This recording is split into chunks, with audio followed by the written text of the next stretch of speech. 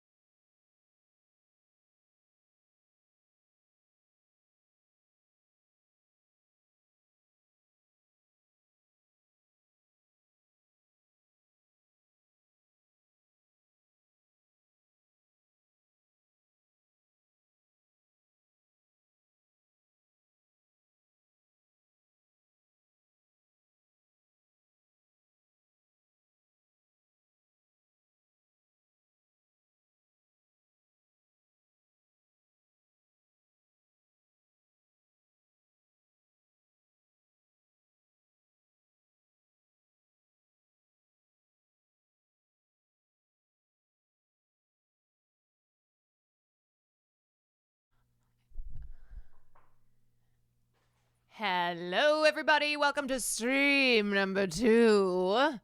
We got double stream tonight.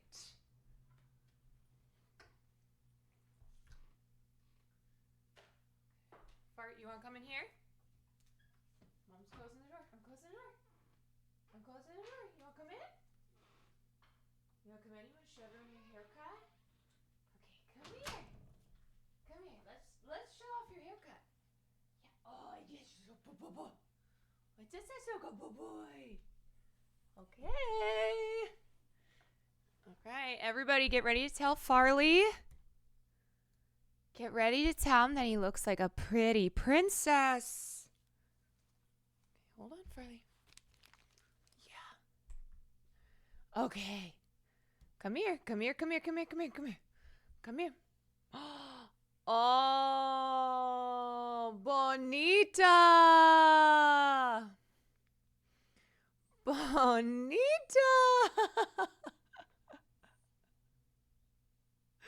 It's bonita. He's so poofy. You smell so good. Oh, Bonita. Yeah, he got a haircut. Oh, Bonita. Need from me. Oh, he's so good. The groomer said that he was really a good boy. He's a good boy. They were like, we'd love to have him again. You're a good boy.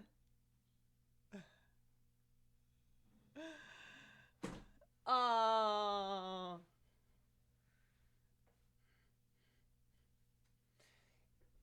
This is his Christmas haircut. He looks so out of it. Doesn't his head look really big? Your head is so fluffy.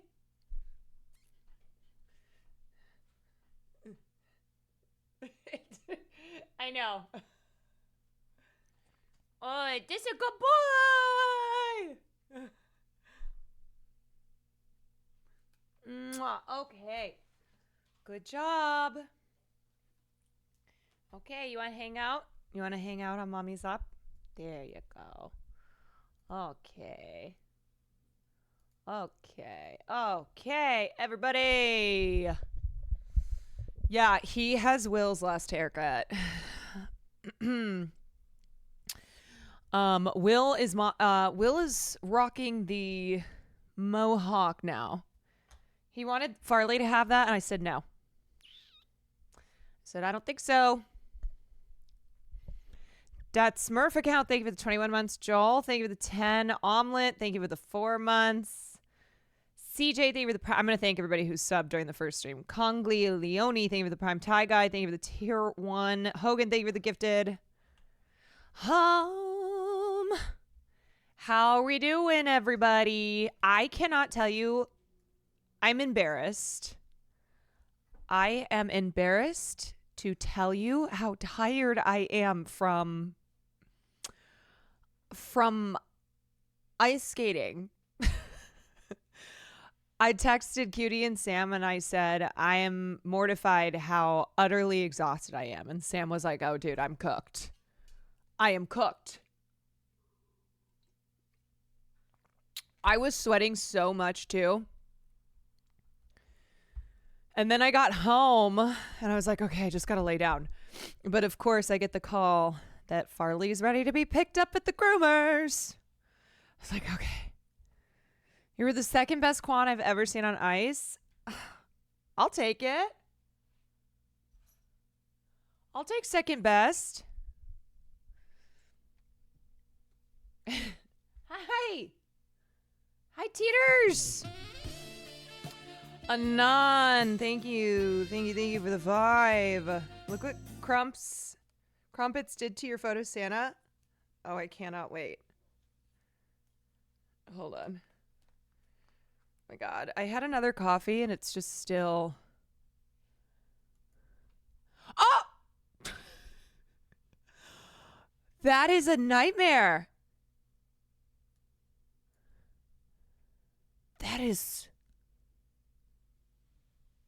That looks like something out of The Ring.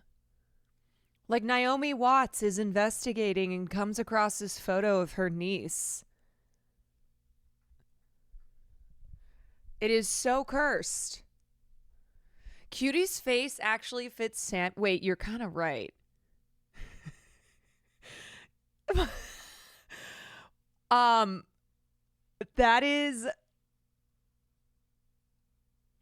That's I can't believe. You know what though, Crumpets? I can't believe you didn't do it to Santa.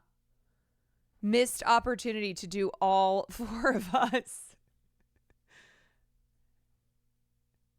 Well, there have been some dummies online who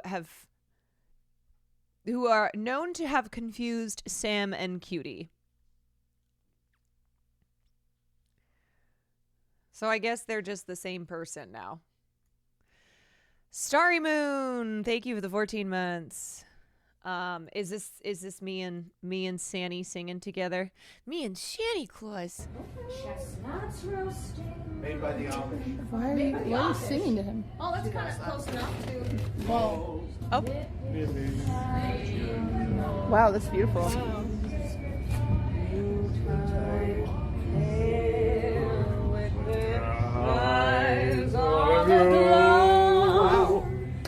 Merry Christmas.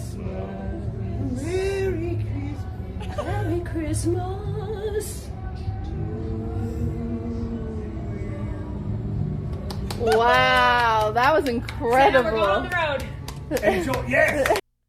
wait, it was so good that we got muted in the VOD. I mean, that's a slay.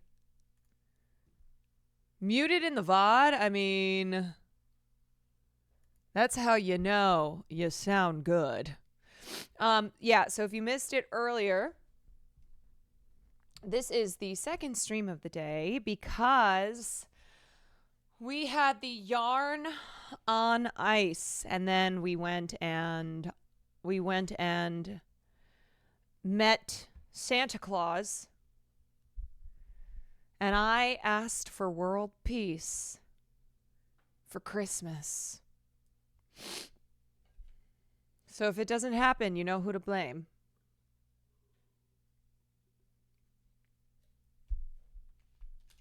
Yeah, it was fun, but I felt so cooked afterwards.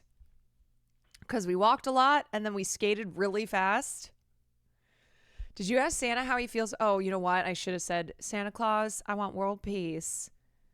And I want you to free Luigi. I'm not on the nice list. Hey! Oh, hi. Oh. Hello.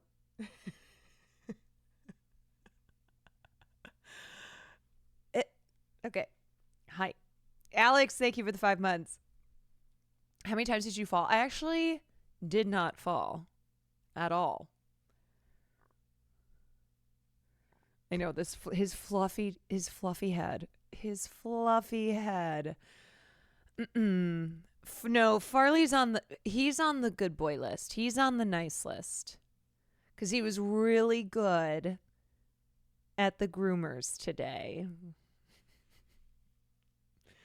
I love how that one lady was like, you three are so funny. She loved us. She was like, she goes, are you three comedians? I'm like, not professionally, but we are known to be quite comical.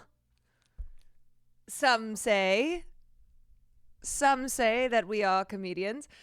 She could not get enough of it. She couldn't get enough. And I think too, the fact that like there was nobody really there except for one dad and his daughter, and then they left. So it was a quiet, what day is it today? Thursday? It was a quiet Thursday afternoon. And we shook things up.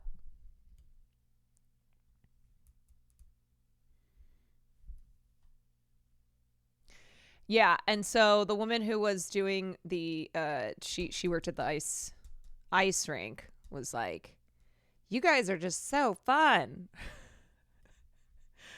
So we're going on the road. I'm going on the road, Santa. We're going on the road with the yarn. The Wicked sunglasses were surprisingly great.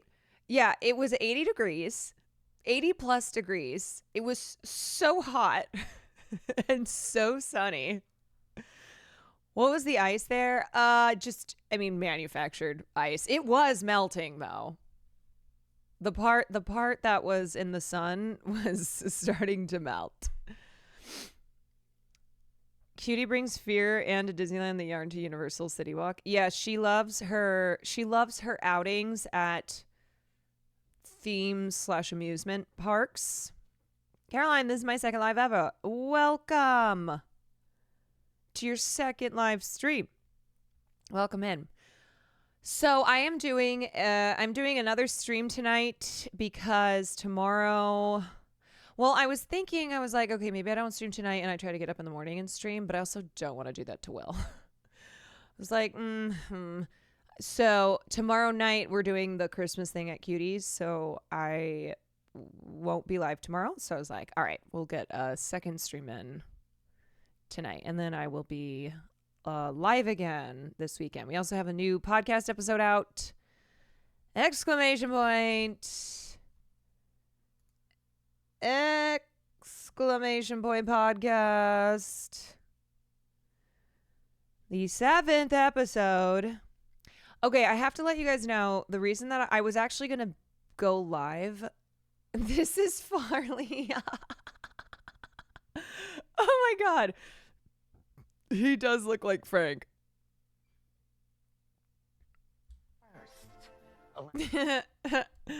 Very accurate comparison. I was trying to listen to let me know when you rudely interrupted by going live. I'm so rude. I am so rude. So I was actually going to be on time at 6 o'clock. And the reason I'm late is because I got a call from a certain somebody. And when I answered the phone, he goes, hey, I have a question for you. Do you know Cutie's bra size? Yeah, one guess. One guess. Okay, nobody spoil it though, because he's getting gifts. Yeah. He claimed that he couldn't find it in the group chat. So then I also was like explaining bra sizes to him because he thought it was just like the cup. He was like, wait, so what is like C, D? It was like, okay, A, B, C, D, double D, E, F, etc. But he didn't understand that there is it's the band and the cup. So I went, because I was like, I don't know her exact size. I can probably guess. But also, just get a gift receipt. It was written on the piece of paper when they picked out the names. You know, Austin may be gay, but he is a man. Okay, he is still a man. And he goes, well, he was like, maybe I should get her a double D because, you know, I can tell her that she gives big breast energy. And I was like, you know what? You should do that. You should absolutely do that. No, he's not fashion designer gay. Right. Right. When we say the straightest gay man, that's what we mean. Yeah. So he's doing a special little thing. When do I think one of their podcast episodes come out Monday, so I'm sure that will be on the episode. So, you know, there's a little spoiler for you, but he called me. I had this conversation with him, and then I was about to go live because it was 6:15, and then he called me again. He called me again and wanted to know what I thought Will and Hassan would want. I was like, you know what? Just get them lingerie as well.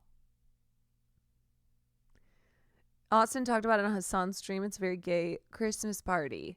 Yeah, Austin is, he's Christmas shopping for everybody, but he called me to ask what he should get them. We said, Hassan, just get some protein powder. So just get protein powder for Hassan, and get Paco Rabanne cologne or workout clothes for Will. I think Victoria's Secret used to give you the wrong bra size when getting measures so you could buy their bras. Yeah, I don't like Victoria's Secret, I'm going to be honest.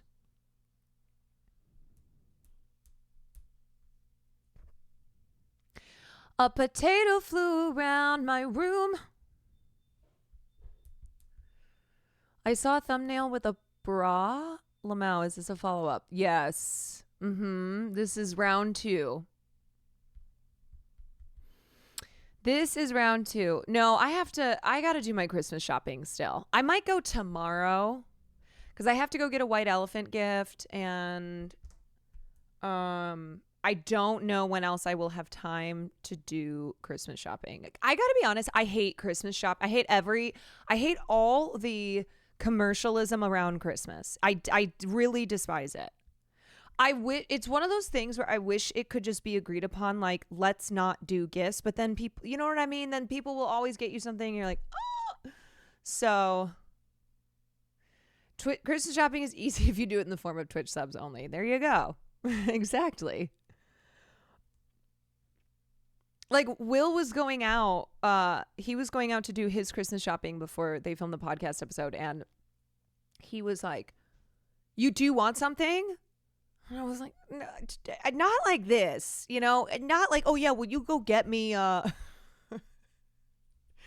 no, I don't like the buying of a gift because you feel like you have to buy something. Now we better be doing Christmas presents. Look, I'm not saying that gift exchanges are not cozy and nice, and that it's not that I don't like getting gifts and that I don't like getting gifts or giving gifts. It's more so I hate when it feels like you're just buying something to buy something when I didn't buy you shit. You fucking bitch. Okay, I'm obviously kidding about how I don't want to get gifts. I cannot believe that. Podcast over. I love getting well thought out gifts. Yeah. Like something where it's, you know, this reminded me of you, or I thought of you when I saw this, right? Rather than just I bought you something to buy you something because it's Christmas and you got to do that. I don't know. Did anybody else relate? Sent you a GIF. I'm not sure you'll get it on time when you go in the P.O. box. Oh. Man, I kind of forgot about the P.O. box. Maybe tomorrow, because I think I got to go out that way anyway to do some shopping. My best friends and I do Secret Santa every year for that reason, so we're not all buying each other random crap, but more making a dedicated effort for each individual. Totally. Like, my siblings and I made the decision a few years back, because there's 5 of us. It was like, let's just Secret Santa, okay? We all have one person rather than having to get gifts for every single person.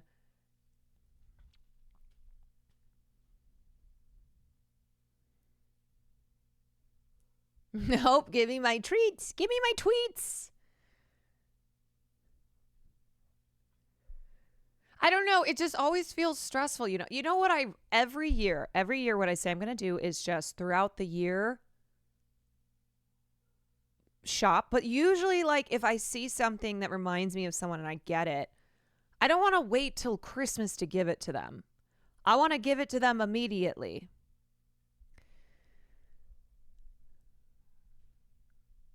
What gift did you get for me? Tickets to Disney. Since I'm sure that's something that, you know, you've always wanted to do.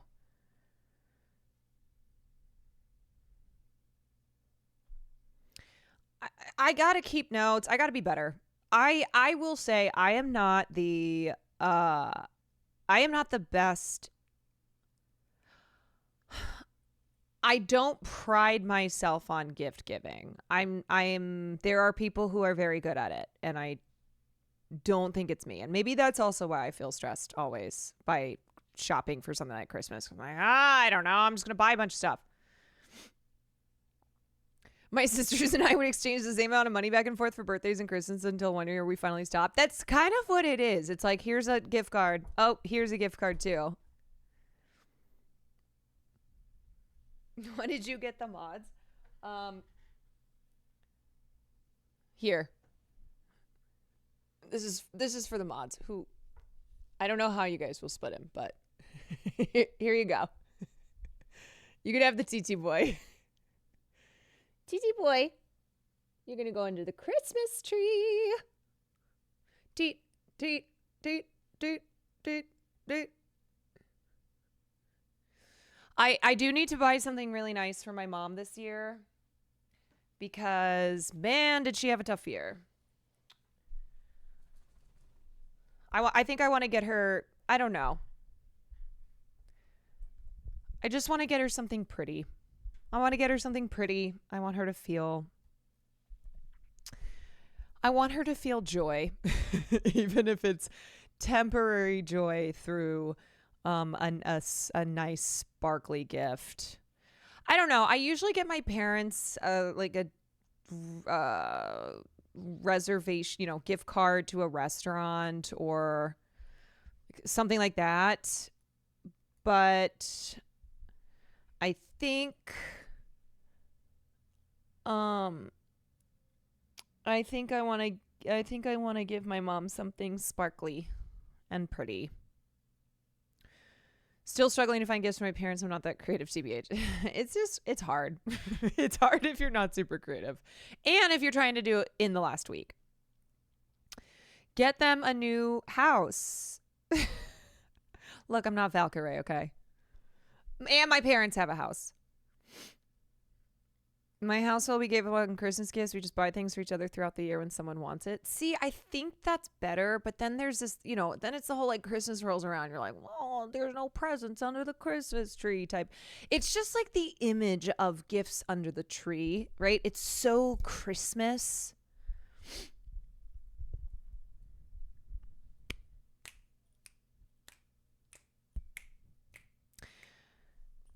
I used to be jealous when I was younger when people talked about what they got for Christmas, and I'm thankful I wasn't raised Christian. Not that Christmas is solely Christian culture.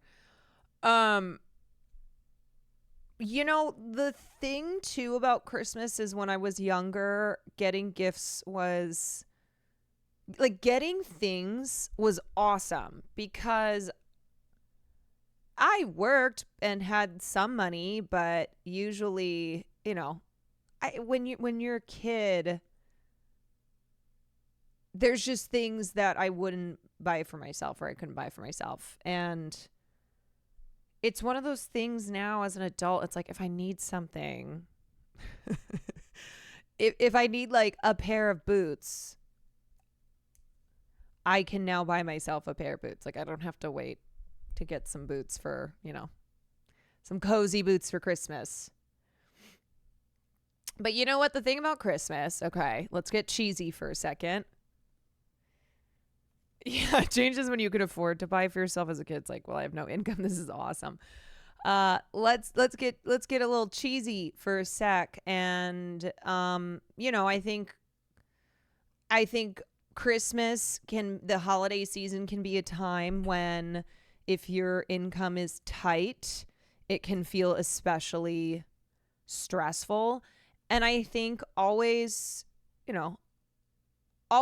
like remember that there are ways to celebrate the holiday season that is not just spending money, that is not just buying things. I think the most important thing, like for me, is that I'm going home for Christmas. I'm going to be with my family. We have been through a lot this year, really like the last month. And so it'll be nice to be home. It'll be nice to be home with my family and get to all see each other and spend time with each other.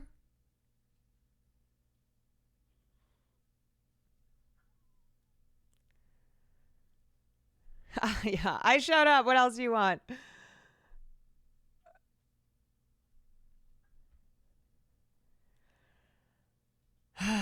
Yeah. I haven't done my in and out list yet, but here's what's on my out list. Okay. I'm just going to say what is on my out list is the toxicity of Irish Catholic families, the burying of trauma, substance abuse, intergenerational strife, and more trauma, mental health problems, That is all out. That's out. We're not doing that in 2025.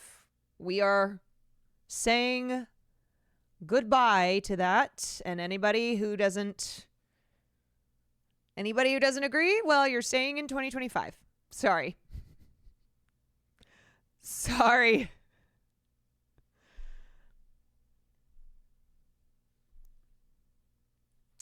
Because my family has made the decision that we are not doing that anymore. Nope.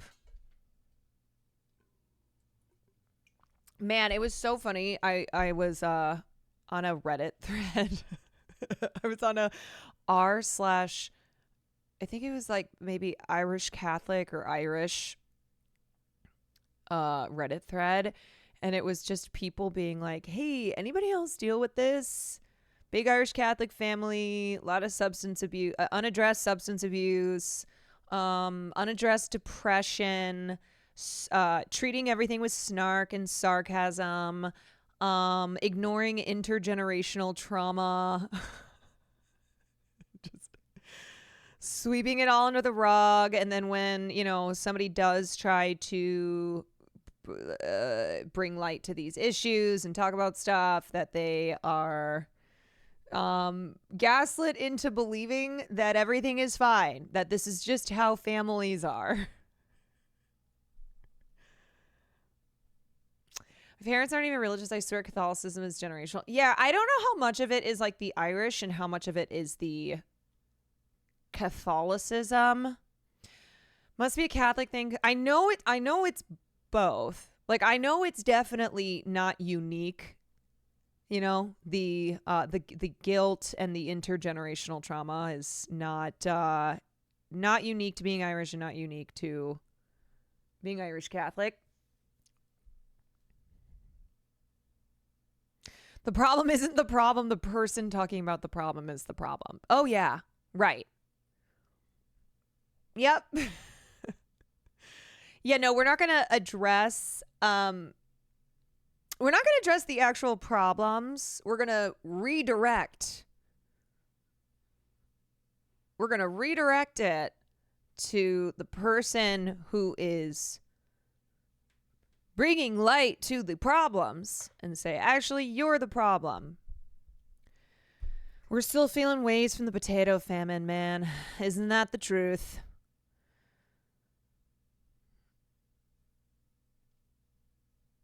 Yep. Yep. So we're leaving that behind in 2024. That is not coming into 2025. No, sorry. And I hope that there are people in my family who get with the picture. Because it's one of those where it's like, we're not going... When it comes to family, it's like, I cannot wait for you to... I can't wait for you to get with the picture. You either got to do it or no go back. Exactly. No go back. No go back. You got to make that decision. Are you going to address this real shit, or are you going to do what the family has always done, which is to completely ignore it?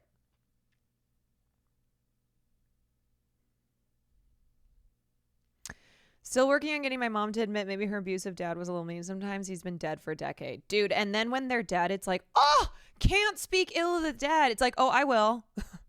Oh, I will fucking write up a dissertation speaking ill of the dead in this family. Because we didn't speak ill of them enough when they were alive. So now we got to make up for it now that they're dead. Sorry, I don't do the, I'm sorry, I have to change this playlist. It is now Black Eyed Peas that is playing. I do not do the whole, no, they are dead. Let them be at peace. How dare you try to bring them up? At all.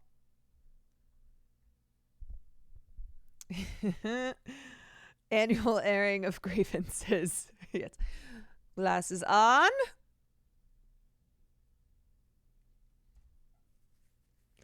Respect the dead and respect your elders carry the same evil energy. Yeah. It's like, you know what? Actually, this person did a lot of fucked up shit. So, no, they don't get to be respected simply because they are an elder or because they're dead. Yeah, the ultimate was don't speak ill of the dead when it came to Henry Kissinger. It's like, no, I will dance on his grave. I will dance on that man's grave. Yeah, stop bringing up the past. It's like maybe we need to bring up the past to address the present. How can we address what is happening? What is happening in the present without going into the past?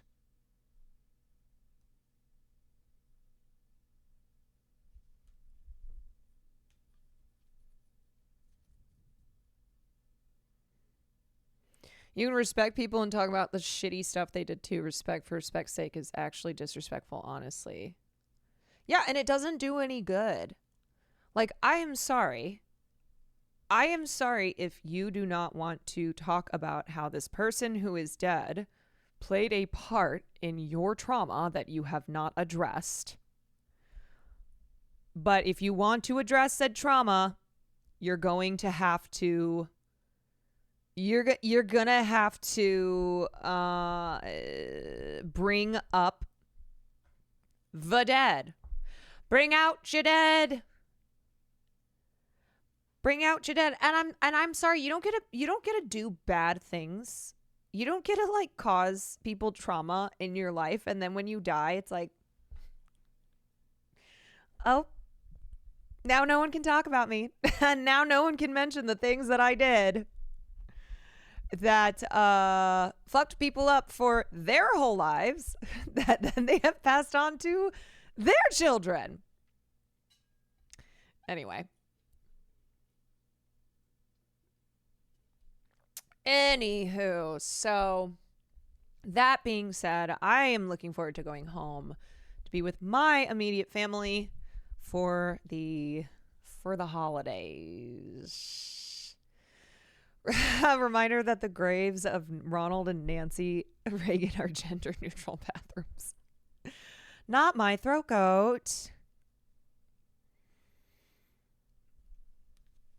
Have you heard the Marlon Brando French Film Festival topic? I don't think so. But we do have a lot of topics to get through tonight, per usual. So we are going to be covering the GISELE PELICOT legal victory, which, you know, was a very, very harrowing case of rape. And so it will get, it will be heavy. I will put up the warning label, but it was a victory for GISELE and hopefully for more victims and just women in general in France. You know, the hope is that this really starts to change the culture in France, which Lord knows is due for a reckoning. So we're going to cover that. We will look at the Amazon workers who are on strike and potentially shutting things down through the busiest time of the year, which is the holiday season here. We stand with striking workers. We will talk about the Lily J piece in the Cut, which I found really interesting. And Lily J was married to Ethan Slater, who of course stars in Wicked, one of the biggest films of the year. And you know what's funny is that I did not see that Lily J had dropped a piece in the Cut. But what I first saw were a bunch of posts from Ariana Grande stans. And I went, what's going on here? And then I saw that this piece had dropped. I went, okay, that's why they're in overdrive. I see. Even though Lily J doesn't blame Ariana. She didn't write this piece to eviscerate Ariana Grande. But of course the stands are out here like, I think they are, this is what's very annoying about this award season is because there are two big pop girlies in movies that are getting a lot of initial awards attention, that being Selena Gomez and Amelia Perez, Ariana Grande in Wicked. Their stans have entered the conversation and they are going to war with one another. Like somehow Ariana Grande stans are trying to blame Selena Gomez and Selena Gomez stans. They're like dragging her into the Ethan Slater, Lily J, Ariana Grande situation. Selena has stans. Oh, yes. Yes. Seen the controversy with the Jewish poker player Justin Bonomo for wearing a keffiyeh. No, but that is just classic. Controversy for wearing a keffiyeh. Okay. Yeah, because it's a symbol of terrorism. Okay, and then I would hopefully like to get to the Kieran Culkin, Coleman Domingo actors on actors today. Cool. Okay, well, also just briefly, we have to talk about Luigi, of course, because everybody's talking about Luigi. I cannot stop. I cannot stop losing my shit over how many law enforcement are like we're surrounding Luigi on this very dramatic perp walk. Okay, it's like Todd Phillips, take note. Okay, Todd Phillips, take note of how you stage a perp walk and have all the elements that make it very cinematic. Yeah, it is so ridiculous. It is laughable. It is absolutely laughable the way that they are treating Luigi and the effect that they think they're having on the public, which in fact they are having the opposite effect. Because I don't know how you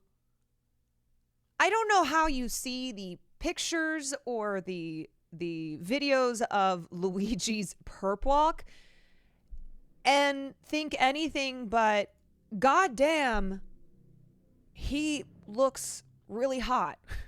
Like, I will be honest, I have not been as much of a like Luigi is so sexy. I think he's an attractive guy, but I haven't been like thirsting for him as a lot of the internet has. But like objectively, these the pictures of him from the perp walk, I'm like, okay, he's got a fresh cut. He got his eyebrow, threaded eyebrows, fresh cut, and he just looks great. How he looks good in orange. Okay, it's very rare. It's very rare that people look good in orange. He looks good in orange. I didn't think he was that attractive until I saw him with these eyebrows trimmed. I'm like, they are making him look better.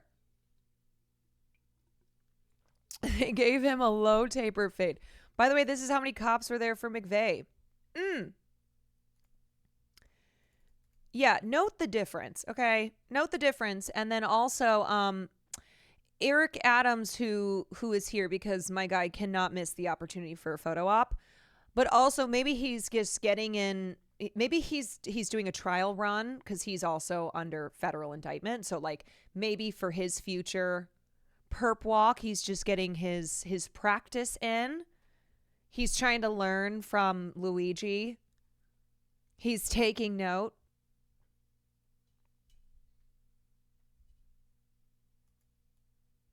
Yeah, the difference between Timothy McVeigh's perp walk and Luigi Mangione's. Here, if you have not seen I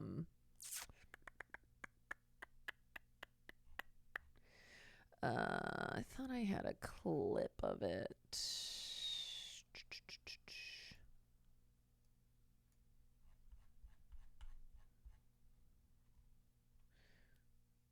I'm sure I can just do this. Here. There's like a million clips on Twitter. Yeah, here we go. Okay. I just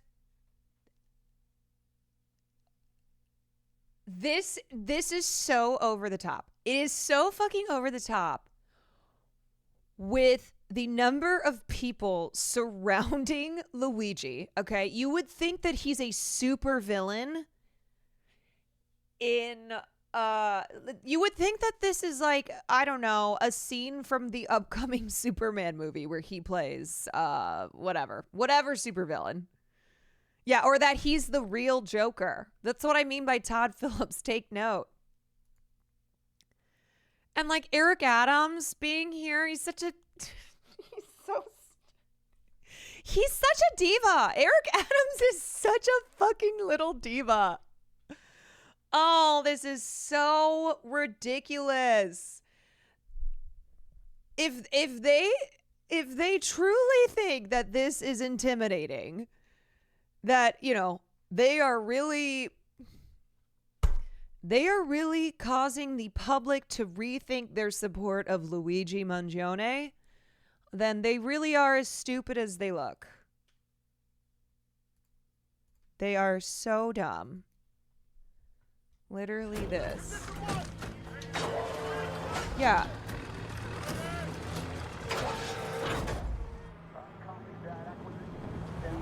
Like, they are treating Luigi Mangione as the trial of the century. As like, you know, he's the greatest the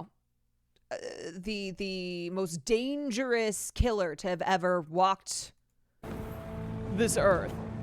He's the new Jesus. All right. You've got our attention. What is it you want? I would like to speak to Lois Lane.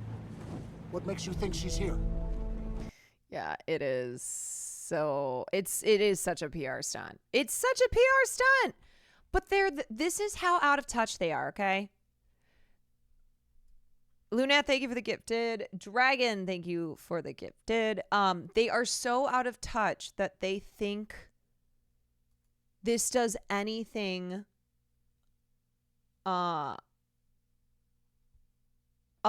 than just completely lionizing him.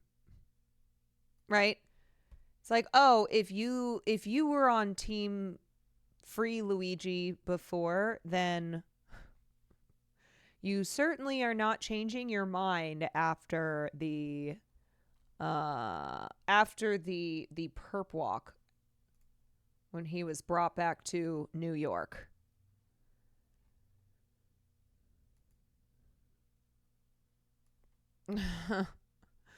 I mean, I cannot believe how hard these photos of Luigi go.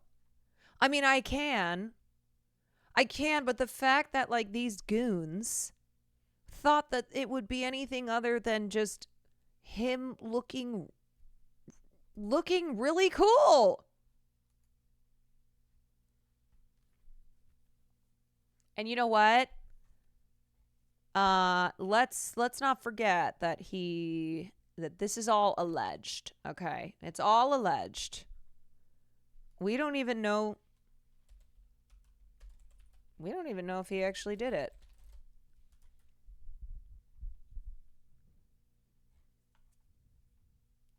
Dude, I cannot believe the fresh cut. The fresh cut, the groomed eyebrows.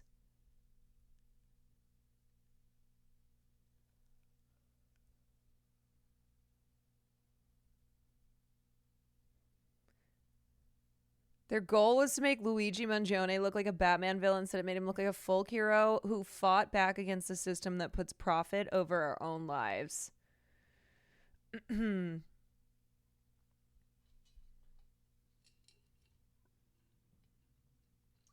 these streets, you're only as good as your last transaction. The brilliant Ice Cube.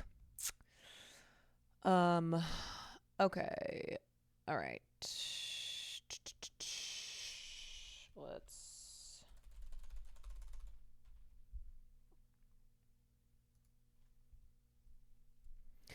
Spotted in Luigi Mangione's hometown of Towson, Baltimore County, at a local pizza shop, Vito's. Wow. He is a hometown hero. Do you know what's been interesting is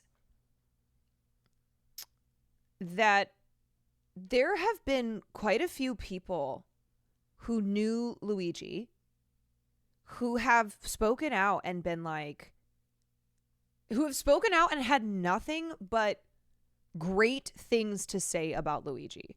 Usually in a situation where like someone is a murderer, you know, people from their past will be like, ah, yeah, they always kind of had a crazy gleam in their eyes, or a crazy gleam in their eyes, or they'll be like, yeah, they were, I don't know, saying something that is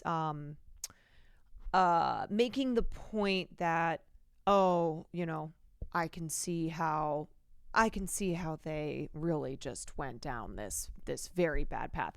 But there's so much empathy for him, and so much like of people talking about how just like their really positive memories and experiences with him.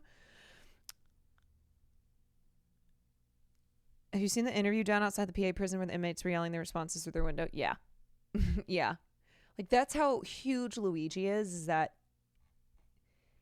inmates at where he's being held in Rikers, right? Or is he's being taken to Rikers?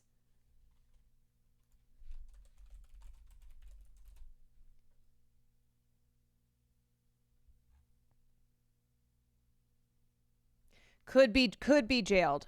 Could be jailed at Rikers in the Bronx as he awaits his trial in New York. Oh, God.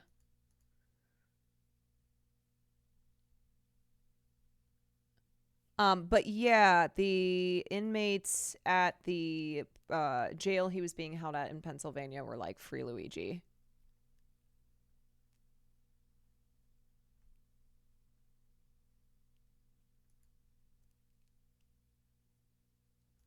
I know.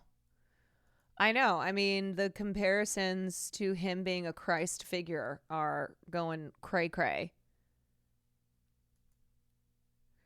Because that's how a lot of people see him. They see him as a guy who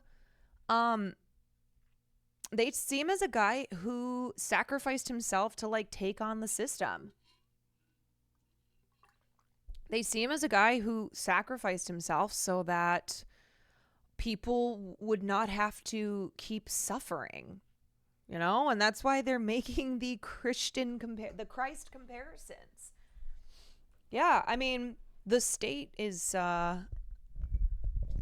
of New York is potentially going to make a martyr out of him.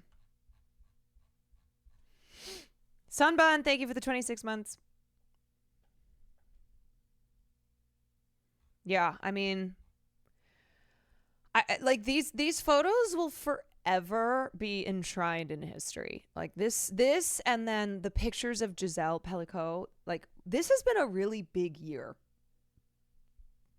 2024, man, there are just some enormous historical moments that have happened in this year, including the election. Yeah, I would say really even the last third of this year has just been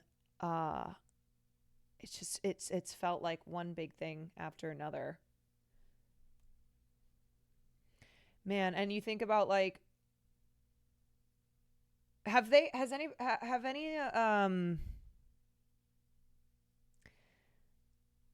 YouTube channels, like, usually there will be the biggest moments that happen this year and it'll just quickly flash through. You know, I'm sure it'll include like the the hurricanes, the election, just all these really massive events. I know the year isn't over yet. That's true. Who knows what is still to come?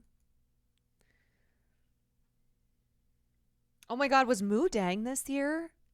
Yeah, Bibi Netanyahu's arrest warrant.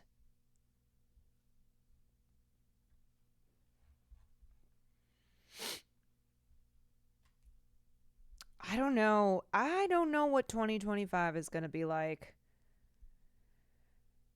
It's hard to see how 2025 can outdo the outdo what has felt like nonstop gigantic moments in history of 2024. Everyone turned on Mudang because she predicted Trump. I know, it's so sad. Poor Mudang. Poor Mudang. All right. Let's talk about Amazon, and then we will cover the case of GISELE PELICOT. All right. Hey, Caroline. Saw you ice skating with Sam and Cutie. Super fun. Had a great time. Shop great deals now on Amazon. Every package we deliver with pain and suffering. This is my third holiday I'm giving to Amazon. I haven't been around for Thanksgiving or Christmas. It's constant speed up for the holidays. It's like twice as dangerous, I would say, because everyone's moving twice as fast and there's twice as much work. Every horror story you read about Amazon is true, but worse. And that is why I voted yes for the strike.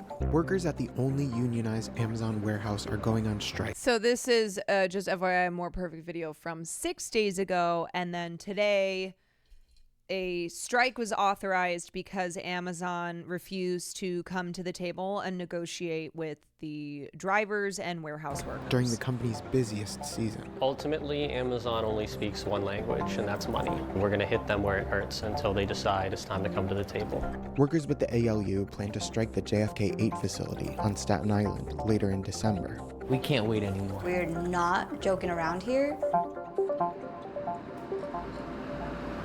Right now, it is peak season at Amazon. It's Amazon's most profitable time of year. Well, it's pretty typical of Amazon to call mandatory overtime every holiday season. They've been asking for us to work 11.5-hour days, 5 days a week. With the lunch break, it's a 12-hour and 30-minute shift, so you're there majority of the day, majority of the week. They have no right to demand that of their workers when they could fulfill those same roles with voluntary extra time and surge pay for the workers that want to take it on. Workers say peak season exacerbates existing safety issues. It's extremely chaotic, especially at that time. Management is really looking to push numbers. That means cutting a lot of corners, bending the rules, pushing conditions that are unsafe. I mean, a lot of times the conveyor belts get backed up, so you're packing boxes, but you can't even put them on the conveyor belt. You're forced to build up stacks of boxes around you. There's no room on the floor to walk. Yeah, just safety hazards everywhere. Despite employing only 36% of warehouse workers in 2022, Amazon was responsible for 53% of all injuries in the warehouse industry. Amazon is fine to let people die in the wake of tornadoes and any kind of natural disaster. Hey, as long as the packages go out, right? For their profits. And we, as Amazon workers, know what we deserve. And we're not going to take it anymore. Workers at the JFK 8 Amazon warehouse on Staten Island voted to unionize in 2022, but they still don't have a contract. Amazon is pretending like it never happened. Their stance is, we don't exist. And they ignore everything from the NLRB. And right now they're in federal court arguing that unions are unconstitutional. Amazon is one of the wealthiest companies in the world. They can keep us in court for the rest of time. The only thing that will get them to negotiate a union contract. Yeah, and remember that a lot of times these giant corporations like Amazon will just like flagrantly violate NLRB rules because they'll just eat the fine. Like rather than rather than let something like a union of workers form, they'll just rack up fine after fine after fine because one, the delays in the NLRB is often overwhelmed, and there are just massive delays in these individual cases and individual violations. And so these huge companies will just be like, yeah, it's more of an incentive for us to just keep violating these they will just keep violating the laws, and that's what they do. Like, this is what Starbucks is notorious for. Starbucks will just take the fines if they even get hit with any fines.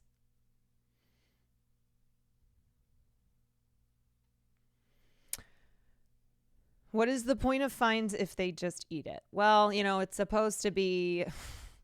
Well, that's the problem, is like it's supposed to be a deterrent. It's supposed to, have companies want to hold themselves to the laws. And so the idea is not, unfortunately, what it actually is in practice.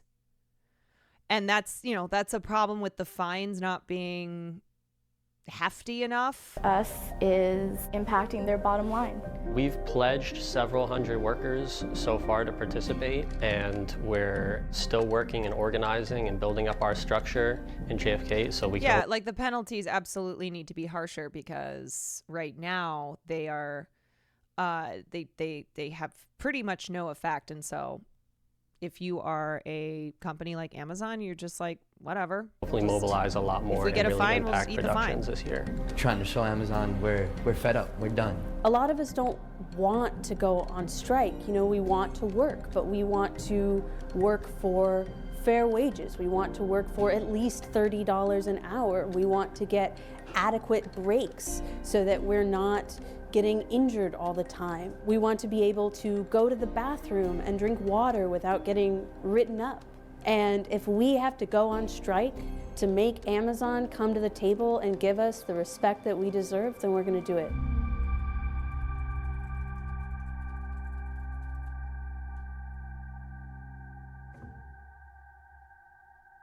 Thank you so much for watching our video. Okay, so if you'd like to see more stories like... Let's look at today.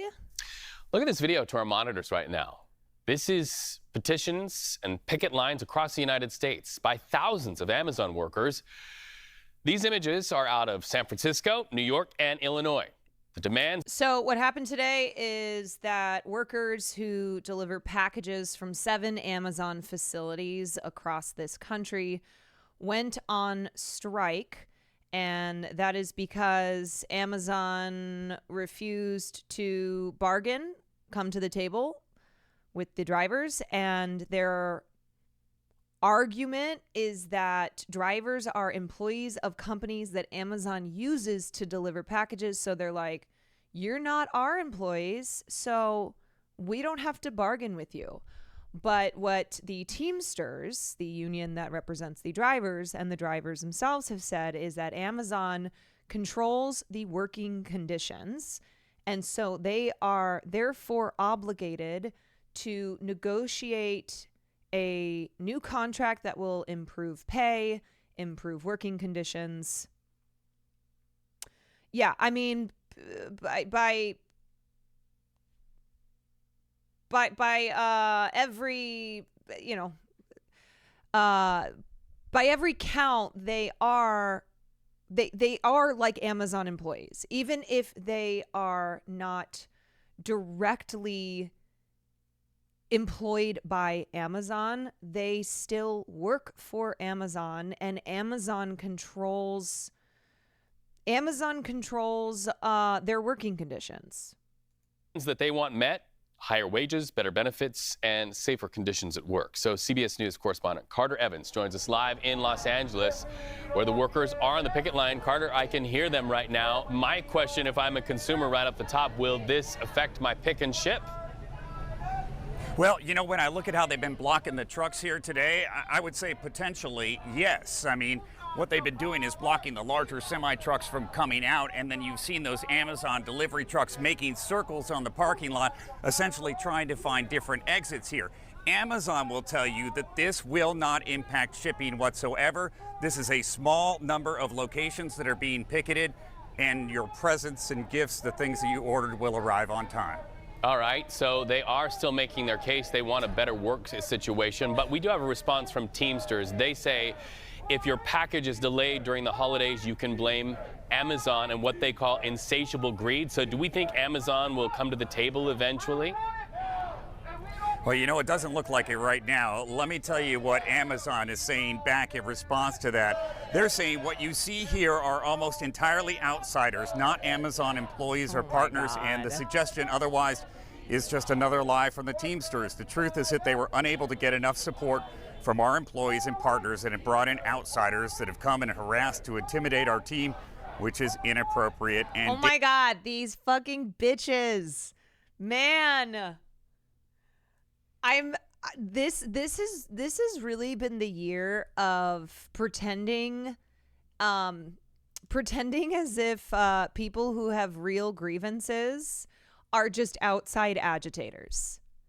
Like it's the same shit that was spewed by campus administration, across campuses, where when there were protests taking place, saying that these were just outside agitators. Don't listen to anything that they're saying. Don't take anything that they're saying seriously. Dangerous. Now look, I've talked with the Teamsters. They say over the last couple of years, they've signed up 8,000 to 9,000 Amazon employees, both warehouse workers and drivers. I think the question here is, are these third-party workers? Do they actually work for another company that is contracted for Amazon, or do they work for Amazon itself?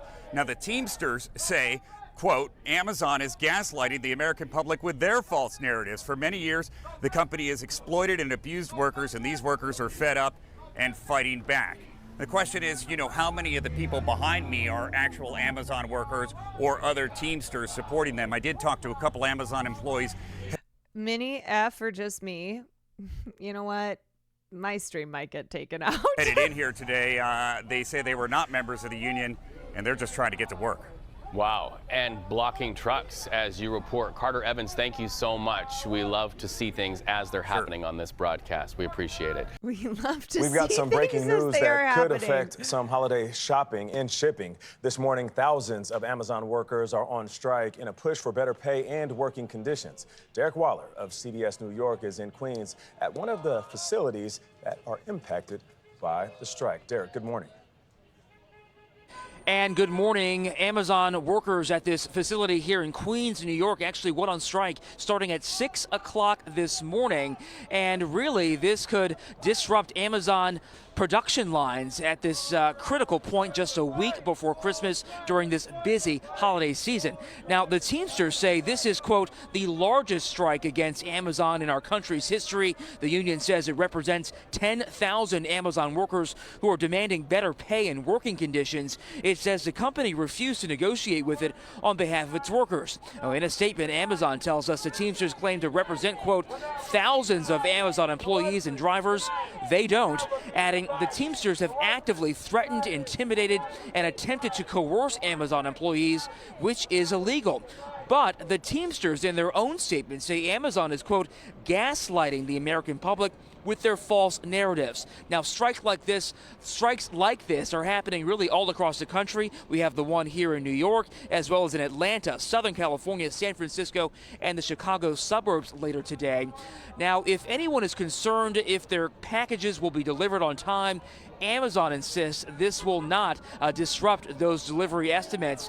But if you're... I think the other thing, too, that Amazon is counting on is to try to drag this into Trump's administration, because under Biden, the NLRB appointees, the board appointees that Biden was responsible for appointing were actually quite aggressive in enforcing labor laws, at least, aggressive, certainly when you compare them to somebody like Donald Trump. And they brought many cases against employers. And so the expectation is that when Trump takes office again, that his labor board appointees are going to be very, very, very unsympathetic to labor violation claims, and it's going to be just pretty much cut and paste from his first administration. And so, companies like Amazon are, I'm sure, counting on counting on Trump's second administration to be one where they are they have allies once again on the NLRB. Good clip from Sean. Oh, okay, we'll your watch that packages after. are delayed, the union says you can put the blame squarely on Amazon. It is important to note that the Teamsters represent just 1% of Amazon's total workforce. I'm Derek Waller here in Queens. I'll send it back to you. It's behind this. Sean O'Brien should know, the Teamsters General President, kind enough to join us. Sean, always good having you, but I gotta wonder, why now at Christmas time? Why this? I mean, could this have been put off until after the holiday? It's just so frustrating because it's like, this mofo voted for Trump. Okay, this mofo was not coy at all that he is a Trumper, and it's like, dude, you know how anti-union Donald Trump is. Well, Neil, we've been dealing with Hassan is going on his podcast tomorrow. Wait,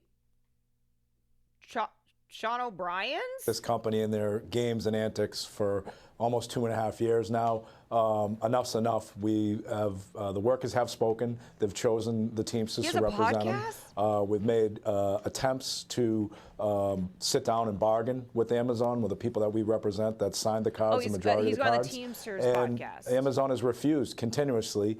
Who is he talking with on the Teamsters? Yeah, I was like, Sean O'Brien has a podcast himself? We've even petitioned NLRB to say that what we're doing is illegal, which it's not illegal. So we have no other choice. And look, collective bargaining Trump is all cannot about run leverage, again. and this is our leverage. This is our pinch point. But you're leveraging Santa. Yeah, well, Santa would be disgusted in the behavior. This adult man just said, you're leveraging Santa? Does someone need to tell him? That Amazon has been engaging in over the last several years. They don't respect their workers. They don't respect who makes them the success they are, and we're going to hold them accountable. They're among the highest. This is another example I understand of some of these differences, but they're among the highest retail workers in the country. Now, there are beefs here. I understand some of these beefs. But again, I'm going back to the timing of this, and a lot of Amazon customers who aren't really knee-deep in the weeds on what these contract issues are. But again, it is Christmas. And again, a good many Americans will see their presents delayed if their presents get there at all. Well, they can divert them to a good union company like United Parcel Service, DHL, and everybody else. And you know, it's unfortunate They that got the public 6 has to be days put in the to middle. do that. But Right? These folks are out there 365 days a year getting abused by Amazon, and you know, we have to set an example. And what's the most? So when you say abuse, Sean, what's going on that they're getting abused? I'm almost thinking like they're getting beaten on the job. What's going on? Oh, they are. They're getting beaten on the job. They've got the most violations in OSHA. If you do the fact check, they're not getting paid. Yeah, Sean O'Brien is more or less a hawk, but he does fight for his union members. It's just, it is one of those frustrating things though, where Sean O'Brien speaking at the RNC and heaping the praise that he did on the Republican Party and Donald Trump, even though the Teamsters technically remained neutral this past election, so they did not formally endorse, but that was actually out of the ordinary, right? Like that was straying from the norm, where the norm is that they endorse the Democratic candidate. And it's like, look, we can talk about how we can talk about the problems with the Dems all day long till we're blue in the face, but to act as if the Republicans are like even close to decent on labor issues is crazy. Like it was wild to see Sean O'Brien on stage at the RNC. So it's, yeah, I mean, Sean fights for his Teamsters and, you know, is clearly a union guy, but it's also like, dude, why are you anywhere near the Republican Party? Elon Musk, who is one of Trump's closest advisors, has challenged the constitutionality of the labor board in federal court. So if you think that you are going to have input on labor board appointees who are friendly to labor issues, who are actually going to be aggressive in in stopping these companies from violating the rights of laborers, of workers, that Sean is smoking crack. Like it's just not going to happen. Dems are one thing, but going to the Republicans is literally insane. Didn't the Republicans not want to give workers water breaks? They are they are like extremely anti-union.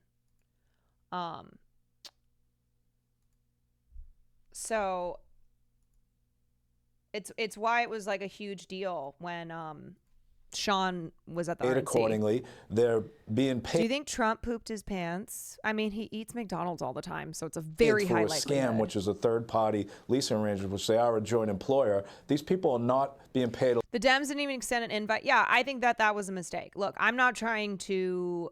I am not trying to, like, ride or die for the Democrats here, but when it comes to the labor board, how much influence they have over workers' ability to form unions is a lot of influence. And at least under Biden, versus Trump, the NLRB was much more friendly to workers. They are, yes, the Democrats are not perfect on labor rights, but they are better than Republicans. A livable wage. They're getting minimal benefits, if any, and it's a disgrace, and it shouldn't be allowed to happen. And this company's worth $2 trillion. Well, here's the wrap here on the company. You heard a little bit of that from our reporter, that this really isn't about a lot of workers there who are. As these NYC Amazon protests were happening, Bezos was meeting with Trump at Mar-a-Lago. Right. Like, when it comes to billionaire CEOs of the biggest companies in the world, Donald Trump is a angry. friend. This is about the Teamsters trying to get a leg in and a leg up with a company and sucking them dry for money. What do you say? Sucking them dry for money? Oh, this leg man. in, we got a leg up. We're not looking to sucking to drive. We're not looking to suck and fuck. We're not doing sucking and fucking. There's no sucking and fucking. Okay? Let me just say it again. We're not looking to suck. We're not looking to fuck. Suck anything out of any company. Amazon's got a duty to bargain, and they should sit down and bargain in good faith. Look, they're not. They know what bargaining is. They squeeze small businesses every single day. And if those businesses don't concede to their demands, what do? They ice them out. They blackball them. They don't deliver their products, force them out of business. We're not looking to do that. We're looking to sit down and negotiate and make certain that they treat their workers accordingly. Now, this is obviously going to be a huge disruption during holiday season. I don't know what the odds are of resolving this quickly. But I'm wondering, have you talked to President-elect Trump about this? This is happening under President Biden, I get it. But something like this could be very disturbing if it lasts that long and into his inauguration, right? Yeah, I have not talked to President Trump. I've reached out to the mayor of New York. I've reached out to the attorney general. We've got a problem in New York. Sorry. Eric Adams is a little busy. He's getting his perp walk steps in. Those are the only politicians that I've talked to where the police are not allowing our members their constitutional right to picket. I don't blame the rank and file NYPD. I blame the command staff and the leadership in the city of New York. We have a right to picket. We should be allowed to picket, and no one should be arrested. We're doing it lawfully. I do. And again, I don't blame the rank and file. They've got to listen to the command staff. But it's telling on how much influence Amazon has in New York. I mean, did they promise the police something? I don't know that. But the reality of it is we've got a constitutional right. Yeah, just a reminder, the NYPD today was very busy because they were surrounding Luigi Mangione when he was on his very cinematic perp walk. And they were also busting the picket lines at the Amazon facility in New York, where they were physically assaulting striking workers. They were arresting them, and they were holding hands and forming lines so that the trucks could safely so that they could get through. They were like kindergartners, holding hands in a line so that the Amazon trucks could make it through. Right, we should be allowed to do it. So let me ask you, last I heard, Sean, this was targeted in roughly 4 states, California, New York, Illinois, and Georgia. Could this go wider and at facilities far more widespread than that? Oh, absolutely. This is a nationwide and also a global situation. We've got our brothers and sisters in Germany that are also going to strike either today or tomorrow. So this is not just a United States issue. This is a global issue on how Amazon treats their workers. So let me step back, and you do have Donald Trump coming in about 5-6 weeks, and I'm wondering, across America. You were very instrumental, if you think about it, in his getting elected in the first place. Not that you backed him, but you didn't back anybody. But that was unprecedented for a big union not to go with the Democrat. And a lot of people interpreted that, as you said last time I talked to you, that there were a good many of your members, a majority, that supported Donald Trump. So I'm just wondering how you would handle potential strikes in a Trump administration. Well, that's up to the administration. I mean, look, I've been very clear with any and all administrations. The Biden administration, we've had a lot of contentious negotiations, and the message has been clear. Look, this is a fight between the Teamsters Union, representing the Amazon employees, versus Amazon, a white-collar crime syndicate. And it's our fight. And in the neighborhood I grew up in, if 2 people are fighting in the middle of the street... Also, just a reminder, Jeff Bezos' net worth is $234.5 billion. If you ask me, that's pretty weak sauce. You really don't have anything to do with it, keep walking. If there's a resolution that any administration wants to put forth and hold this company accountable, we'll embrace it. But until the bad behavior stops, we're just going to continue to grow, we're going to continue to mobilize, and we're going to continue to extend. What does Amazon have to do, in your eyes, to end this tomorrow? what they have to do is they have to agree to sit down and bargain a contract in good faith. That's the law. I understand that. But what's the number one issue you would like to resolve? I want to resolve. I want to make certain that they treat these employees with dignity and respect, make sure they pay them the wages and benefits that they deserve, and comply like every other company that's in the same exact business. We've set industry standards with the United Parcel Service contract, with the DHL contract, and they should adhere to those standards and treat their employees so what do you guys want? You know, a lot of cynics could look at this, Sean, and say this is an opening salvo on the part of the Teamsters, not to address these issues with these workers at these facilities, but to get into Amazon, a largely non-union shop for the most part, and make it a union shop. Is that true? Well, Amazon spends $17 million in 2022 to 2023. What? Yeah, it's only cynical if you think that unions are bad. To fight the union. Just think if they invested that money in their workers. I mean, the cynics can say whatever they want. There's always going to be cynics no matter what. At the end of the day... he's like, yeah, you know, there's cynics out there who are saying that, you know, these guys want to get in because they want to unionize. That they want to go to a company that's largely non-union and unionize. It's like, yes. We represent workers, and we represent workers that also, yes, Amazon isn't non-union. They're anti-union. Put up with the abuse of an Amazon or any other corporate bigwig. So we're going to continue the fight. That's all I can tell you. Any parting words of advice to the outgoing Democratic administration, to Democrats who had a tough go of it in the election? I mean, you were very frank about them at the time, not reaching out to you, not wanting to meet with you. But I'm just curious what you make of what they should do now. Well, I think what they should do right now, because they've got a couple of weeks left, is they claimed that they walked a picket line. Our We've got picket conservative lines all over the opposition leader, country. could you not No use one's the word walked a picket union line like a right now. No one's slur? walked that Amazon picket line. We've got Joe Biden still in office. We've got Chuck Schumer and AOC that is right in their backyard. Go out and show these workers how you support them. That's how you stop building bridges. That's how you stop building inroads back into the people that you once represented. All right, Sean, very good seeing you. I mean, I noticed you're wearing a Teamsters sweatshirt. I mean, but you're so well known and you're so recognizable. Do you even need to put Teamsters on the shirt? I mean, they kind of know, right? Well, listen, we lead from the front. Wow, what hard-hitting journalism. I'm on the picket lines. I'm heading to California, jump on a picket line. So, as the president of Teamsters, I noticed that you're wearing this sweatshirt, and do you really think that's necessary? Because, you know, Kim Kardashian doesn't go around wearing a sweatshirt that says Kim Kardashian. It's like, dude, no offense. One, Sean O'Brien is not that famous, okay? Sean O'Brien is not that famous. And two, he's wearing the Teamsters sweatshirt in support of the Teamsters. Like, he's going onto Fox Business, and he's wearing the sweatshirt to, like, to remind people that this is, you know, that this is a union fight.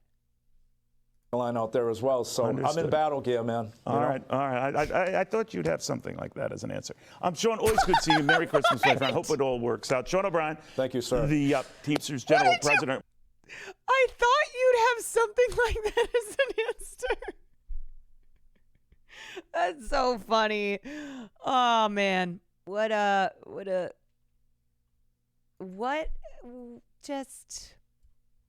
I love Fox Business so much.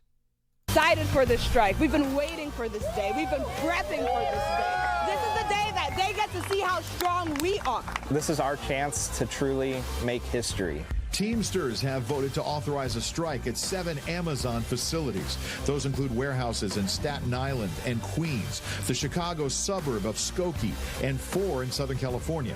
Amazon doesn't want us to realize the power that we have as Amazon workers. It wouldn't be able to run without us. Amazon is scared because they know that with the power of the union, they're going to have to dish out what they owe. Amazon needs to understand that there's real people behind these vans. There's real people in these warehouses, and they need to treat us with the dignity that we deserve. These right here, we're fighting for our life. We're fighting for our families. We are Amazon Teamsters. We deliver the packages. We make Amazon's profits. We're demanding our fair share. We demand fair pay and safe jobs.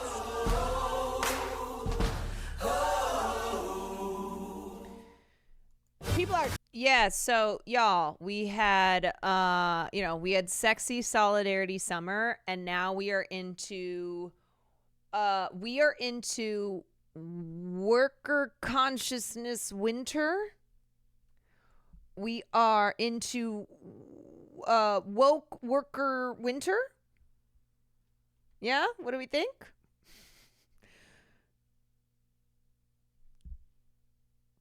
Yep. We like it?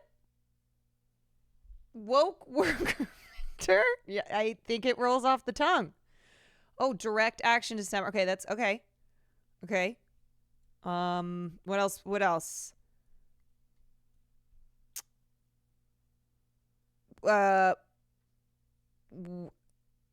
Woke class consciousness winter. Yeah, but it's got to have the alliteration. That's why I said worker wokeness winter. But I think Sky's submission is better. Workers United winter. Workers workers what's another word that starts with W? Winter worker wakening. We can't use it, has to be just wakening.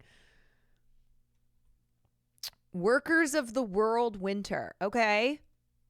Working class winter. Yeah, okay. Winter Wokember. Wow, okay.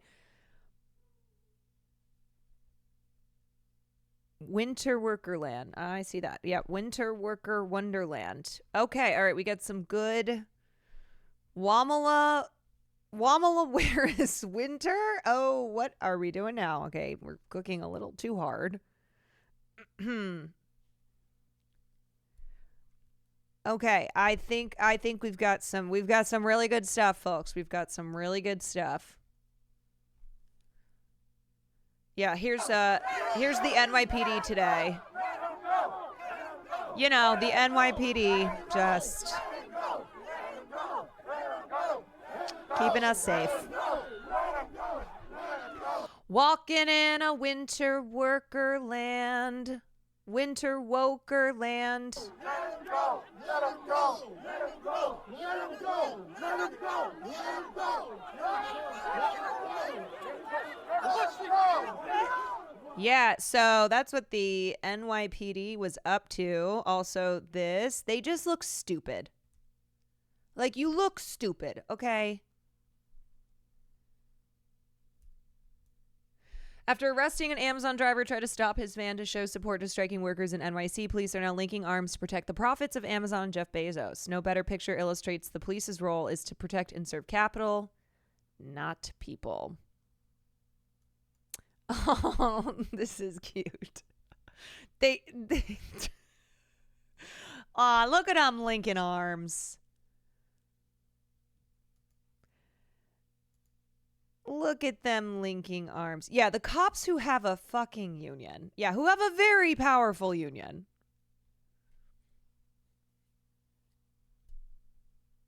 I tweeted this. The NYPD had a busy day keeping us safe, worth every taxpayer dollar and more. Thank you to the men and women in blue. Protect and serve. Man, you know what?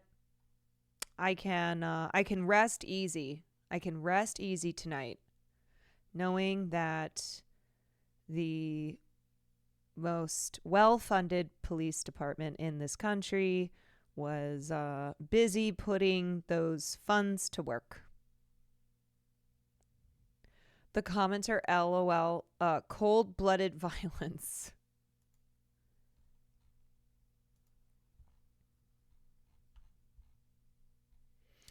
Yeah, I think this is... Wait, is this the same one? The driver who was arrested was released an hour later. He's got a few words. Give it up for him, everybody. Give it up. Thank you. Yo, We gotta keep it together so we can make this shit happen. That's the only way we're gonna make it happen. Yes, If not, we wanna whoever make it don't wanna be here, keep it moving. That's all. We gotta be up. Up earlier, so he's got a few words. Give it up for. And then Teamsters Local 804 organizer Anthony Rosario, a veteran of the 1997 UPS strike, was arrested at the Amazon picket line. Upon release, he embraces Amazon driver Yogurson Cardenas. A worker off camera says how their release shows Amazon won't instill fear in them. I don't know what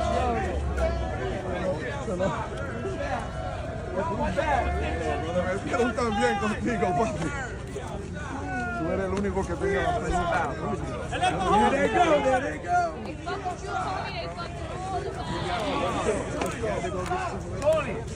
Tony, that right there shows that nobody should be afraid. Tony, you're you get taken away, you come right back. What are we doing wrong? We come right back. We're exercising our come right back. right. You come right what back. What they're doing is illegal. What they're doing is illegal. Those fences are illegal. Tony, yeah, I mean they are exercising their right to their right to picket, the right to protest, the right to organize. You tell them, Tony. We striking over here. Hey, no sucking and fucking. We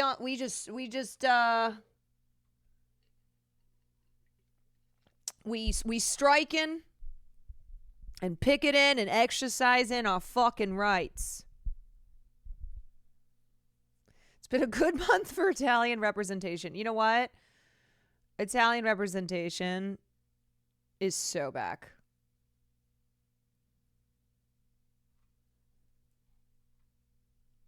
Love to see class consciousness. Yeah, I mean, I think I think that there has been a lot of that lately, whether or not people can put language, words to the actions, that people, recognize that by like your response to Luigi Mangione, your response to the Amazon drivers who are striking, like that is what we call class consciousness. That is understanding the power in workers uniting. And it is the solidarity that will save us all. Union the film is finally getting some praise. Let's go. I still really want to watch this. Every single distributor passed on Union the film. Yeah, no shit, of course. Today it was shortlisted for the that wasn't me saying that to Adam McKay. Today it was shortlisted for the Academy Awards. Yep. You know who wasn't shortlisted and who is so furious about it? Matt Walsh's mockumentary, Am I Racist? Did not make the top 50. Okay, so an Oscars shortlist is basically they will shortlist 10 categories, not including like the. Wait, are you guys saying Al? Is my stream effing again? Or that's Al as in L to Matt Walsh? I just don't know. I don't know. I don't know if my stream's being taken out. So the Oscars shortlist came out, I think it was like 2 days ago, and they announced in 10 categories, which included like documentary short, animated short, live action short, makeup and hairstyling, original score, song, sound and visual effects. And it is not the nominations, but it is the films that are eligible to be nominated. So if a film is not shortlisted in a category, then there is no chance for it to get nominated. So it depends on, like, if you're asking, well, who does, who's in charge of shortlisting in each category? It depends on the branch of the academy. So some branches, the members of each branch, they vote on the shortlist and then on the nominations and then, of course, on the, on the winner. Some branches, it's a committee that decides the shortlist, and then the rest of the members of that branch of the academy will vote on the nominations. So yeah, it is the nominations for the nominations. And Matt Walsh, who starred in the documentary Am I Racist?, where he goes around and is dressed with a man bun and is pretending to be a woke white person who is investigating racism. And he basically is treating this like it's Borat, but in exposing the liberal nonsense of DEI politics. And his documentary made a lot of money because there are a lot of people in this country who love the Daily Wire, who will go see a documentary, Am I Racist?, because they're sick and tired of DEI, even though they don't know what the fuck that means. They only know DEI as it, as it is presented to them from people like Matt Walsh. And the sad reality is that diversity, equity, inclusion has been on a decline. Like, this is kind of a Matt Walsh made this documentary at a time when affirmative action has been eliminated from the university application process, when diversity, equity, inclusion is on the decline, when the data of, for instance, the diversity report that UCLA releases that we covered yesterday is showing that, actually white people and white men are just as overrepresented as ever. So in fact, this whole DEI woke takeover has not happened at all. So the fact that he made a lot of money on this documentary, I think it was like 4 times the budget, because there is an audience for it.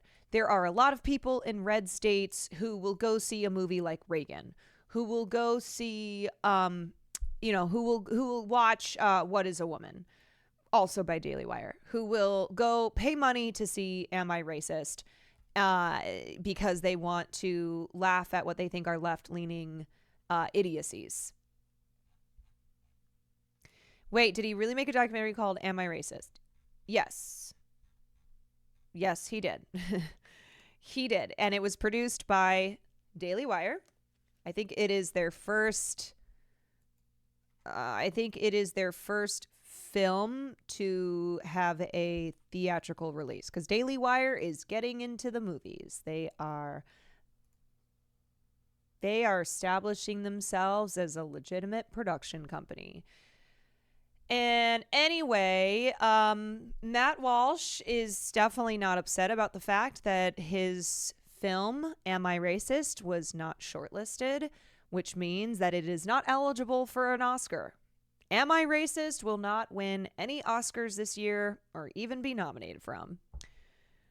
And here's what he tweeted, because he's definitely not mad. The Academy Awards announced the shortlist for documentaries. These are their top 15 films in the genre that will be whittled down to 5 nominees. Am I Racist did not make the top 15, even though it is the highest grossing doc of the decade and easily the most talked about. I don't think this is true. It is the highest grossing documentary of the year. That is for sure. But I cannot find confirmation that it is the highest grossing doc of the decade. Easily the most talked about, most watched, and most influential documentary of this year. Okay, so remember again, something that is the most watched does not translate it to being of artistic merit.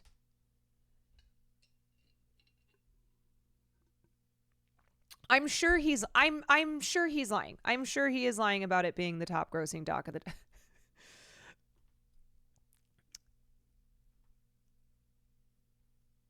Yeah.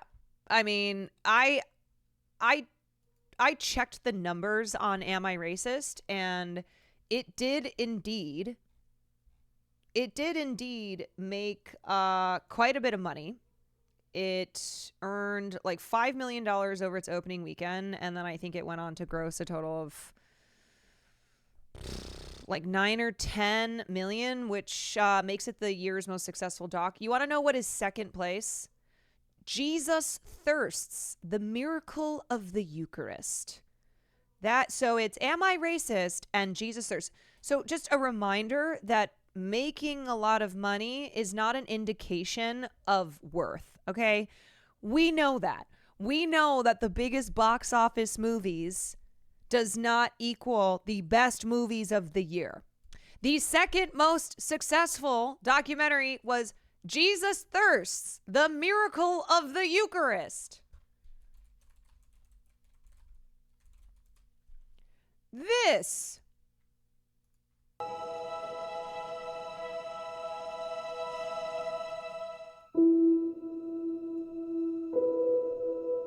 The Eucharist is God's greatest way of showing us that he loves us. Jesus' love is made present through the Eucharist. He didn't want to leave us orphans. It's a thirst trap documentary about Jesus. Anyway, I don't need to watch that whole thing, but what was I saying? So, yes, it was financially the most successful doc because there are a lot of people in this country, specifically in red states, who will go support something that is from the Daily Wire. The Daily Wire has a lot of fans, and as we saw, this was an election where people voted for the guy who was the candidate of choice of the Daily Wire. Like, a lot of people voted for Donald Trump. So, yeah, people went to go see Am I Racist? Speaks to the cultural moment that we are in. But I guess I have to remind... I guess I have to give a reminder that being the highest grossing does not mean that you are worthy of being on the Oscars shortlist, let alone receiving a nomination. I thought Matt Walsh didn't care about the Oscars. Okay, this is the outcome I expected, of course, but it doesn't make it any less of a farce. If a conservative can make a documentary that crushes every other film in its genre that year and beats every film in its genre in the past 6 or 7 years, still not even crack the top 15, that's because money doesn't equal good, dude. That means that conservatives are simply excluded from having their work recognized. You know who's a fucking Trump supporter? Sean Baker! Sean Baker! Who has one of the best movies of the year, in my humble opinion, and who will certainly get nominated for Best Picture. Like, there are absolutely conservatives working in Hollywood. One thing I've learned about getting into filmmaking is that the left truly believes it owns the art of filmmaking. The left. LOL to call Hollywood the left. Any conservative who makes a film is an intruder, a sinister usurper showing up in a place where he doesn't belong. The truth is that the success of my films, and they are both easily the most watched and influential. No, buddy, we gotta hit the brakes on this word influential, okay? Do you understand what that means? He's acting like he's Michael Moore. Actually makes it less likely that they'll be recognized by critics or awards. Our success is an affront to them. They hate us for it. Oh, man.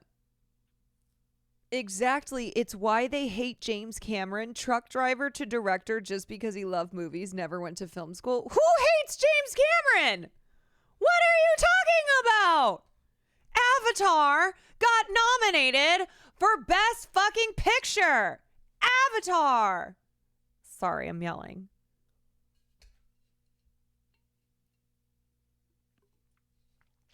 Dude.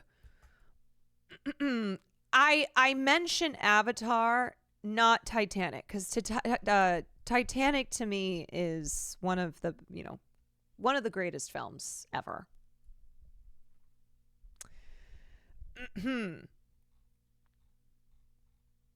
Okay, wait, what was I looking at? I was looking at Ben Mankiewicz. I've met and interviewed more directors than I can remember. Good ones and great ones and ordinary ones. No serious filmmaker says something as repugnantly self-promotional as, my films are easily the most influential documentaries of the decade. I don't know. Maybe it's you. Dude, the Justin Bieber documentary is more influential. Okay.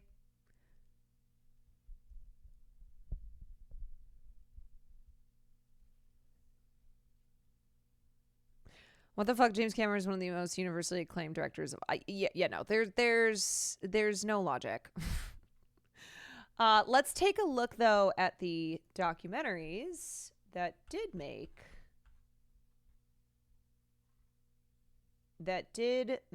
the Oscars shortlist. Instead of Matt Walsh's "Am I Racist?" Okay, so. The BB Files. I have not heard of this, but I'm assuming it is about Benjamin Netanyahu. Let's take a look. Yep.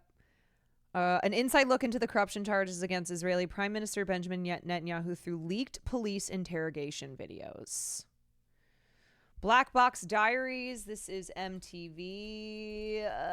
Black Box Diaries is an investigation by a journalist, Shuri Ito, into her own sexual assault, aiming to bring the prominent perpetrator to justice. Okay, next one is Dahomey. Dahomey is... yeah, I want to watch the BB Files. Dahomey is a documentary film that explores the return of 26 royal treasures from the kingdom of Dahomey. Dahomey, is it really Dahomey? To Benin and how the Beninese people reacted. You know what? I like Dahomey. Dahomey. Kiss Dahomey. Okay, and then Daughters, which I have heard of. Daughters. Yep. 4 young girls prepare for a special daddy-daughter dance with their incarcerated fathers as part of a unique fatherhood program in a Washington, D.C. jail. And then there is Eno. The film uses a computer program to select footage and edit the film so that a different version is shown each time it is screened. Oh, that's cool. It's a... okay. Frida. Is this about Frida Kahlo? I'm assuming. Yeah. Frida 2024 documentary, The Life of Iconic Artist Frida Kahlo, told through her own words from diaries, letters, essays, and interviews. Okay. And then there's Hollywood Gate.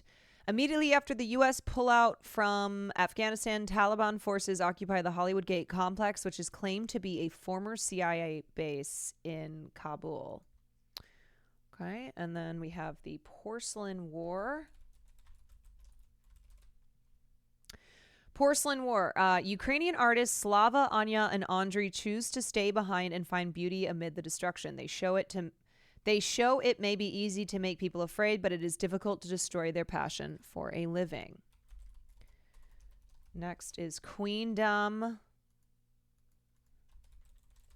Queendom is why is there Queendom. Where's like the synopsis for this? Queendom. In defiance of Russia's anti-LGBTQ laws, a queer 21-year-old artist risks her life performing in surreal costumes throughout Moscow. Jenna Marvin's radical public performances blend artistry and activism in this South by Southwest documentary. Okay, and then, sorry, I missed No Other Land. No Other Land, which is a documentary that I have talked about because it is a documentary by Yuval Abraham and Basel Adra, a Palestinian activist who is Basel Adra, and then an Israeli journalist who is Yuval Abraham. And it shows the destruction of the occupied West Bank's Masafer Yatta, which is the home of Basel Adra. Shows the destruction by Israeli soldiers, and it is about the friendship that forms between Basel and Yuval. And they won the Berlinale Film Festival Award. So the Berlin International Film Festival, they won Best Documentary and they won the Audience Award.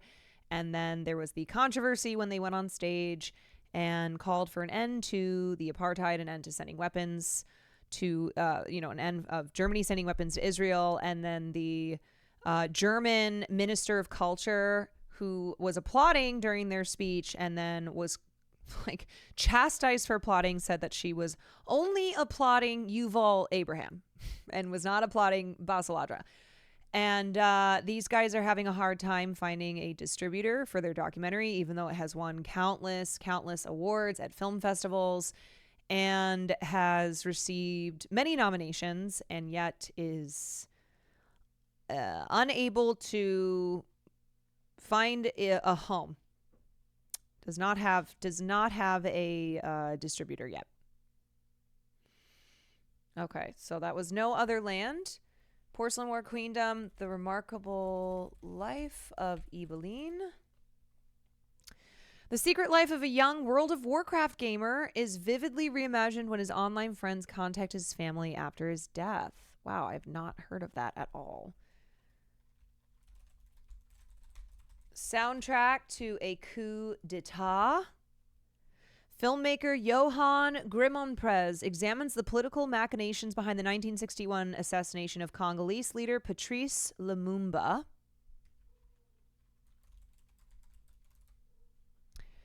Sugarcane. Sugarcane is an investigation into abuse and missing children at an Indian residential school, sparking a reckoning on the nearby sugarcane reserve. And then we have Union, which is the documentary about Amazon workers. That is the story of them seeking to unionize at Amazon's warehouse in Staten Island.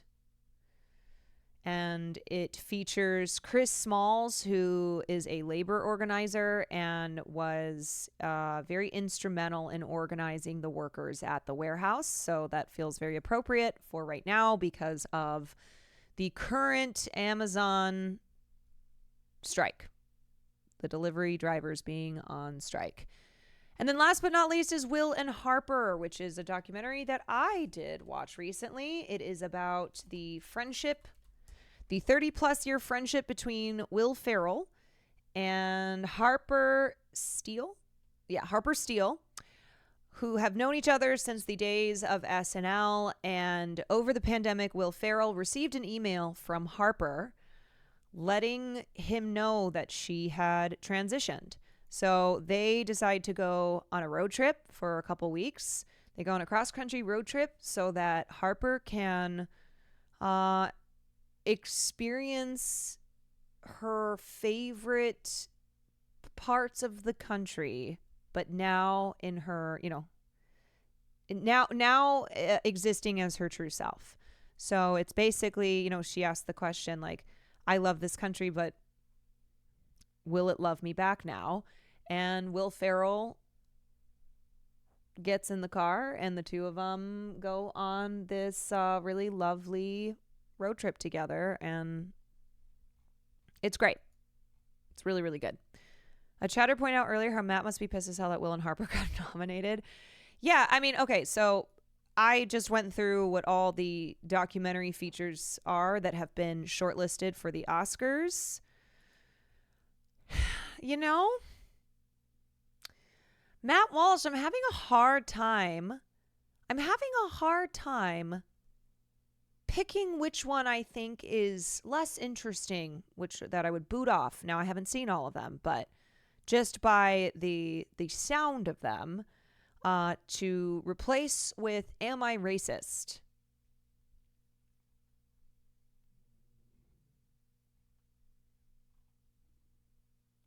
Among the surprises that made the lineup was Alexis Bloom's The BB Files, an inside look into the corruption charges against Netanyahu, and Gary Hustwitz Eno, a generative doc about musician Brian Eno. Among the omissions were HBO's The Command in Shadow, Magnolia's Ernest Cole, Lost and Found, and Together Films' Mediha, which have been said to be very popular with branch members. While not necessarily surprising, but still notable, Morgan Neville's Piece by Piece, an intimate look at the life of Pharrell Williams in the form of Lego animation, was nowhere to be found. Excuse me, neither was Matt Walsh's Am I Racist? No mention there?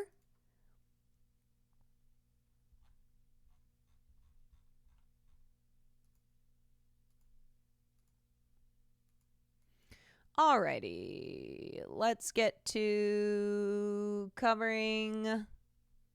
Let's get to covering the GISELE PELICOT rape trial in France. The outcome of said trial, which occurred today, and the outcome was that every single one of the defendants, of which there were 51 total, and they were all men who had attempted or raped GISELE PELICOT, who was the wife of Dominique Pellicot, who had for years and years been drugging and raping his wife and having men come to his house to rape her as well. And all of them were found guilty. Now, their sentences range. Dominique received the highest, the most extreme of all the sentencings, and he still only received 20 years because that's just how it goes in France.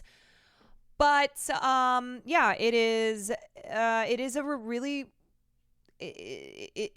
a remarkable case, not because rape is something that is unique to France, or that it is something that doesn't happen all the time, but because of GISELE Pellicot, an ordinary woman who displayed extraordinary strength and who has risen to become this feminist icon in France. So if you do not know this case, just know that it is very harrowing. Like I said, not because rape is unfortunately something that is out of the ordinary, but because of the scale of this, because of the scale of this case, the number of men who were tried as defendants because they had participated in this drugging and rape nightmare of GISELE Pellicot's husband. And because GISELE chose to make the trial public rather than be anonymous, rather than have everything behind closed doors, she said, no, I am going to tell the world who I am and what happened to me. And this is not just for me, but this is for all women. This is for all victims. And we have to change the culture in France. She is incredible. She is really, really an incredible woman. And the quote, "Shame must change sides," her quote has resonated not just in France, but all over the world. And she really is, she has gone down in history as a 21st century feminist icon. And it is awful that it came at, this is the result of her being violated in every manner possible, and by the person who was closest to her, the man, who was closest to her, that being her husband. incredible she was able to survive, but then also to take this on as a crusade afterwards. Oh, yeah. So let's talk about the case. Let's talk about the outcome. Gisele PELICOT held her head high as she walked into court to face the men that abused her for the last time. The 72-year-old grandmother from a small town in France has become a global symbol of defiance. Her now ex-husband and his accomplices, a symbol of depravity that has set France alight. Earlier, we saw two of them loitering around the corner from the courthouse, having a last cigarette. Vous attendez à quoi comme résultat? On verra. On sait rien du tout. Même les avocats, ils savent pas. Et vous êtes prêts là, ce soir, à aller en prison éventuellement? Si on n'a pas le choix. They laugh and say it's not up to us. We later saw them meeting up with others before walking in. Are you sorry for what you did? Are you sorry?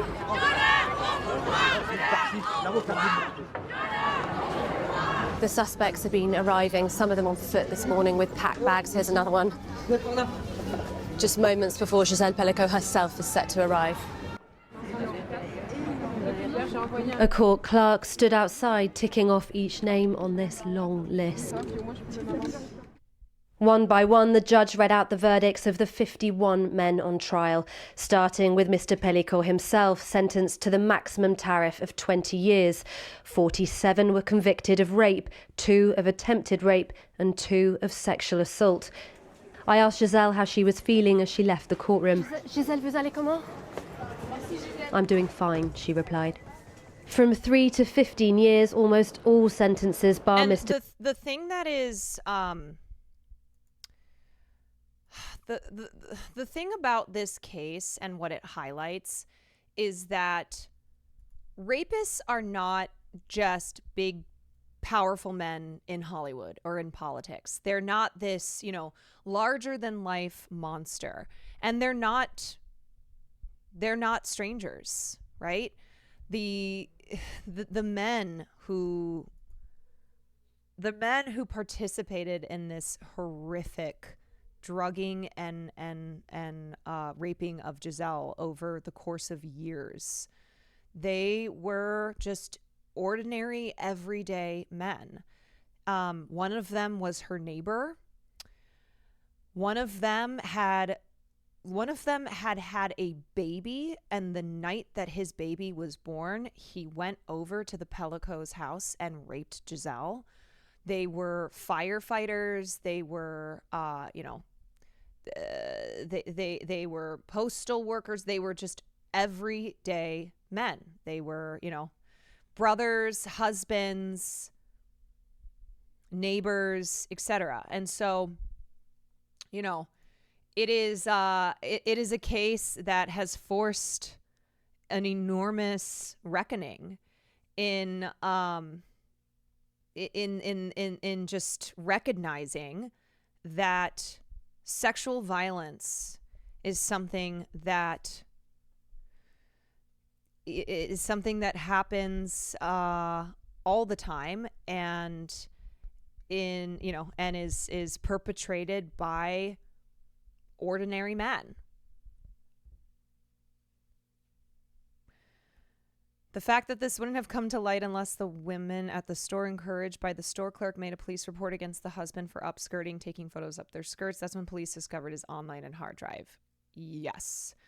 Yeah, there is a lot about this case that that would never have happened without the courage, without the action of people like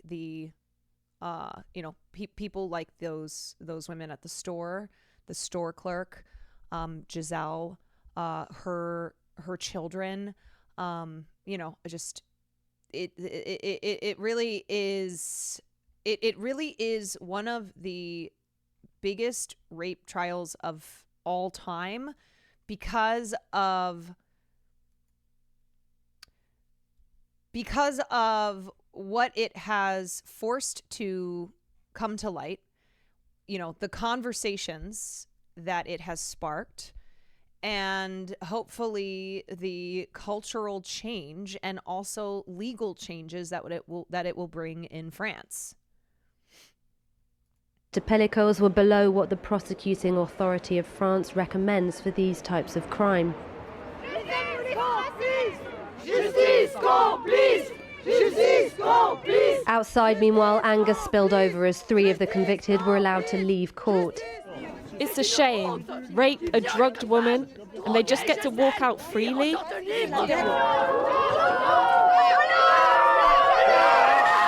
This man required a police escort to extract him from furious crowds. One of those walking out had already served the custodial part of his sentence. The others were allowed to leave for medical reasons before being moved to a specialist jail. As we filmed one leaving, he swore at us. Then moments later, back inside court, Gisele emerged to make a statement to hundreds of journalists from all over the world, saying she never regretted waiving her right to anonymity. In throwing open the doors of this trial, I wanted society to engage in the debate that's happening inside court. I have never regretted this decision. It has been very challenging at times, and my thoughts are first and foremost with my children, David, Caroline, and Florian. Also, these are only 51 men who were brought to trial.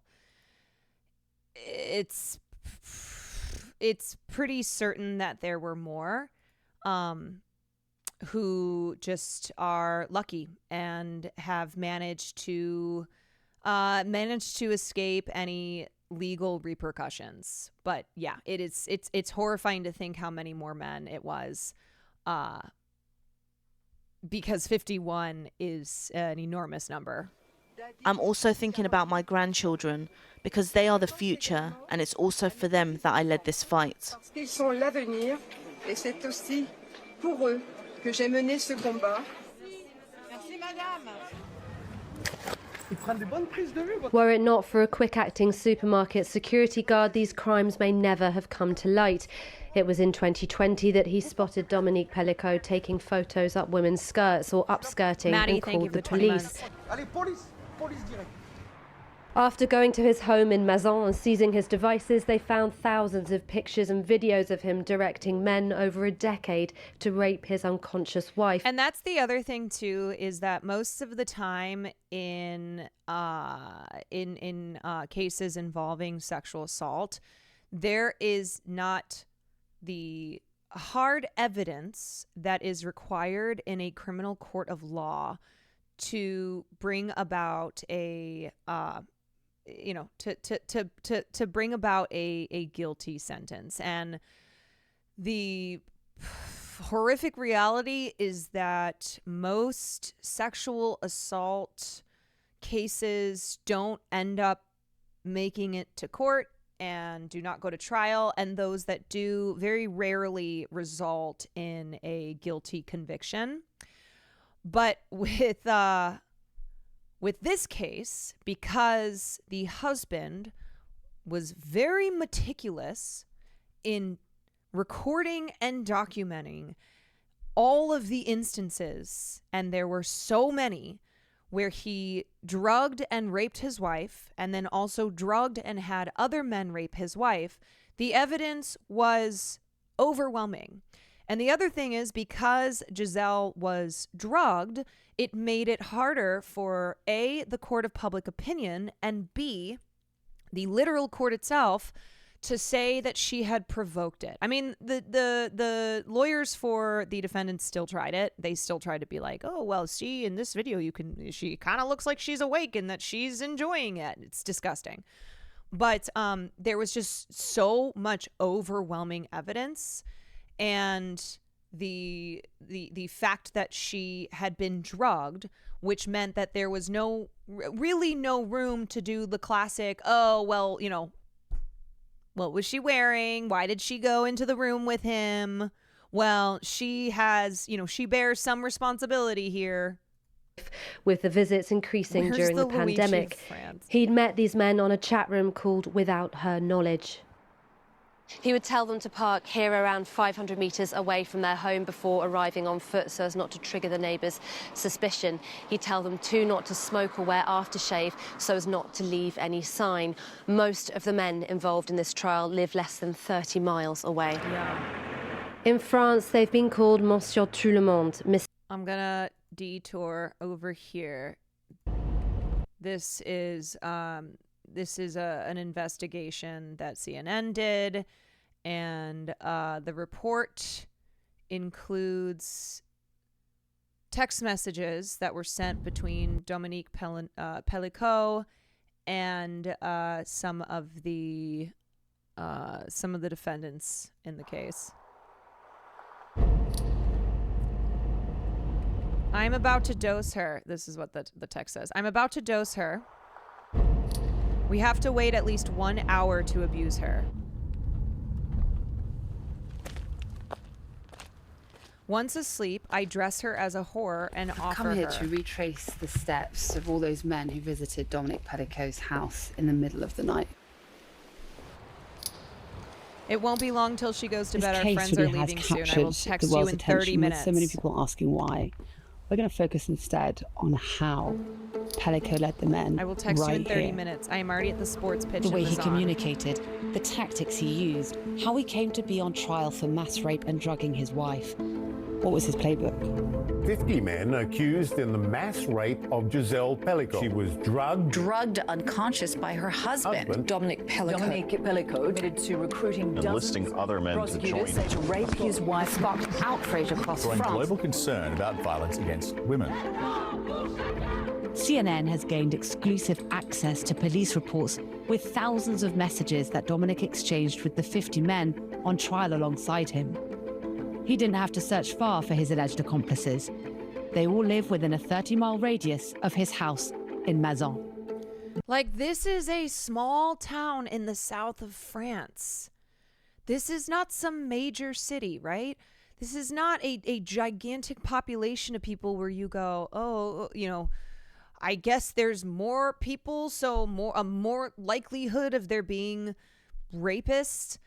This is like, that is what is, it's so chilling. It's so chilling because it kills off the myth of the monster rapist. It kills off the idea that rapists are, you know, these powerful figures who rape because of the power and dominance that they seek to that they seek to use.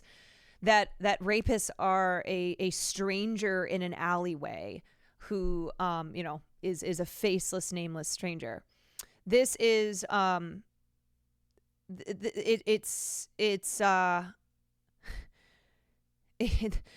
number of men who participated in this in a small town.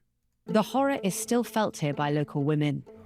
This area was so quiet and nice area, and now we don't know if somebody who is with the next shop is one of these men. It changed everything.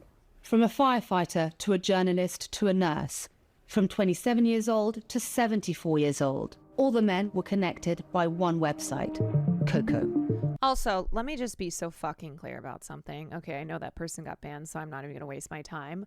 But anybody who wants to try to use the defense of, well, men are sexually assaulted too, who do you think are the main perpetrators of male sexual assault?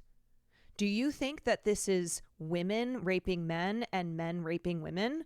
Or do you think that the issue of sexual violence is as it relates to men as perpetrators of sexual violence, whether it is against women or men? And how fucking dare you, as we are covering a mass rape trial where 51 plus men, including the husband of this woman in France, drugged and raped her to try and defend men. Not today. Not fucking today. Because this was a harrowing case because of the scale of it. But let us not act as if sexual violence doesn't permeate every facet of our society, every part of this world. Everywhere in this world, sexual violence is to be found.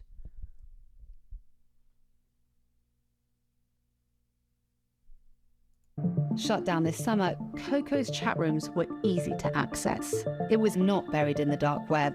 As one man accused of raping Gisele Pellicot said, Je suis entré en contact sur Coco, l'histoire, quand j'étais tout seul, que ma femme allait se coucher, moi je m'ennuie un petit peu. But because the so-called dating site was entirely unmoderated and anonymous, it boasted chat rooms selling date rape drugs and spaces to glorify sexual violence. Under the pseudonym Available All Night, Pellicot posted in a chat room called Without Her Knowledge. It was there that misogyny and sexual abuse were completely normalized. While Pellicot has pleaded guilty to rape. Also, there was one defendant, maybe more, but I know one of for sure, who in addition to raping Gisele, also drugged and raped his own wife. Most of his co-defendants say that they believe Dominic Pellicot's consent was enough. Coco was the door.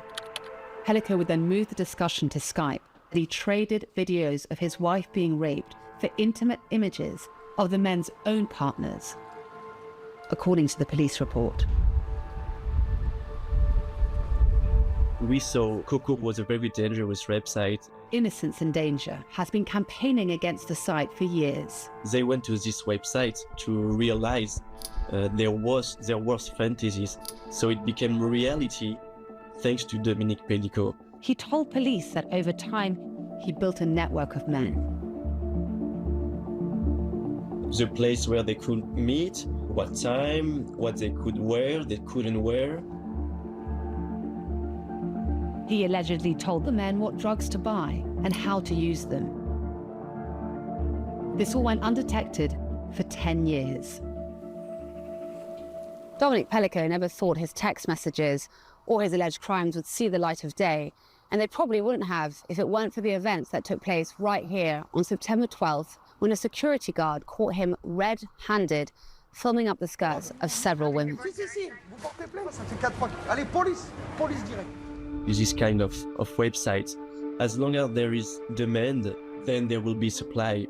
In the wake of Coco's shutdown, more websites have gained in popularity in France. CNN extracted data from just one of those websites. After going through almost 6,000 messages from a 24-hour period, we found a strikingly similar pattern of men sharing explicit photos of their wives and girlfriends and asking to move the discussions to private messaging platforms.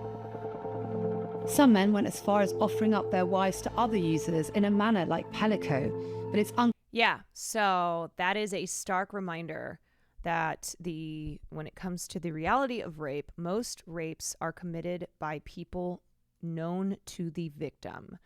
Rape is not something that the majority of which happens by an unknown assailant, and it speaks to the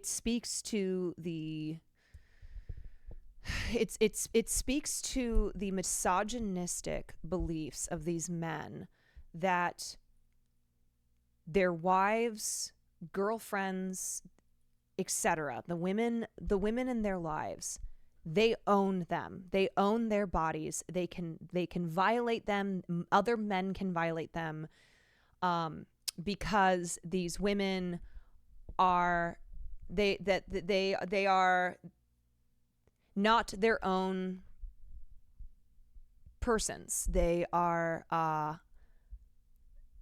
the property of men.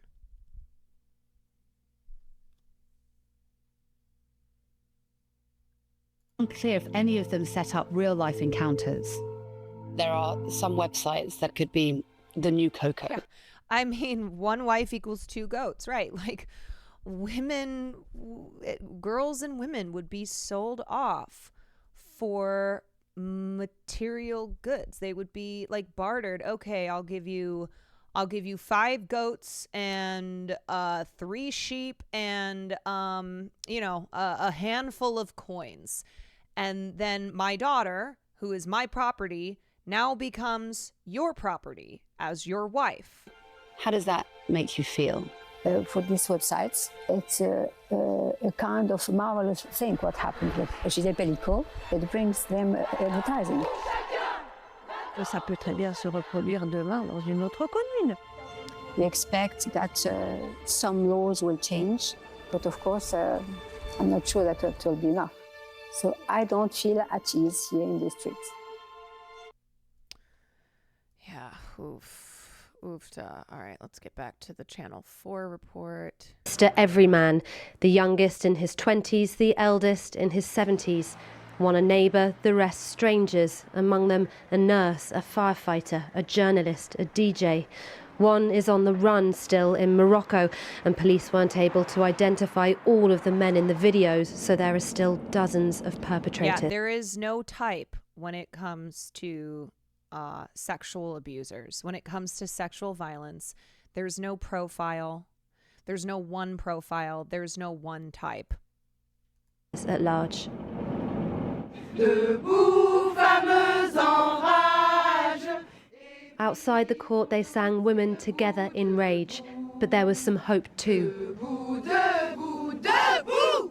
We are all here sharing our fears and suffering and hopes together, and it feels so good.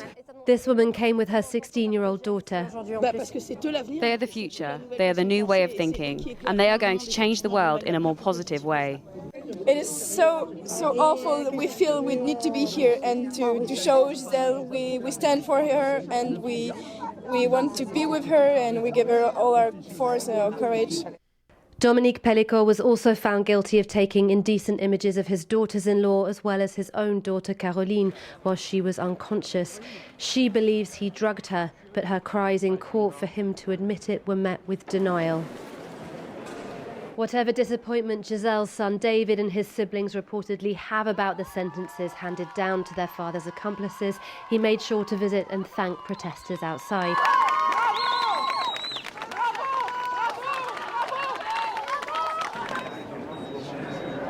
Giselle and her family have supercharged a debate around sexual violence culturally, politically and legally too, with calls for rape laws to be tightened. Mobbed with well-wishers again shouting thank you outside the court. She was escorted out by police into a waiting car. The road shut down for the moment. Today is her last as a Pellicot. She kept her marital name during the trial so that her grandchildren who share it could, instead of being embarrassed of their grandfather, be proud of her. Yeah, you know, it's Dominique Pellicot's face and name should be known for the, for the monster that he is, and for the for the horrors that he committed and arranged for other men to commit. But it's also something where over time, it's like Giselle's name should be the one that history remembers, should be the hero and the a profile of courage, and looked at as what is hopefully a turning point in French society that has need of a serious reckoning. France, like a lot of countries, after the Me Too movement in America, they launched their own protests. They had their own Me Too movement, but unfortunately, it did not have the same impact. It was not as strong as it was like here in the United States. And that is because France has always prided itself on being being very gray area, where they love promiscuity and sexual freedom, and they are very resistant to what they look at as Puritanism. And because of this very libertine approach to sex, it has led to a very troubling history of covering up sexual abuse, of ignoring sexual abuse, including the sexual abuse of children. It has led to a rejection of feminist movements, a rejection of laws or a rejection of calls to strengthen rape laws in France. As of now, there is no mention of consent in French rape law. Consent does not exist as a anything as a term or anything legal in France. And so that has been a part of the conversation with the GISELE PELICOT case, is trying to have consent be enshrined in French rape laws. And if you remember, I think I covered this, but there was so after the Me Too movement in France, there was a backlash to it. So the Me Too movement in France was balance ton porc, which is expose your pig. And after that, of course, there was backlash, which included a letter that was signed by a lot of very notable actresses, including Catherine Deneuve. And it condemned the movement. It condemned what they saw as kind of like hysterical excesses. And then, this is when I think it was last year, was it, or maybe earlier this year, that Gerard Depardieu, who's a very, very famous French actor, was accused of multiple instances of harassment and assault. And there was a documentary that was made on him. And he is, he has a long history of public sexism and misogyny. And the response to that was a number of people in the French film industry coming out to protect him. Macron called himself a fan of Depardieu. He said that he basically was like, there's too much. We're living in an era of suspicion. That's what he called it. We're living in an era of suspicion where if you are a public figure, if you are a famous man, then, people are looking to take you out. And he said, one thing you'll never see me in is a manhunt. He literally went on TV and said that. And France is also the country that has been harboring Roman Polanski for all of these decades. Roman Polanski, who, if you remember, is a literal fugitive in the United States because in the 1970s, he drugged and raped a 13-year-old girl. He admitted to statutory rape, but before he could be sentenced, he fled the U.S. He went to France, and he has lived there with his family and has enjoyed his notoriety, and also received the Best Director Award at the Césars in 2020.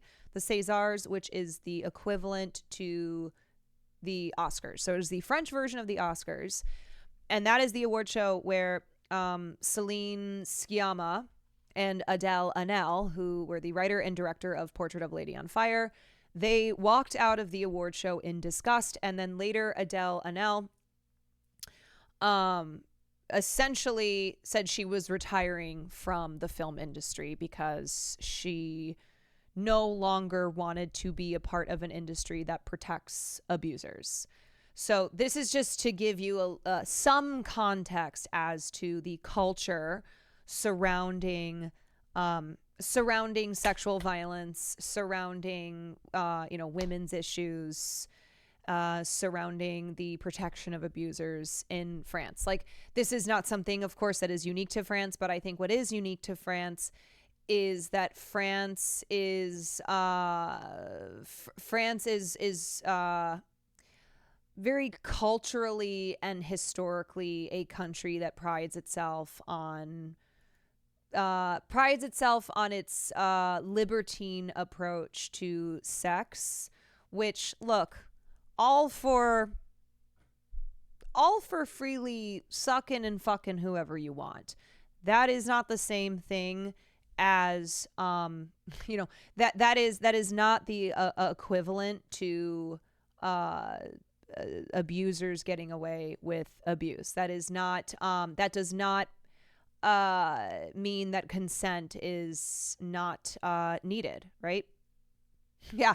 Why don't you do that, but with consent? Why don't you suck and fuck to your heart's content as long as you got consent?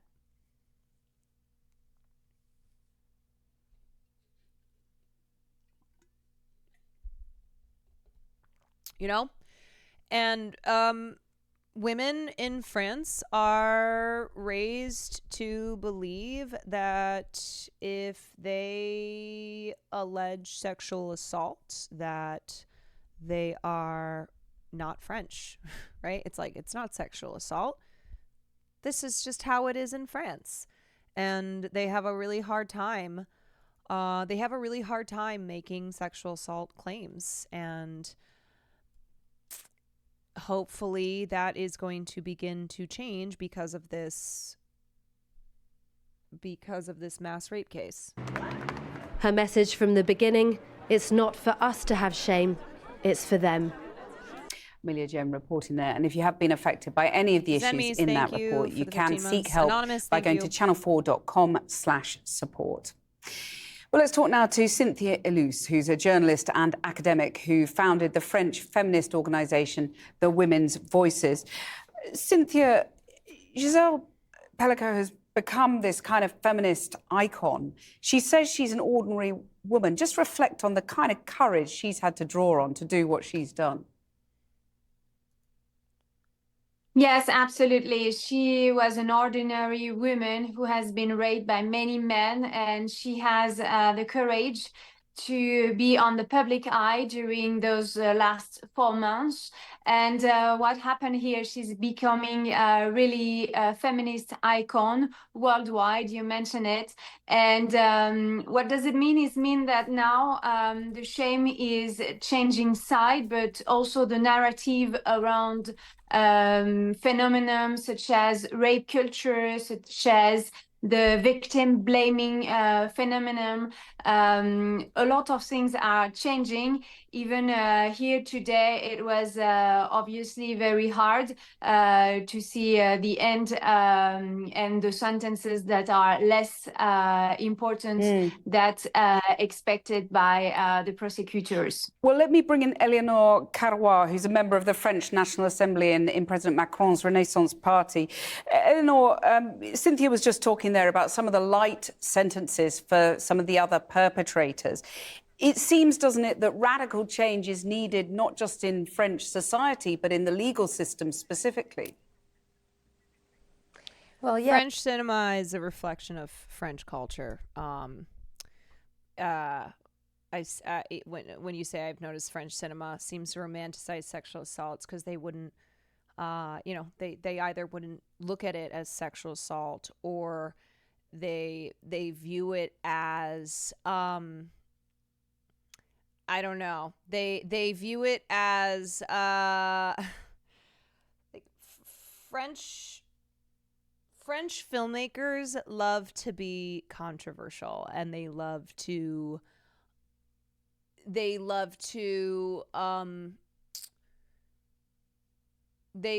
showcase taboos on screen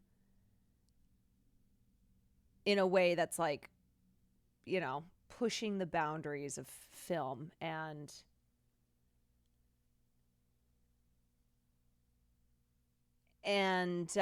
it being a reflection of like the cultural freedom in Yes, France. indeed. This is a framework case that sheds light on a topic that is a society topic, and that is actually very universal. It's not only in France. And I think, as Cynthia just mentioned, the fact that Gisele was so brave and had this dignity and decided she didn't have to, but she decided to make this a public case, actually is shedding light on the issues that we're facing and the need that we need globally to address when we're talking about these issues. Well, Cynthia, consent doesn't exist as a concept in French law, does it? Which I was really surprised to read about. Do you think that should now change? Because opinion is slightly divided, isn't it? Yes, the opinion is divided. So do the lawyers, because they quite risk to change the law. So it's an ongoing discussion, and I'm not so sure it will happen, but for sure this trial is bringing the topic, because you remember a few of those men tried to say they did not intend to rape, even they committed the act. So the lawyers asked for full acquittance. So we will see what happened in the following months about this topic. Eleanor, do you think that consent should be introduced in law? That's an interesting question, right? Because we do have certain conditions that are needed for rape to be qualified under our criminal code today. And consent is all over the place, although it's not specifically mentioned in the criminal code. But as Cynthia just said, it is a matter of consent. And the fact that it is not written, and that you could have this defense of saying she was completely unconscious, but I wasn't aware I was raping her, as some of the men said, and that this was a very shocking moment of the trial, really raises the question whether it is needed for these trials to be properly conducted. It is also something that will be under discussion for sure in the next weeks and months. Well, let's talk about the broader societal. That's a lot of words when you could have just said yes. A lot of words when the answer is yes. Consent should be the concept of consent should be part of French criminal law. Now, I will say, right, that changes are not just needed in, legislatively. Changes are not just needed in law, in a legal sense. What also has to change are the values in a society, are the beliefs in a society. Because if you have a society where women are still seen as women are not seen as human beings deserving of full autonomy, where consent is not is not a concept that is embraced by a society, that is not seen as something that needs to be a part of every relationship, right? Whether you are meeting somebody for a first date and having sex with them, or you've been married to somebody for 50 years. Like, this is what is foundational to real change is the beliefs in the beliefs in our society changing, so that women are viewed as human beings who are not the property of men, are not inferior to men, and therefore can be treated and violated in whichever way men decide.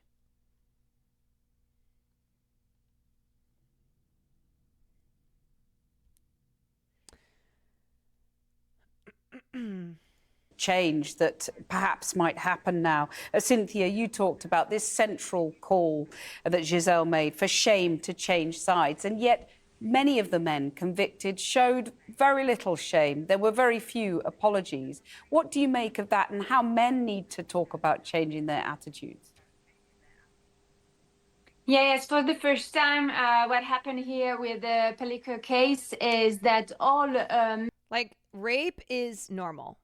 Sexual violence is so normalized because of our sexist, misogynistic culture that encourages and enables these crimes. We live in a world where men and masculinity is seen as superior to women and femininity. And the bodies of women are objects for male pleasure. So a lot needs to change. Laws need to change, but also culture needs to change. And that begins with understanding and recognizing how rape is so normalized, how the culture of rape is so normalized and enabled.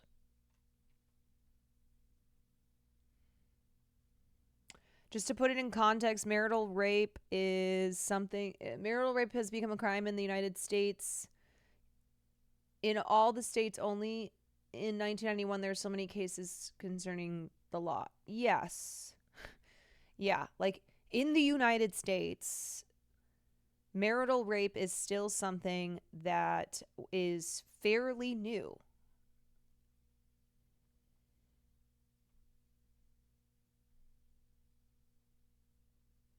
Looking at shit like the Diddy case, it's endemic to every system. Well, yeah, and I think the Diddy case, you know, often these massive rape cases concern men who are notable public figures, right? Whether it is Harvey Weinstein or Bill Cosby or P. Diddy. These are men who used and abused their power, who were enabled by, the people around them and the systems that protect abusers. And the GISELE PELICOT case is a reminder that sexual violence is truly endemic to our world.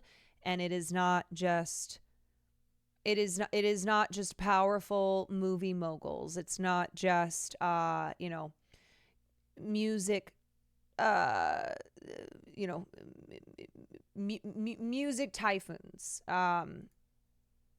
It's not just presidents. It's not just it's not just these powerful individuals in industries like Hollywood and the entertainment industry.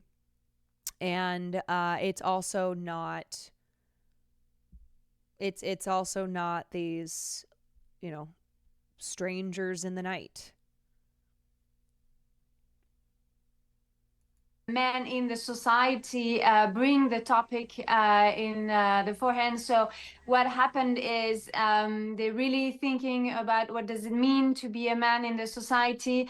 And also, for the first time, we have a case where there's so much proof more than 20,000 proof videos, pictures, messages. There were no doubt about what happened in this room of Mazan. So for the first time, they're really part of the dialogue about fighting violence against women. And this is really something that needs to be done, not only by feminists, but also by men. Eleanor, we saw so many men convicted from so many different professions.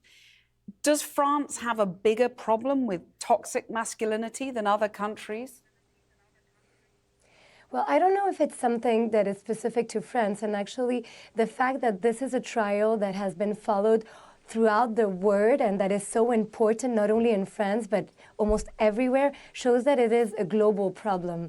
And I think it is important to stress, as you just said, that this is not something that was committed by just people from lower classes or from immigrants, as sometimes the media could show. This is something that could happen anywhere. And the other important point is that domestic violence and sexual violence within the intimacy is something that is seen all over the place and in all societies. And I think these two aspects, the fact that it was her own husband, and also the fact that so many different backgrounds, so many different men participated in this mass rape, is something that really cannot let us indifferent and will definitely change the way we see these issues. Eleanor Carrois and Cynthia Illouz, thank you both very much for joining us. Well, earlier I spoke to political activist Annie Lennox, who was the singer with the Eurythmics, a band which sold tens of millions of records in the 1980s. She's the founder of the international feminist organisation, The Circle. I began by asking her, what does she think has changed for women and men after this trial? Well, in some ways, certain things have changed, and in some ways, things haven't changed. So you're sort of dealing with two steps forward, one step back kind of situation here. I think we've got an opportunity now to focus on the issue once again. And the issue is violence against women, sexual violence against women, which we know the statistic is that 1 in 3 women experience violence in their lifetime. Now, that's a lot. And that's a very hard thing to challenge, because many of these events happen under the cover. Many of them are in a sort of subcultural context where what is deemed unacceptable is suddenly deemed acceptable. How is it acceptable that a husband of a woman is able to drug her and bring total strangers into the home? The whole thing is so incredible, and yet it's just one story. And not one of those men who was invited into the sort of circle thought about reporting Dominique Pellicot? No, because the mindset is obviously far away from that. And I think that society really needs to hold a mirror up to itself. We need to find ways in which we can change these attitudes towards women and girls. Clearly, it is so... It's almost like a cancer in a funny sort of way. And I think actually we're in a crisis situation with violence against women. And it has gone on with so much stigma and so much shame. And we need to really bring this out into the open. And I'm so proud of Gisele because this is so extreme. And I think to take up the stance of being a spokesperson against violence against women is such a brave and courageous thing to do. You're in America there, and you're just about to have Donald Trump become president again. He's been found liable for sexual assault in a civil trial. What does that say about whether attitudes are changing when he's been put there by the American people? He's to run the country. Well, of course, we're all waiting with trepidation to find out, well, not all of us, because many people have voted Donald Trump in. So they obviously endorse his values. But I feel like I'm not sure what the future holds, really, in all instances. However, in terms of the conversation about misogyny, I doubt very much whether Donald Trump is interested in representing women's rights. So you have to see it as a positive. Take the positive from it, that there are bound to be very a kind of raised awareness among women that we will galvanize, we will respond to anything that is hugely inappropriate. I wonder how much you think attitudes have changed, because you look at young girls, for example, and you find them very ready to speak out when they see something wrong, to call it out. You look at young boys, though, and I wonder about their role models. So they're going online, they've got the Tate brothers with their particular brand of misogyny. Is there a sort of divergence there, and how do we tackle that? Well, clearly, from just what you've described, it's a complete divergence. And then you just get this polarization where there is one almost set against the other. And I think from a global feminist perspective, it's all about education. It's all about showing young people that there's a better way of treating girls and women.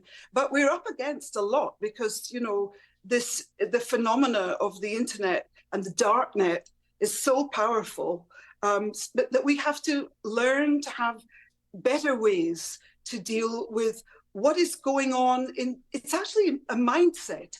That is where the change first needs to come. It starts with a conversation, you go into education, and then you want to see a transformative change, a mind change. But I am personally deeply committed to the welfare of girls and women everywhere around the globe. And that is, for me, why I describe myself as a global feminist. Your message to her, personally, if she was here now?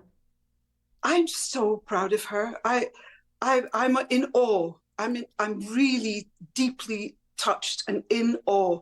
And I just look at her as an exceptional person. She's not an ordinary woman anymore. She's an exceptional person.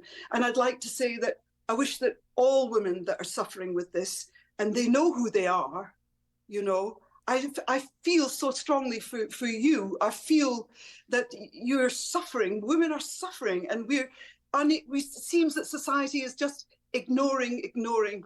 But I'm hoping that eventually, we can actually succeed in making transformative change, changing the minds and practices of young men and young women too.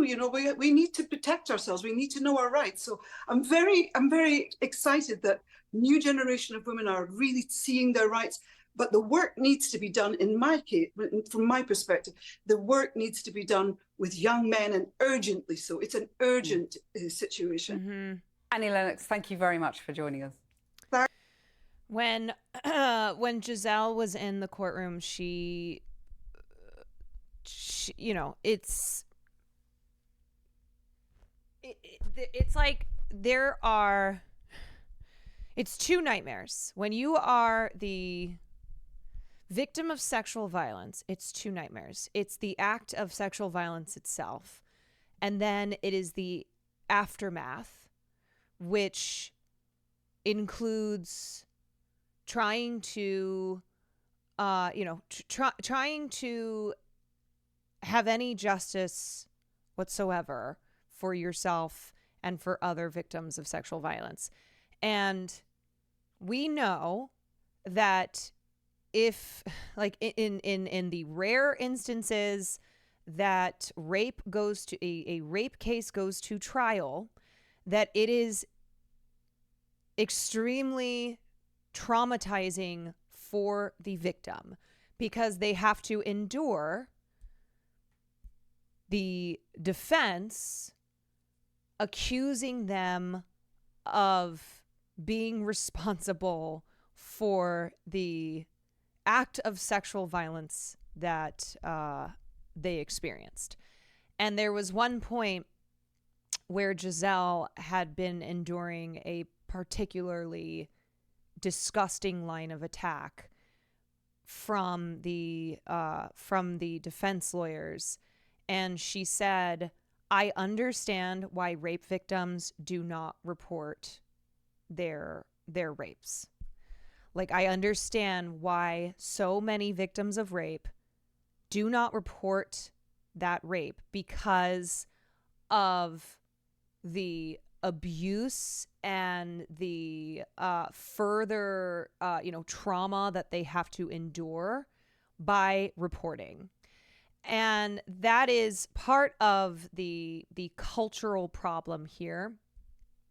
Rape happens because our culture encourages it, because rapists, sexual abusers are protected.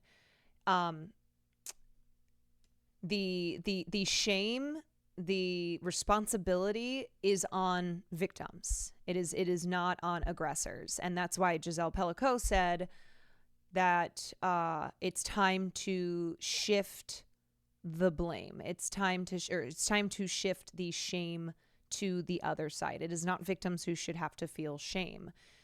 It is not victims who should have to bear, any responsibility for an act of sexual violence that was done to them. And sexual, at the root of sexual violence is sexual inequality. It is a world that treats women as objects, as not human beings, not as human beings with bodily autonomy. And all the conversations that are being had, the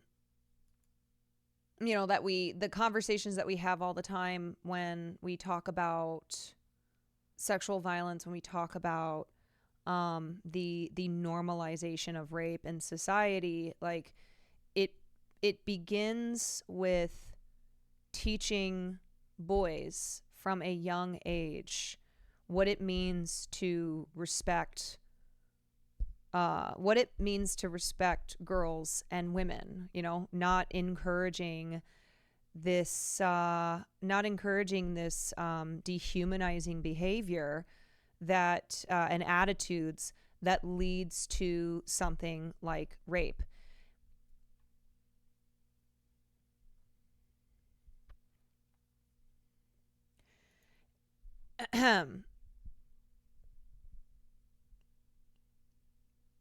Having to explain to a group of strangers something that you've been told to be shameful about is harrowing. Yeah. There's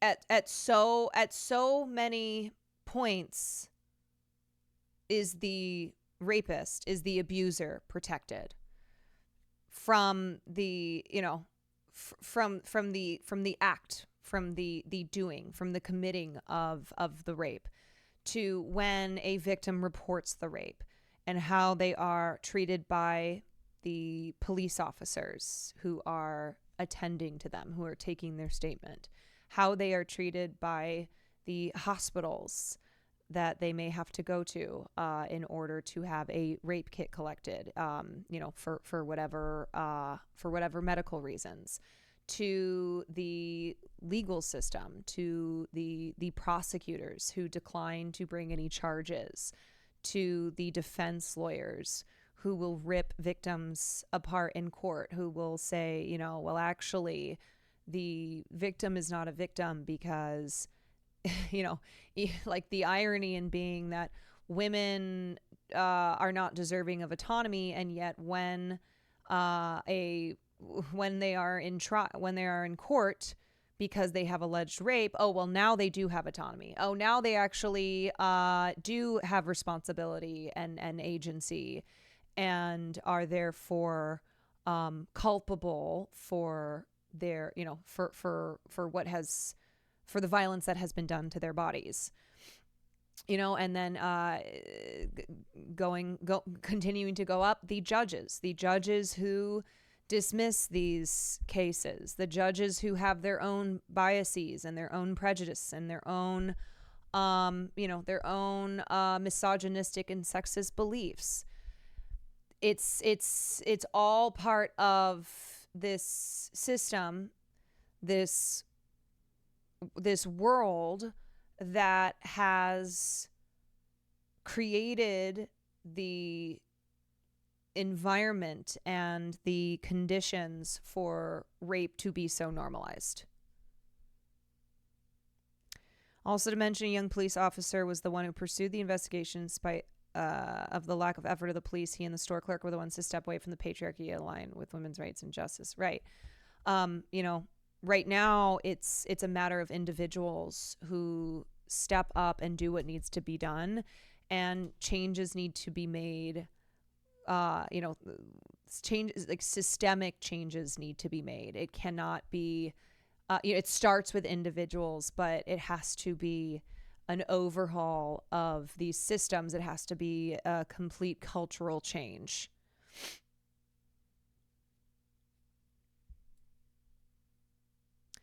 This makes me wonder how, because of my own experiences and listening to others' stories, led to me being scared of men, and how that will play out in pursuing men in my non-existent right now love life. But it makes me scared if I'll ever find a person that understands to a certain point, even though I know they won't. Not being a woman, I hope that makes sense.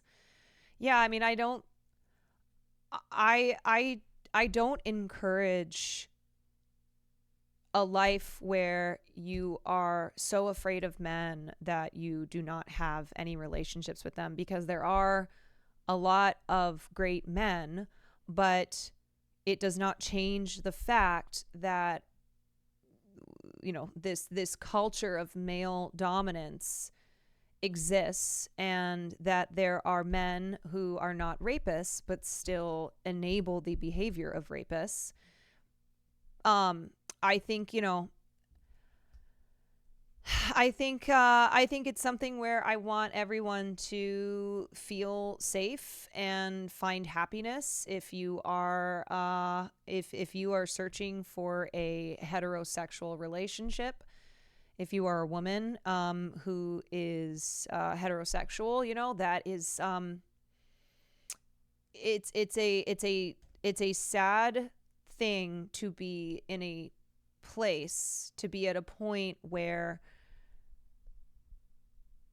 the culmination of violence against women leads to an inability to forge relationships with members of the, you know, members of the opposite gender. But I get it. I mean, I will, you know, this is a tough thing, because when we look at movements like the 4B movement, it is something where, as a woman, I understand women who have gotten to the point that they refuse to have any romantic or sexual relationships with men, that they feel that they are at a point that there is no other option but the extreme option. I hate to say it, domestic violence still, okay, yes, we know, all right? And in gay and lesbian relationships, yes, domestic violence still exists. Like this, I don't think that is something that we have to like make sure that we make a point of, because that's not what is being discussed here. Like, no one said that there was not. You know, if something is not specifically mentioned, it does not mean that it's not being mentioned because it's not true. I wasn't trying to upset. It's fine. I just want to state for the record that just because I do not specifically mention something does not negate it, does not mean that like I am denying the truth of that. Something that grew out of desperation hurts, so I understand the reasoning behind it. Right. I mean, I am somebody who has experienced, like many of us, I have experienced sexual harassment and sexual assault, and I also have amazing relationships with men in my life. I have a great dad, I have a great partner, but I also am always reckoning with the role of men who are in my life, and and just it's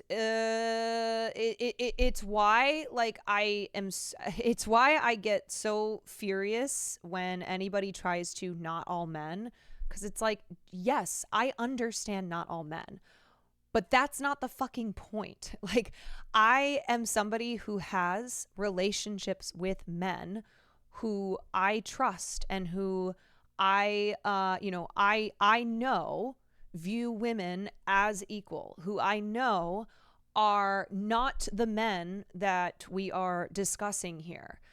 But it is still something where, like, it does not change the fact that these patriarchal structures exist, that we live in a world that has so normalized rape and sexual violence against women and girls.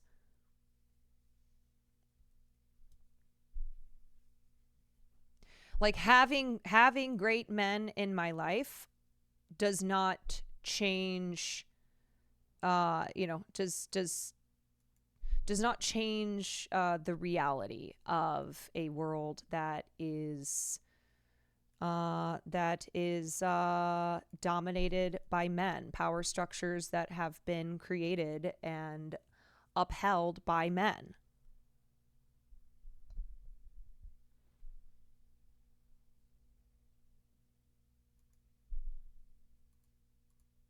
Thank you. It's been a pleasure. You better not fucking be saying this to me, or else I'm going to lose my shit. I'm Freak the Medic. I'm going to freak out. Don't forget, men are taken advantage of too. I'm going to actually lose my fucking shit, because I have been very patient, and I'm on the edge. I'm on the edge. So if you're saying, like, you shouldn't be saying this in the first place. Who are you saying this to? Who are you saying this to? Don't forget, men are taken advantage of too. Oh my God. You know what, Freak the Medic? You're right. You're right. Let's actually turn the conversation into how men are taken advantage of. Is that the narrative that you want to write here? Is that what you think the focus should be on, despite the fact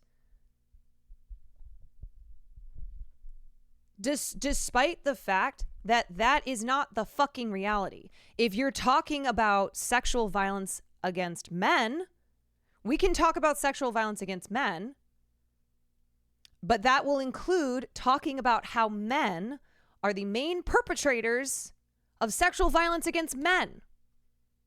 Because when it comes to sexual violence, the main perpetrators of sexual violence are men.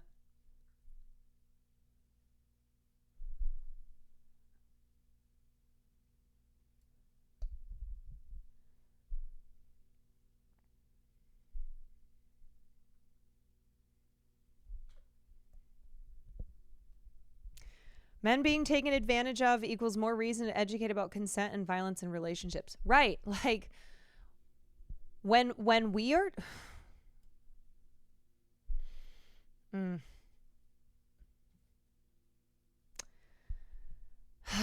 boy. You know what?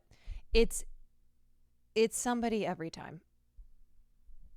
It's every time. And I can repeat myself over and over and over again. I can make the point 20 different ways. 20 different ways. And honestly, it gets to a point where I'm just wasting my time. I'm wasting my time.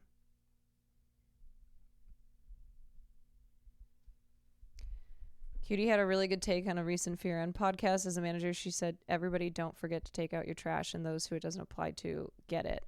If you only feel targeted if you're at fault. Right. Like, I think you should reflect on what it says about you if you get upset when women are talking about the violence that they experience at the hands of men. It's like, okay, if you are not an abuser, then obviously these conversations, like, If you are not an abuser and you do not enable abuse, then great.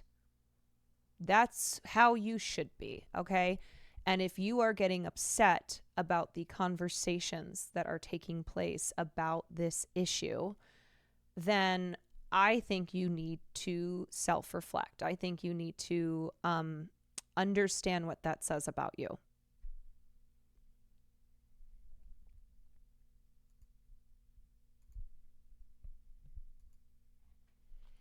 Let me be clear. Sexual violence is bad no matter who does it and no matter who it is done to. Sexual violence, the issue, the pervasive systemic issue of sexual violence is committed by men. Like, it does not mean that women as individuals are not abusers, but when we're talking about it from a systemic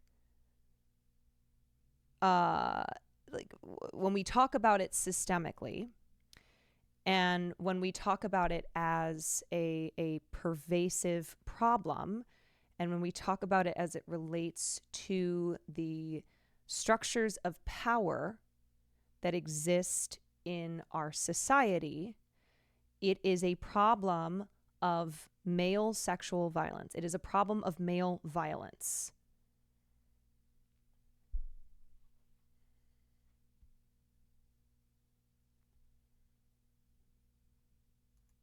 Now, and our top story today is the mass rape trial that has horrified guilty of 3 years to 50. These stories which are often... Okay, 15 I want to years. watch Giselle speaking outside the... And less than an hour ago, GISELE PELICOT then made a statement outside the court saying that she never regretted at all her decision to go public. I think also about all the other families. I think finally to the victims in these stories which are often in the shadows, and we have the same struggle. I want to express my gratitude very profound to all the people who supported me during this difficult time. Your witness, your statements have really moved me, and they've given me the force to come, the strength to come back every day for these long days of the trial. I would like to also thank the Association of Victims who have really helped me without fail, and to all the journalists who have followed me and followed this affair from the beginning. I would like to express my gratitude for the treatment, faithful and respectful, that you have on a daily basis followed the proceedings. To my lawyers, finally, I would like to express my recognition and the esteem that I have to them throughout each step of this process. I wanted, by opening the doors of this trial in September last, so that society could see what was happening, I never regretted this decision. I trust and I have confidence in our capacity collectively to find a better future in which men and women alike can live harmoniously together with respect and mutual respect. That's GISELE PELICOT outside the court after the verdicts and the sentences. Well, our France correspondent Andrew Harding has been following the case throughout and reports now on the story leading up to this extraordinary trial and the verdicts that we've had today. It all happened here, in a quiet village in southern France. A retired electrician, Dominique Pellicot, was experimenting with drugging his wife Gisele, putting her to sleep. Over the years, the drugs made her increasingly sick. She believed that she had a brain tumor, and for 10 years she has been going from one doctor to the other, and without knowing what was happening to her. In fact, her husband was contacting local men online. inviting these strangers at night into the couple's bedroom and filming them as they abused Gisele's drugged and unconscious body. It is possibly one of the most shocking aspects of this case, how easily he found 50, maybe 100 men in the neighboring area willing to participate in these scenarios. It's harrowing to think about. Because it suggests that it's everywhere. Yes. So who were these? Yeah, that's what I'm talking about when I talk about the pervasiveness of sexual violence, how it permeates every aspect of our culture because of how normalized it is. And this is not just an issue about rape. This is a larger issue about understanding the inequality that women face. It is understanding that women need to be listened to, that they need to, in an ideal world, will not face this type of sexual violence in the first place. But if they are victims of sexual violence, that it will be treated with seriousness, that it will not be dismissed, that they will not be made to feel shame, that the onus is not on the victim to not be a victim. The onus is on the perpetrator to not commit the act of sexual violence in the first place. Local men. We've seen them in masks outside the court. The French police eventually identified 50 of them and put them on trial alongside Dominique Pellicot. One man has just agreed to meet me anonymously, his daughter speaking here on his behalf, arguing that her father thought the couple had both consented. He did not understand how this could have happened. He was tricked by Dominique Pellicot. But your father admits that he raped her. He raped Gisele Pellicot. Sans l'intention? Yes, but not intentionally. Maybe he should be punished. He should have realized. But 10 years is too much. It's unfair. Right. And what's sad is like the number of wives, girlfriends, daughters of the rapists who were defending their fathers, their husbands, their brothers. And that is also that also speaks to this culture where women are socialized, they are raised to believe that they are second-class citizens, that they are inferior, that men must be protected and upheld at the even at their own at the cost of their own of their own autonomy. And it's why to achieve equality we need men and women, and why misogyny is not just something that we see men be perpetrators of, but the internalized misogyny of women who have been raised to believe that men can treat women as they please, which includes men getting to treat them as a woman in whichever way they want to. Right. It's always poor men. They just made a mistake. Don't throw their life away. I mean, that was the argument that was used in the Brock Turner case. I mean, how many times do we see this? Oh, well, they made one mistake. Oh, well, they, hi. Well, they've got their whole lives ahead of them. Oh, well, they've got a family. Oh, well, they have daughters. As a father of daughters, it's positioning men still as victims, like men who commit these acts of violence, being turned into the victims of the whole situation.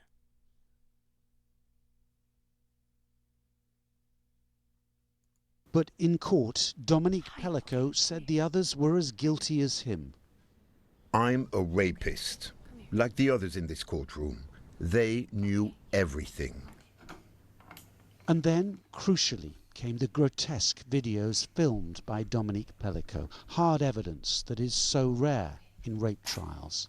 We're almost done covering this. In the video, you can hear Gisele Pellicot snoring. So it's absolutely obvious that she is sleeping. And for the defendants, it's very complicated for them to defend themselves and to pretend, well, I didn't rape her with this kind of proof. Over the course of this trial, Gisele Pellicot has in some ways eclipsed the accused, an inspiration to so many women. It doesn't take, a lawyer, it doesn't take a minister, it doesn't take a government official to make an impact for women's rights. It just takes a woman with guts. Gisele Pellicot could have remained anonymous. Instead, she embraced a public role, the victim who refused to feel shame. Andrew Harding, BBC News, Avignon. Man, oofda. I know that is a lot of heavy shit. I know, because it is. But I also wanted to talk about that case because of Gisele. Because of what she has meant, what she means to so many women and girls around the world who have felt encouraged by her, who have taken her bravery and okay, yeah, all right, okay. Women who have looked to her as an icon, as the change that is needed, not just in France, but all around the world. She is a hero. The term is so misused and unserious sometimes, but this woman is truly the embodiment. Yeah. She really is. She's an ordinary woman who displayed extraordinary courage and strength, and did so that she could be a voice for all victims of sexual violence, and so that she could instigate, so that the horrors that happened to her, that she endured, that she experienced, could instigate very necessary change in French society. So, anyway, okay, we are going to move on.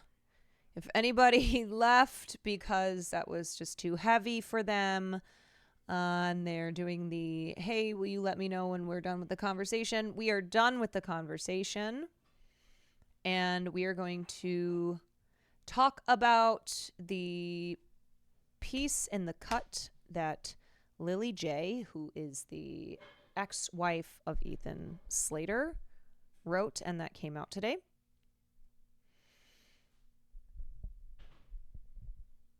David Russell, oh, I know. I saw that he has a new movie with, unfortunately, with Oscar Isaac and Ana de Armas. Boo. Thumbs down, will not be seated. I do not understand. Like, the thing, I can't get into David O. Russell again, but I just have to say, it's like, okay, I don't expect Hollywood to take up, to no longer give opportunities to someone who is an admitted, who admitted to sexually assaulting his trans niece. Okay. I'm like, yeah, it's Hollywood. All right. But Hollywood is a money-making business. And David O. Russell has lost so much money for the studios that have employed him. And yet he still gets opportunities to make more movies. He is not in director jail. He's not in jail to begin with, and he's not in director jail. And it is the thing that I point to every time somebody who is not David O. Russell makes a movie that fails at the box office, that doesn't, receive the awards and critical acclaim that it was expected to receive, and their ass is thrown in director jail. Hi, yi.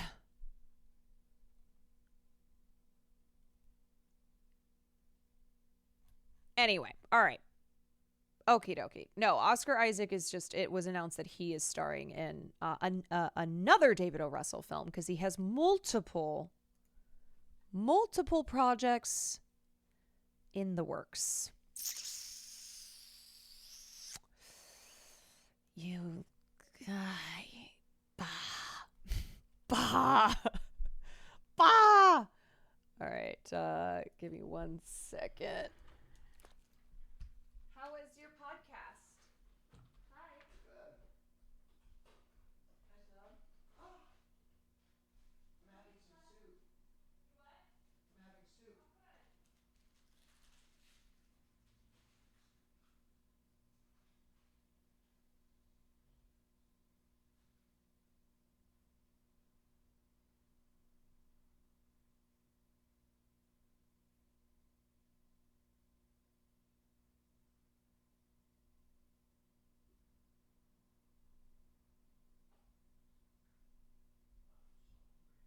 Oh, good. So hungry? I was going to have everybody go out to dinner for Christmas after the podcast. Yeah. And they all backed out. No friendship? No friendship. Sad. Well, I probably have like another hour and a half. Take your time. Okay.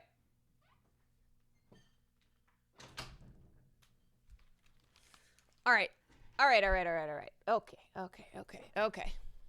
All right. Sorry.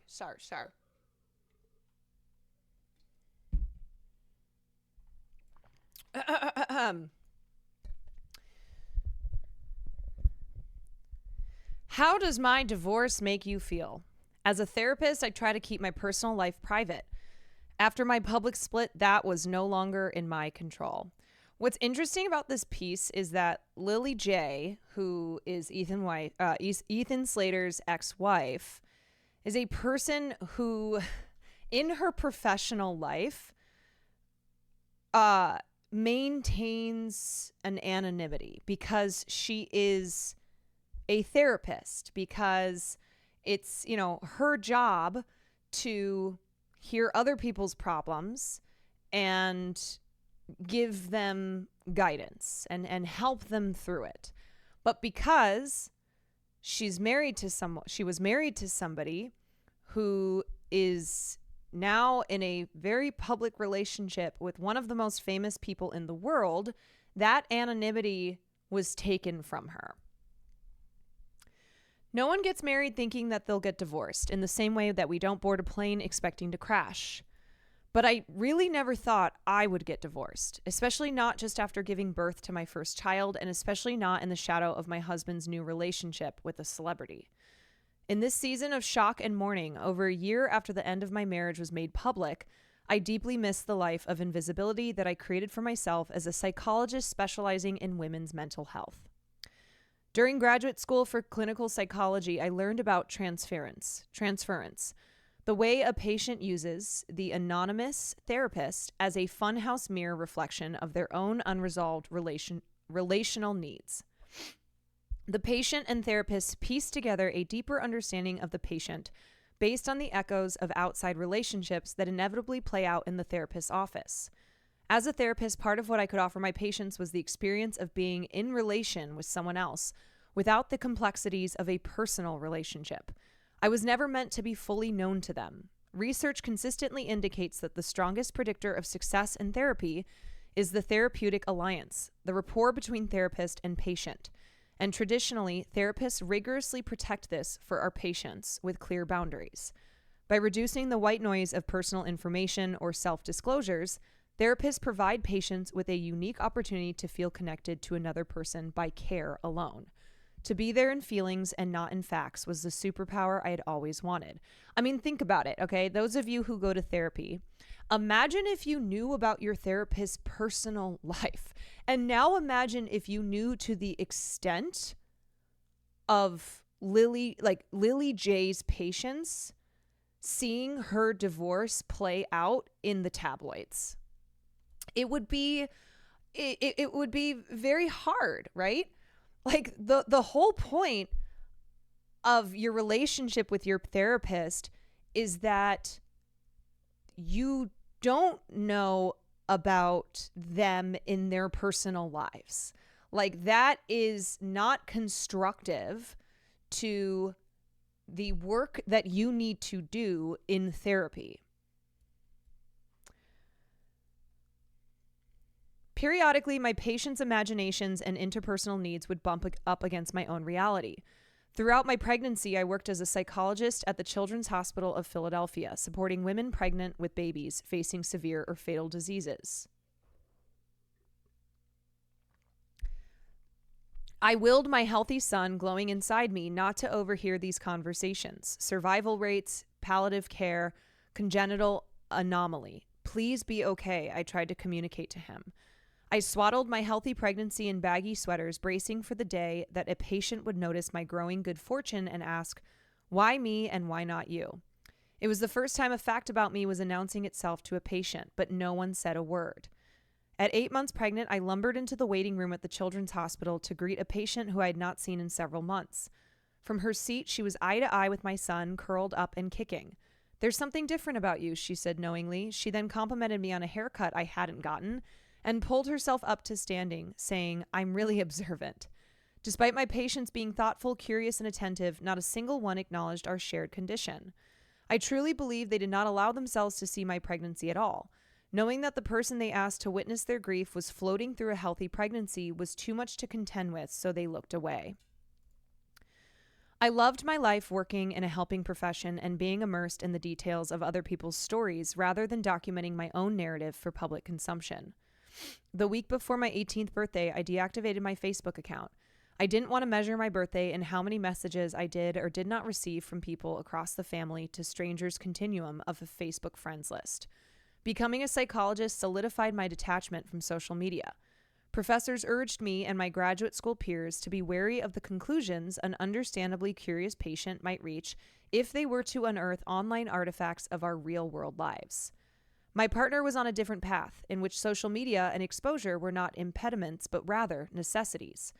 We puzzled through this predicament on walks over pizza in our apartment and excitedly concocted rules of engagement of how and what he would share about our lives together. It was a tenuous balance, my profession, which requires privacy, and his, which is measured in applause, but it worked well while life was unfolding according to our plans. You know, not to make this about me, but before I started streaming, Will had been streaming for a couple of years. And I've said this before, but I one time asked him, I was like, why don't you share any pictures of us? Like, I noticed that once you got really serious into streaming that, like, you don't post me at all. And I'm like, I don't understand why that is. Like, do you not? I was looking at it as like, you don't want people to know about me for bad reasons. And what he said to me was, because you didn't sign up for this, and I don't want people prying into your personal life. I don't want people, like weird people on the internet, you know, stalking you, like making comments to you because of my job of being a person who works on the internet. And I was like, oh, okay, I understand that. But I didn't fully understand it until I started streaming myself. And it was kind of one of those where, you know, I wonder what our relationship would be like if it would be any different if I had never gotten into streaming, or, you know, I don't know, because now I'm here as well. Now I am also internet person, and so there's no need for him to have to hide me from the internet because I am on the internet and I am visible. I am visible because of the content that I do on stream.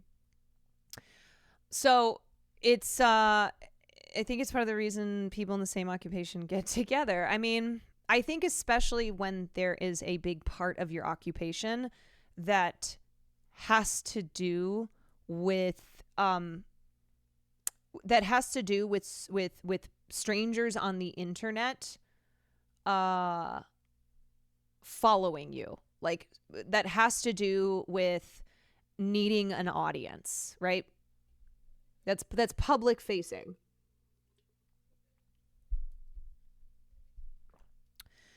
During my pregnancy, I'd never felt happier nor more aware of how precarious happiness could be. When my baby was first placed on my chest, still tethered to me by his umbilical cord, I sobbed with relief. We had done it. He had arrived. I survived preeclampsia, a life-threatening birth complication, and finally our family was whole.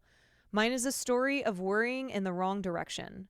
As a perinatal psychologist, I knew all the statistics, how vulnerable a marriage is in the postpartum period, how vital community connection is in preventing depression and anxiety, how new parenthood impacts a whole family. But I confidently moved to another country with my 2-month-old baby and my husband to support his career. Consumed by the magic and mundanity of new motherhood, I didn't understand the growing distance between us. Motherhood, I have learned, fills your time, but not your mind. In the countless hours I spend rocking my son to sleep, pushing his stroller, marveling at his sweaty little hands grasping a crayon, I work diligently on my private project of accepting the sudden public downfall of my marriage. This, I tell myself, is nothing to be ashamed of and nothing to hide. Slowly but surely, I have come to believe that in the absence of the life I planned with my high school sweetheart, a lifetime of sweetness is waiting for me and my child. While our partnership has changed, our parenthood has not. Both of us fiercely love our son 100% of the time, regardless of how our parenting time is divided. As for me, days with my son are sunny. Days when I can't escape the promotion of a movie associated with the saddest days of my life are darker. Even as people from my past have reached out to say they saw my face in a tabloid, my patients have remained silent. Was some algorithmic or karmic force protecting my patients from seeing a tabloid drama in which I play the role of a voiceless ex-wife? Or did they know about my divorce and didn't know it's okay to tell me? Because of the clinical frame that the psychologist makes to the patient to not take up emotional space, I don't explicitly share any part of myself until they've already found out by themselves. Recently, while eating muffins with my son at the Sunday farmers market, I locked eyes with a patient who was in treatment because of the grief of a miscarriage. It was her decision whether to discuss our in-the-wild encounter in my office the following Tuesday. But I held the moment in mind, thinking through what her acknowledgement or silence would mean in the context of our work together. It's hard to measure an absence, and I can't say for sure how much my career has been impacted by what's out there online. But there have been hints along the way, like the job offer that dissolved without explanation after yet another tabloid news cycle, or the patient who is scheduled for a first appointment but seemingly vanishes. On my darker days, I railed against the unfairness of a public divorce, asking my therapist, we're all just a Russian nesting doll of therapists supporting therapists, who would trust a cardiologist who had a heart attack because they never got an EKG? Of course, I am not owed anything, whether it be a job or the privilege of being any given person's psychologist. Still, even as someone who spent years researching how people respond to ambiguity, I hate not knowing if the way my story has been told has impacted my opportunity to help others sort through their stories. I have the deeply human propensity to find evidence for my worries in the unknown. As a visitor in this digital land, I thought had successfully chosen not to live in, it is uncanny to see myself in a shoddy mosaic of others' words and impressions. I have puzzled alone for nearly 2 years about what to say as someone who is, by personality and profession, equally allergic to being the center of attention and to being erased. At the Children's Hospital, my invisibility was welcome protection from hard conversations for me and my patients. And while I still firmly believe in following my patients' leads and not presuming to know what parts of my personhood resonate with them, the publicity I did not consent to increasingly feels like both a challenge and an opportunity. If I am discovered as being vulnerable, perhaps it could be a point of connection rather than a clinical liability. My entire adult life, I feared that loss of control and postpartum depression would destroy me. One day in London, I looked up and found that they both had arrived, and I am okay. If I can't be invisible anymore, I may as well introduce myself. You know how a sponge is most effective at absorbing liquid when it's already a bit wet? Maybe we can think about my messy, not so personal life in that way. A dose of my own loss, rage, powerlessness, sadness that helps me hold yours. I cannot resolve the incongruity of a career in helping others prepare for the exquisite fragility and beauty of pregnancy and postpartum, and then having my own world upended. But I can start hearing myself when I tell patients that avoidance maintains fear, and maybe it's time to accept that I am not unknown anymore. So consider this essay, my message in a bottle sent out to sea to maybe wash up at my patient's feet someday. I am sorry I can't be invisible anymore. Really, more than you know, I am sorry. This information about me will rush in like water, filling all of the blank spaces where you could have, should have, would have imagined me to be whomever you needed. I hope this is okay, this psychologist of yours who had a window into her life pried open. Knowing what you know now, I can say with both personal and professional authority, you are so much stronger than you assume. Some of what you loved most about your partner was actually your own goodness reflected back to you. It is yours to keep and carry forward. I would tell you and myself to let go of the worries. Our anxious minds are creative but not particularly good guessers about the future. If you want to or need to, we can acknowledge what you now know about me, and then we will quickly work our way back to your story with a question that is a therapy classic for good reason. And how did that make you feel? Man, she's so good. Her writing is so what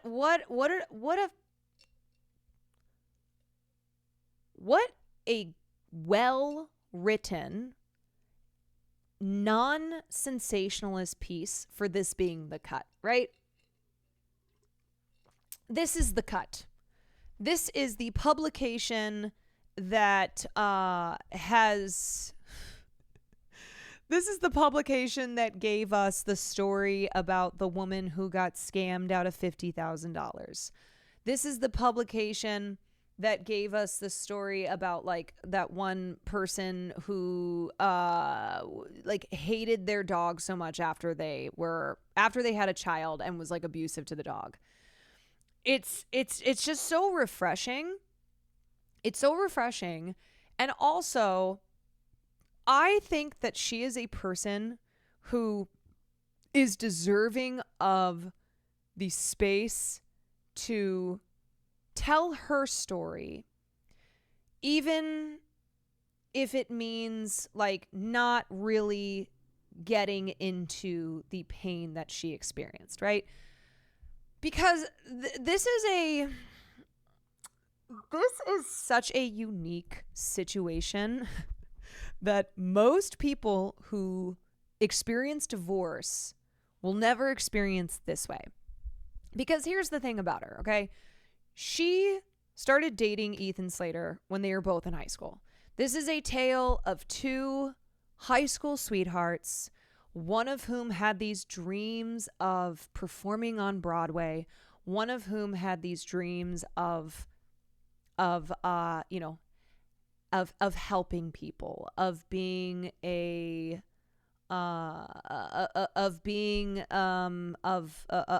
mind and a heart that would help people through some of their darkest times. And Ethan Slater, remember, Ethan Slater, before the Wicked shit, was not a celebrity. He was a Broadway actor. He made it. He made it onto Broadway, but he was a little known theater guy unless you were a massive SpongeBob SquarePants fan. But as far as like her being married to a celebrity, no, she was married to a professional Broadway actor. There are a lot of successful Broadway performers who are not celebrities. When it comes to theater versus film, typically those at the top of the industry in film versus in film and TV, in the entertainment industry, and versus in like Broadway, celebrity is just very different.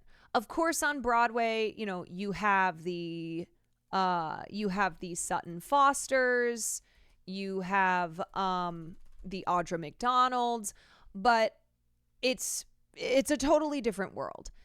And the reason that Ethan Slater became a celebrity is because of Wicked and because of his public relationship with Ariana Grande. This reminds me of the scene from Night Bitch.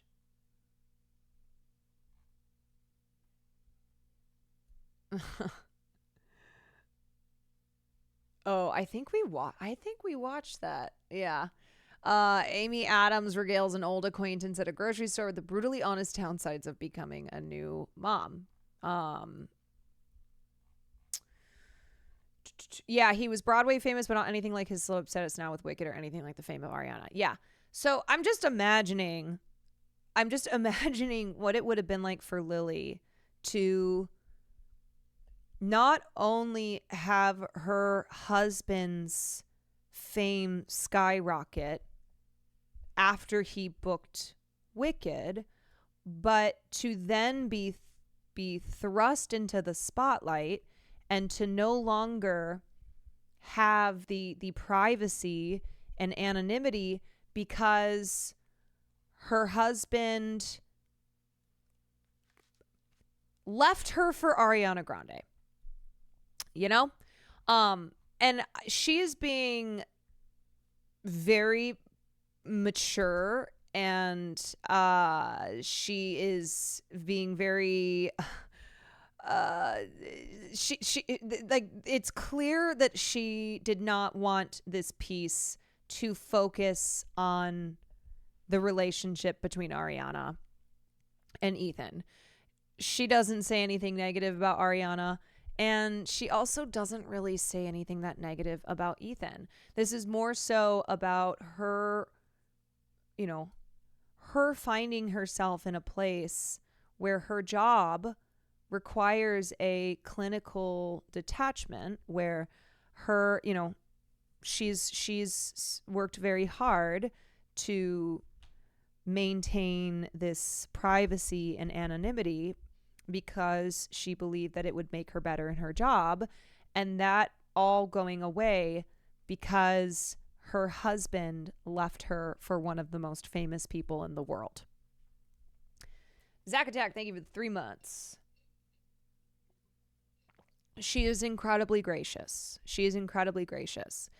And I just have got to show you some of the responses from Ariana Grande stans, because this is an adult, right? This woman is a normal adult, and she wrote a piece where she does not even mention Ariana Grande's name.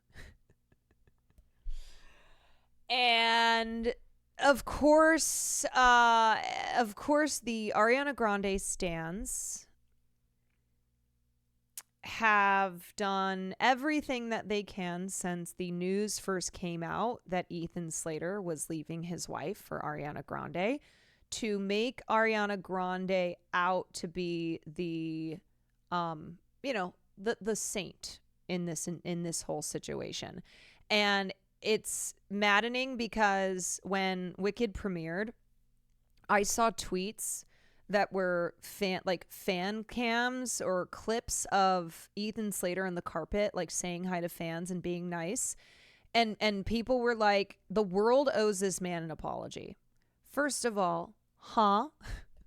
What do you mean the world owes this man an apology? The fuck are you talking about? Second of all,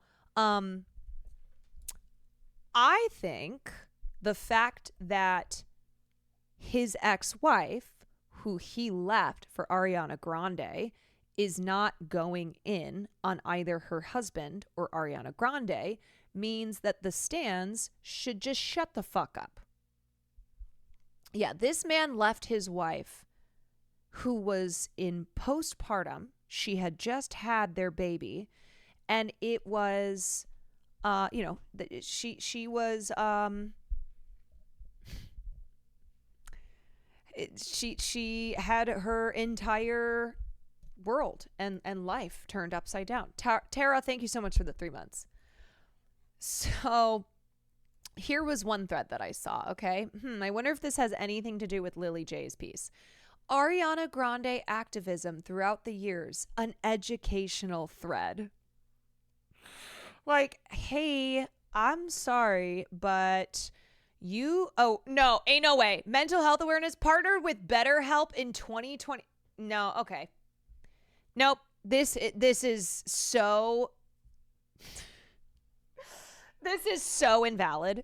This makes it worse, actually. Mental health awareness partnered with BetterHelp. Really? BetterHelp? Okay.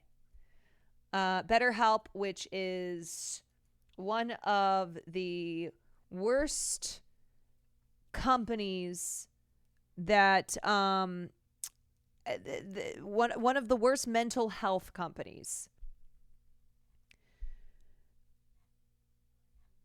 Oh my God. Join the BLM protests and amplify calls for, okay, anyway, I don't need to look through this, but this is just one example of like the response. This one is fucking crazy. Lily J talks about Ariana Grande in her essay on divorce. I love how she, Ariana, always knows how to make everyone feel welcome and appreciated. Her intelligence is just unmatched, and her laugh, it's the most infectious sound in the world. I swear, she's extraordinary. So we just read the piece, and that quote was certainly not in it at all. And this got community noted. Lily J did not say this about Ariana Grande in her essay. The OP fabricated a quote from J to make Grande look better. It's worth noting that while J did not say anything praising Grande, she also did not say anything criticizing her. This is insane. And now it gets crazier. So yeah, Selenators added digitally altered context note. Now please, everyone rate it negatively as unhelpful and unnecessary. OMG. Oh my fucking God. How do you get worse and worse?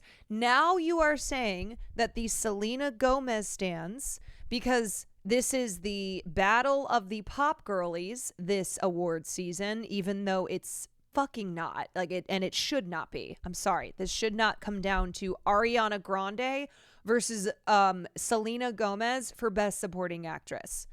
No. But this is like the war that has been going on between Selena Gomez stans and Ariana Grande stans. They have been fighting it out online, and that's where you get this just brain broken that's where you get this brain broken BS. My God. And then so many people in the comments who are like, "Oh, that's so sweet. Oh, how kind of her." Holy shit. Like, it is so fucking crazy. And I'm like, you know what? if Will ever leaves me, please, for the love of God, do not ever leave me to be with somebody who has psychotic stance. Please, that is all I ask. That is all I ask, is that you do not leave me to be with someone who has stands, who will do shit like this. Please.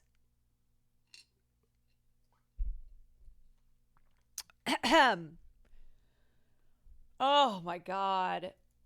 Man.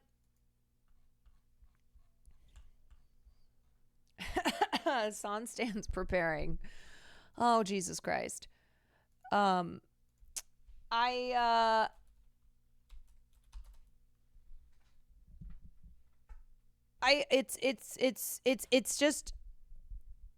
It's funny because the Wicked press tour has made it so that a lot of people are like, you know what? Actually, I don't know what all that noise was, but I think that we were too harsh on Ariana Grande and Ethan Slater. There's kind of some either forgetting or revisionist history. And then you read this piece by the voiceless ex-wife, the one person who had no public power in this trio, and you go, actually, I don't think we were harsh enough. Actually, you know, this is bullshit. This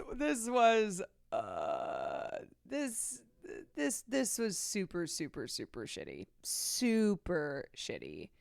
And so, no, we do not owe Ethan Slater any apology whatsoever.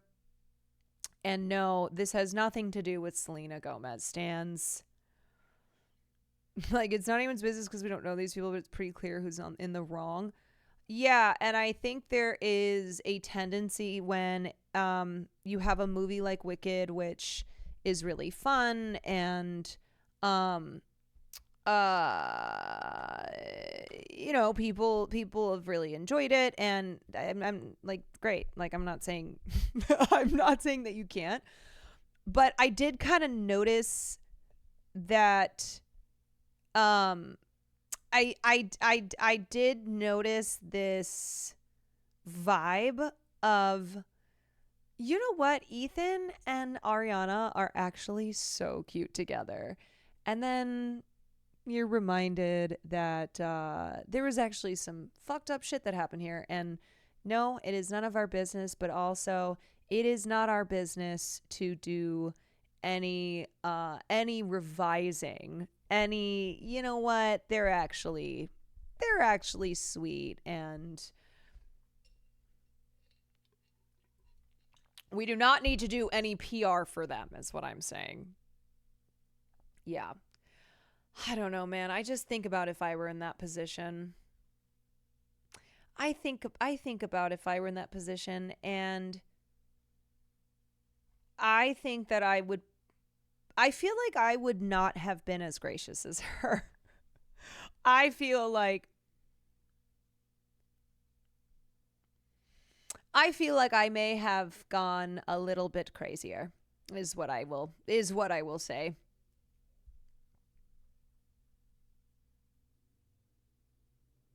I was reading this book lately where it was like, there's no more prevalent belief than the idea that success is right. And yeah, I feel like that applies here. I hate when people equate being successful with being a good person. If Wicked flopped, people would be going in on Ethan Slater and Ariana. Yeah, they're like, oh, you know what? He's really talented and the movie is great. And I'm going to do good PR for them. And it's like, no. No. It's kind of funny how similar the situation is to the actual Wicked plot. Well, yeah, it's crazy that the character of Bach is in love with Glinda. It's like, oh. So were you just method acting?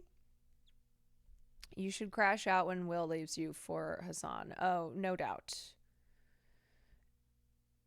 No doubt will I be doing that. Alrighty, let's get to God, that's like actors a on question. actors, which I'm very excited for.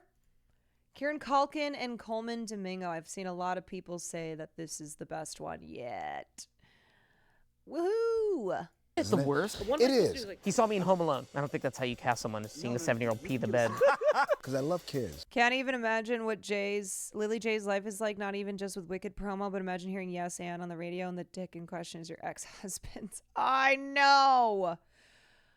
Oh my God. Like, Wicked is one of the biggest movies of the year. It is a global sensation. And imagine being her, and everywhere you go, you are reminded, right? You will never imagine if she's a fucking Wicked fan. Oh my God, I would go so crazy. Can you imagine being a Wicked fan, but you can no longer listen to Popular, to Defying Gravity without thinking about like one of the darkest periods of your life? There's no escape. Everywhere you go, it's just wicked, wicked, wicked, wicked. Wicked everywhere. Guys, I cheated and watched this earlier. How could you? How could you? I would make it everyone's problem. Yeah. I'm going to create an environment that's so toxic. But I have a lot of really good furniture. So Bum, bum, bum, I'ma go get a snack.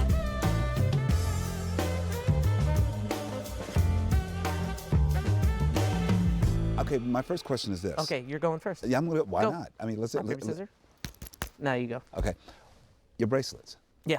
Are they symbolism? No. Something your kids giving you? Some of them are kids. It's not that. This is a gift I bought on Virgin Airlines for my wife. You know how you Oh, get really? it? Yeah. And she didn't like it, so I wear it now. I did that on purpose. I bought something that I thought she... Wait, you bought it on Virgin Airlines? Yeah, you know they have like a shop thing? I was just curious. I never knew anyone actually did the shopping. Me either, off of so that. I did it as an experiment. I was like, you guys like, so do you actually have this on the airline or do I get it when I land? They're like, no, we have stuff. Wait, what? And they have like jewelry and stuff. They have like cologne. It's weird. It's not just like lunch. They have like things you can buy. Okay, wait a minute. So you bought that and you were like, I'll take that before I leave, and then I was they brought it debating to you? between a couple things. I was like, she's probably going to hate this, and if she does, I get to wear That's it. But at least actually I really gave her smart, a though. gift. I know. So like if you need to get a gift for you know, myself, I right. just give it to her. When she doesn't like it, I go, well, I can't return So it. 'cause when I'm did not they gonna get give back on you Virgin Airlines. the bracelet? When you were getting off? No, like right away. Really? Yeah. Was it in a case or anything like that? Was it in a little Yeah, it came in package? a little box. It was a shitty box. It wasn't like expensive. It's not like nice jewelry. Okay, now Oh what my about God, the look at other all things? his bracelets. Only My daughter because gave it to me. it's so significant. My daughter gave it to me. This was somebody on a red carpet that was wearing it, and I said, can I have it? My daughter gave it to me. My daughter made it. My daughter gave it to me. Oh my This was somebody in an God. audience that gave it to me. This was some dude who was wearing a bunch of bracelets, and I said, can I have it? And this I got in Mexico with Well, my first of all, wife. I love that you remembered exactly everyone. That's because It's only like a month. Just a month? I would say so. I mean, No. except for this. This was a few months ago. But yeah, you build it up, and then when it gets too big, you take it all off and start again. Oh my God, is he a Swiftie? It's funny, if you just ask people for things, sometimes they give it to you. It's weird. Really? Yeah. Are you that person? Are you like? I do. Could I have like- that sweater? Yeah, it was Jay Smith Cameron, actor. She got really pissed at me because we got on a flight together, and before the plane even took off, the flight attendant gave me her bracelet, and she's like, who the fuck are you? How did you do that? I said, I just asked. She had a lot of bracelets. I said, can I have one? And she said yes. Was it like just like a He's little Roman simple Roy. bracelet, or was it like a Cartier or This something? is really good. I think actors are learning a lot right now about. Not Coleman Domingo going, oh, was it a Cartier? About grifting? I'm sorry. I don't care how much, like, I don't care who you are. No one is taking off a Cartier bracelet and giving it to a celebrity. I do not believe Yeah, that. about the grift? I do not believe that. That's what it is. It's basically all acting is. It's just asking for shit and hoping that the All person right. gives it But to that's you. what I do. We do. And then we you get all always the do that credit in the morning, though. for- We walk yeah. in and we're like, I received my breakfast. I received my hair and makeup. I'm not doing. Do you do that? Yeah. You let them like bring you the breakfast and the coffee and shit? Yeah, absolutely. What do you do? that. You go. I You don't go like and it. get It it. makes me uncomfortable. I go get it. Wait, I don't really eat in the morning anyway. Why does it make you uncomfortable? I don't know. I don't like people bringing me shit unless like I have to. Like there really But you've isn't been time. doing this for a long time. First of Yeah. all, I wanted to open this, everyone. I wanted to open this. He just said that he doesn't like anybody bring him at anything, so he goes and gets it himself. That is so by funny. saying, I love which that. is maybe odd because I'm older than you, but I grew up on your movies. Are you older than me? Yeah. Really? I wouldn't have thought so. You, How old are you? not? Well, you know, you know, we maintain. You know. Okay. I'm 54. Get the fuck. Yeah. Sorry. I'll I didn't be- mean to I'll be be- so loud. I'll be I would 55 have on been 10 years Thanksgiving. younger than Exactly. that. 10 years shit. younger, yeah. Yeah. Look at you. It's hydrating, and you know. You moisturize? I'm black. Yeah. Oh, that. Oh, you are. That'll do it. I didn't notice. I don't see those. I don't things. see those things. What? Oh, I don't even know what that is. Wait, how I'll old look are it up. you? You're Oh my God, this is already the best actors on actors conversation of the season yet. Yeah. How about that Kieran doesn't like people bringing him things, but will ask people for their things. You said you did a deep dive. Yeah, but not that deep. I forget certain Not things. that deep. It's like the first thing that comes up. It's like height and age. It's like 42. Yeah. Okay. Yeah. I did get it yeah, right. you got it right. Okay, see, I downloaded a lot of information, but I didn't want to seem like I was reading off cards and everything. I was just like, you know, I want to get to know you, like it's our first cup of coffee. It is. You still took didn't tell my me what coffee. your sign was, though. Because it doesn't matter. There's no such thing as sign. Oh God. Do you actually believe in this hocus? Oh my God, You here we just go. called me out for being a Sagittarius. Yeah, so because you believe in it. Sagittarius is a funny word. That's why I said Here we it. go. And you're It was just a like, punchline. It was a punchline. If I said Astrology. Aries, it's just not gonna hit But the same way. you dialed in. You were like, yeah, you might be a Sagittarius. Yeah, I'm like, yeah, because it's funny. That's Because me like doing nobody's you. a Sagittarius, by the way. Nobody I'm is. a Sagittarius. Nobody is. There's Anna no such Nicole thing. Smith was a Sagittarius. No, she wasn't. She was a person No, she who had like a birthday. That's all. I just wanted And to bring you her don't because wanna, we shared the same Have you ever birthday. done this when people say like, "Can you read my horoscope?" Like I like to read someone else's. I would read you Libra, and you'd be like, "That's interesting." That, no, applies no, to- no, it's not true. Oh yeah. No, Yeah. no, No, it totally totally not does. true. It is I not. mean, it's like the whole thing is to be so general to reach No, out it's to everyone. specific when it comes to attributes of your personality. Yeah, horseshit though. Like actual gonna tell horse. I you. feel like Oh it's my proven. God. The moderator's losing her mind. She's like, "You're not talking about like, we're not talking projects about or films, acting. we're not you're talking not- about anything. No, this is it. This is We're gonna just- do this for 45 more minutes, just so you know. This We're might about be to the get into best ghosts. Do you pairing. think things are haunted? Someone's like, "Oh, your hotel's haunted." I'm like, "Nothing's haunted." What does that mean? Like I was saying, I grew up on your films, which is Did you? wild. Yeah, because you've been doing movies way longer than I have. No shit. Well, how long have you been acting? I've been acting for 34 years. Okay, you barely beat though. 36. 36, but 36 years. So that's. you started out. I was 6 years old. So Wow. math. Wait. So hold on. Yeah, but I think the difference is that Kieran, because he came from a famous family, he was like, as a child actor in big movies from the beginning of his life, versus Coleman, you know, he was in bit roles until he finally broke through. So that's why like it makes sense that he would have grown up on Kieran's movies versus the other way I around. need to get into this What? because I don't know if you're counting this as part of the acting gig. You started in the circus. I did. I love that that tickles you. Yeah, it does. We said we were going to. Well, yeah, I started out like when I started. How old? I was 21. 21. You 21. Listen, I went to school to be a journalism. I was a journalism major in school at Temple University. Is that the trajectory you thought you were going to have? Yeah, I thought I was going to be like a diehard journalist. I wanted to do photojournalism. I wanted to go to like war-torn countries and take photographs of it. Wow. Yeah. Did you then- ever pursue that properly, or that was No, sort of an but idea? my photography became more of a hobby. So I would do like, portraits and He wanted headshots. to be- Really, I did most New York He wanted to be a wartime photographer, journalist. actors, headshots. I always Really? had side hustles. You know what I mean? Like, Okay. and that was one of them. And then Is it boring to take pictures of actors? No, Faces? you know No? what? I love looking at faces, and I love like getting the story out of them. I'm like, I would sit here and I'm like, oh yeah, tell me, Okay, hold your on. deepest, darkest secret, but just through your eyes, and I snap the photograph. Oh, that's interesting. Yeah, Do exactly. you still have a lot of that work that you've done? I do. Really? I do actually. Yeah. Do you still do it now? No. No? No. I feel it's Too funny. busy? It was just like for a long time I was doing photography, and then it just sort of like fizzled out. I think my interest just changed. That makes sense. I haven't picked up a camera in a long time. Was a lot of this stuff in New York before the circus or after the circus? This was. I'm gonna keep coming back to the circus. This was during the circus, but my circus years it started in San Francisco because I moved to San Francisco from Philadelphia. What was the purpose of that? Was that in pursuit of Oh journalism? no, it's just I was just trying to become a person. I was okay. I moved to San Francisco. I had a bunch of buddies moved out there. Okay. And I had an offer from a good friend of mine. There were 3 guys living in a studio apartment in the Tenderloin district of San Francisco. Okay. And do you know the Tenderloin? No. Okay, it's women of ill repute are out there. Things. It was fun. Women fun. It of was honest, ill repute. Sexy. Got it. And I thought I'll move out Coleman Domingo is just a walking, talking Shakespeare play. there. And I become the 4th person living in a studio apartment, and it was cool. But you do that when you're 21. I wouldn't do that shit now. Yeah, I mean, one would, but yeah, I didn't. One would join the circus. Right. But okay, going back to the circus. So then. And how many years did you do the circus? Because you said years. I wasn't. I was in the circus for 18 months. Okay. Yeah, that's long enough. But you had a lot of jobs, right? You had Yeah. like there was a few things you did. there, right? I was a bartender for many years. No, I mean in the circus. In you the had circus? a couple of like. Yeah. Oh, different yeah. roles, Well, right? you want to stay with the circus? I do, because there was like a lot of, because you rattled off like 4 different things you did in the circus, and I was like, for 18 months, that's like a lot of things to do, and those were like performance things. Yeah, weren't because they? I got trained by these, Chinese masters and all. It's called Make a Circus. It was an offshoot of Pickle Family Circus. Okay. And so all the same people were training us. And I was 21. I read it. And backstage there was an audition for, people who are willing to, try new things and physical and, you'll be trained. I was like, yeah, I'll try it. Was that your first time sort of performing in front of people, or did you do any of that in high school or anything like that? That actually was my first time performing in front of people. Did you have like a feel that you liked then, or was that not, that sort of came later? It's funny, I was just trying to get a gig. And Yeah? I was trying to get a gig, and I was like, I want to perform.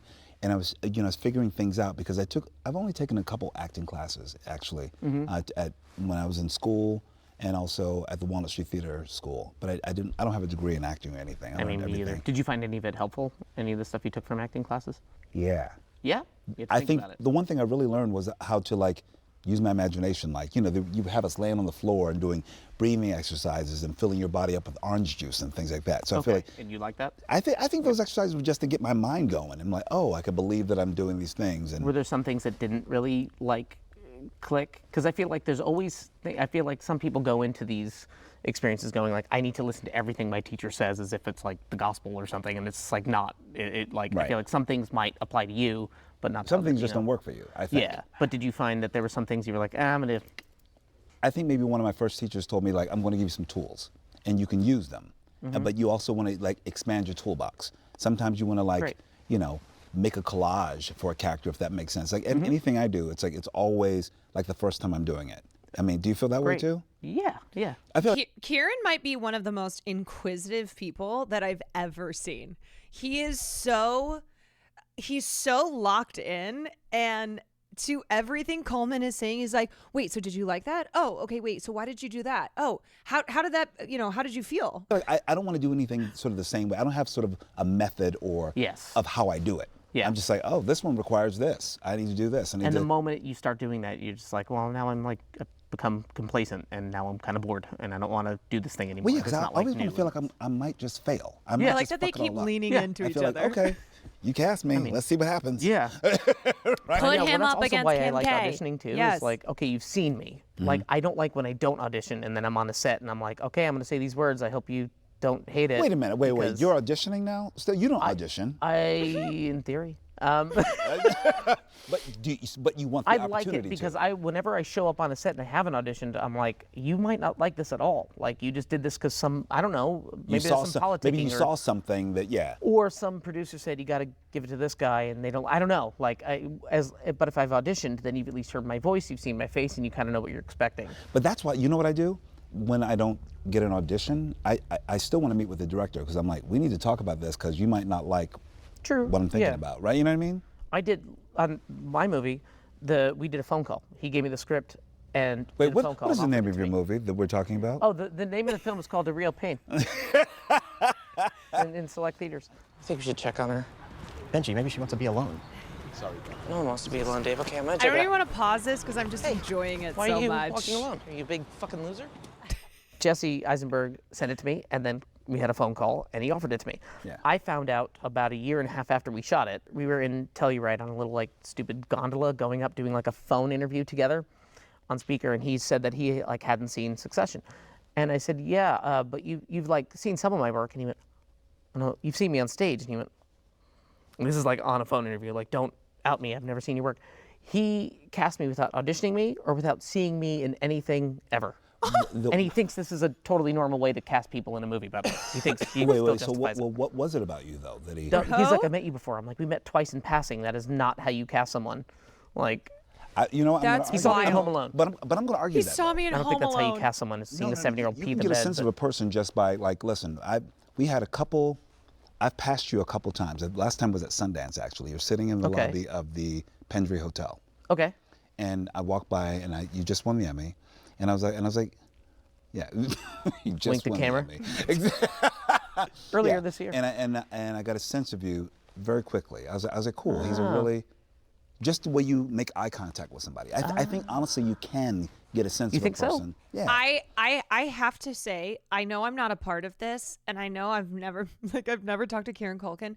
He seems like somebody that is so true. That you like what you see is what you get, and this is Kieran Culkin. Like, I do think that he's someone who you get a sense of him immediately, whether you meet him in person or you're watching an interview of him. I don't know. That's pretty.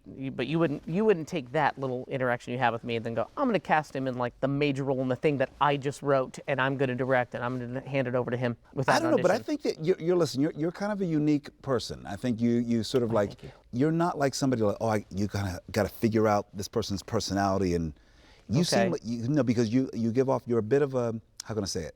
Maniac. No, a maniac. Yeah, Psychopath. I could say bipolar. No, I would actually say you're a very dangerous actor, and that's kind of actor I like. Oh, okay. You're like, oh, he'll go anywhere. Yeah. But also you can go to the And I don't take notes either, so. You don't take notes? No, I'm just kidding. No, but let me tell you about your work, because now I want to really talk about your work as Here well. we go. Your work is beautiful in Real Pain. Oh, thank and you. also, he's a pain in the ass. I got to pee. I'm gonna go to the bathroom. I'll get that. Don't worry. And you're like, I'm not sure if I like him or not. Is he a bit of a narcissist? But then there's something about him that's so honest that you're attracted to. But I also thought that that's what you, the actor, understood about him, had to bring into his life. I don't think, I don't know if on the page he's that dude. Well, he's I thought it contradictory was. and all. You thought it was? To me, but Jesse told me after, which is weird. I worked again. with Coleman on a play years ago. He's amazing. I am burning with jealousy. And because he didn't audition me or anything, and we never talked about the character or anything. I showed up I think the day before we were going to shoot and just started doing it. But he had told me that he had written it differently. But that's how I saw it. I mean, the guy is so... He's full of contradictions. Yes, totally. And he's completely surprising and just a spontaneous person. You don't really know what's going to come out of him. So I made a point to not prepare at all. So it's like... And when you said that yesterday, and I was like, what does that mean, actually, not prepare at all? It literally means I read it a year before, said yes, and then I read it a couple weeks before flying to Poland to shoot it. You didn't think about it at all? No. I didn't want... it was the only time I read something where I was like, I have no questions, I have no notes. It's there, let's just do it. Let's just get in there and do it. And what was the first time you did something like that? To just sort of go in there raw? On Succession, pretty early on, I'd say 4 episodes in, I was like, okay, I don't need to prepare. I kind of understand this guy. He's the kind of guy, Roman was the kind of guy that was like, he'll just sort of blag and bullshit any situation. So I figured I could take that approach by just sort of figuring out what the scene was as we're doing it, because that's the kind of brain he had.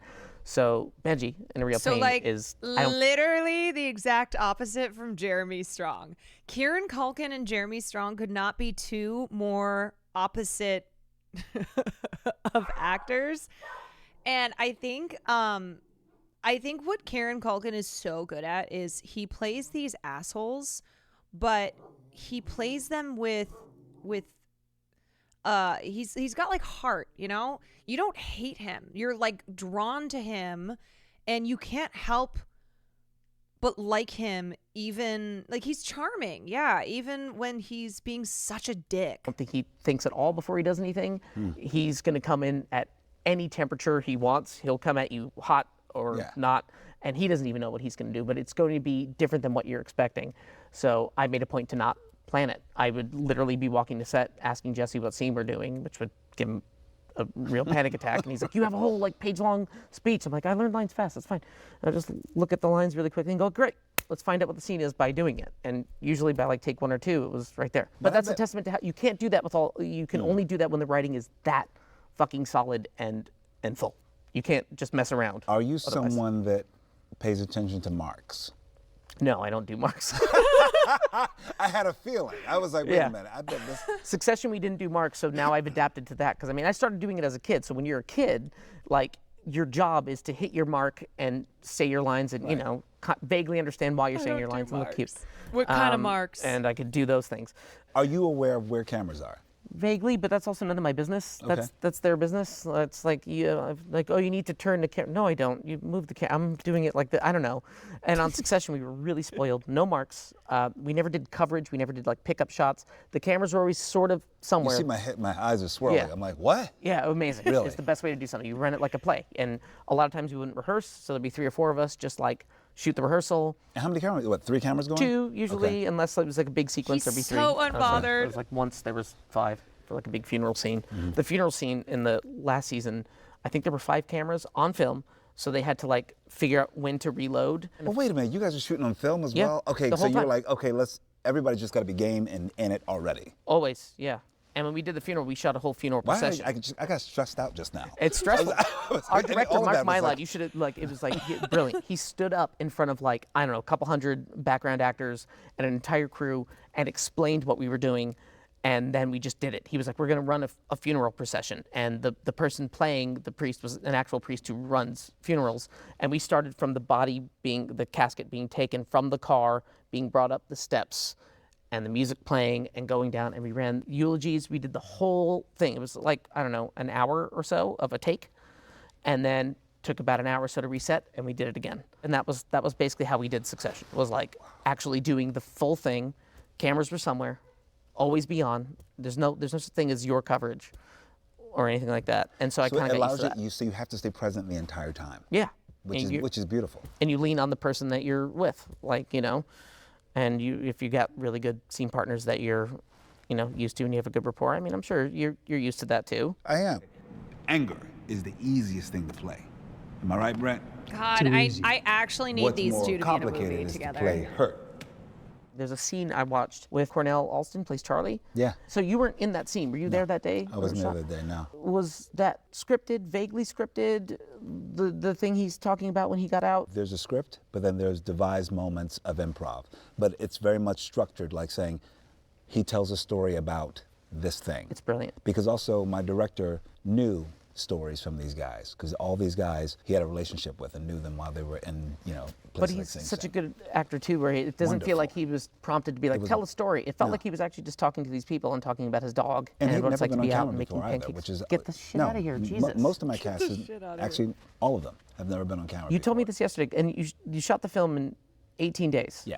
And most of these people had never been on camera. That is such a feat. 18 days to shoot an entire movie like that, a scope like that, with these actors, and they're so good. I think it's the energy that Greg Quita, our director, he's so gentle, and he invited everyone to just bring what they had and didn't judge whatever it was and the level of it. And I guess, so, you know, they had me and Sean San Jose and Sharon Washington and Paul Racy as the actors to, you know, help give it anchors. All fantastic actors, yeah. You know, to give it anchors, but also then there's just like, you know, these guys were asked to just, hey, bring yourselves and bring parts of yourself and stories that you want to tell.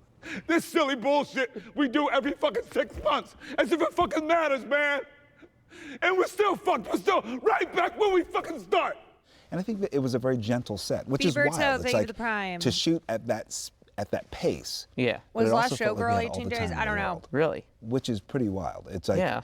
But also, it's like you're saying. I think it was the first time I allowed myself, to be honest, to be as raw and show up, because I couldn't because of time. I was literally shooting Color Purple right before, and then doing pickups for Rustin right after. So I literally had 18 days. We shot my work in 16 days. That's why I needed some days to just like be a person and get myself together, which is why I wasn't. We structured the script in. Were you doing like 6-day weeks or anything like that, or was it 5 days? We did 5-day weeks. Okay. And we knocked it out, but also I had to go in there a bit more raw in a way that I was uncomfortable with. It was the first time I actually did what you were saying you did. I was like, oh, because I like to know everything. I like to prepare. I like to prepare a lot so I can be free. And this was like the first time I was like, oh no, I just have to be my most raw self and not know exactly what's happening. Because you quite literally didn't have the time. For both of these actors at work they've been in, would you recommend? Okay, so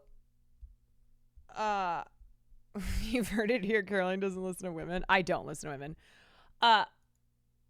For Kieran, I would recommend Succession. For sure.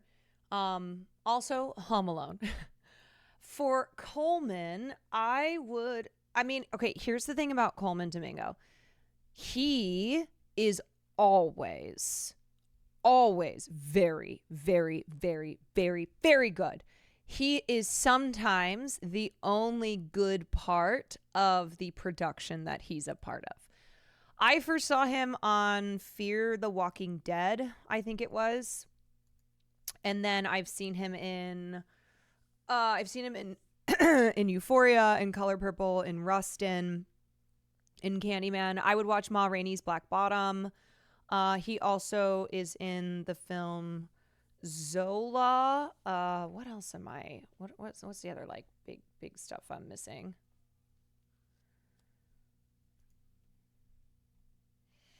Coleman's great in Euphoria. Yeah, if you want to stick with TV, I'd say like Succession for Kieran Culkin, Euphoria for Coleman. I think for me, I think an amazing performance is him as Rustin, but I don't think the film Rustin is very good. I think that he was by far and away like the best part of Rustin. He was just in a series called The Madness. I have not seen that.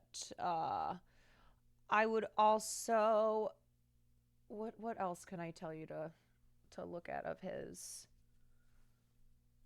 He's really good in Color Purple as well. Yeah, I didn't have the time, but also it made sense for this film in particular to like, because here I am working with guys who had the lived experience. I was like, no, you know, there can't be any polish of performance. I have to like lean into them and where they are. I can't, you know what I mean? Did it give you a little bit of insight that like, oh, maybe I don't need to do all this work I've been doing? Like, I'm sitting in my hotel killing myself over a scene. I guess. And but maybe that's the part that I love. I've always loved, you know, I come from the theater and I love rehearsal and I love the practice of it. I love to know a lot so I can free myself on the set. But don't you find that when your back's against the wall, you can still do the same amount of work when there's like you give It's this always much time surprising and that I can. Like I always thought, oh, I don't have a great memory. I've been, oh, I need time because I really want to get it under the hood and all that stuff. But yeah, then when like, you have to and it's your job. Oh, when I have to, do it. when suddenly I'm like, oh no, here's the new monologue for today. I'm like, oh, I can learn it. Yeah. But I always think, I know I need like a week. The reason that I would also say Rustin is because that was the first lead role that Coleman Domingo played, which is crazy because he's just so fucking good.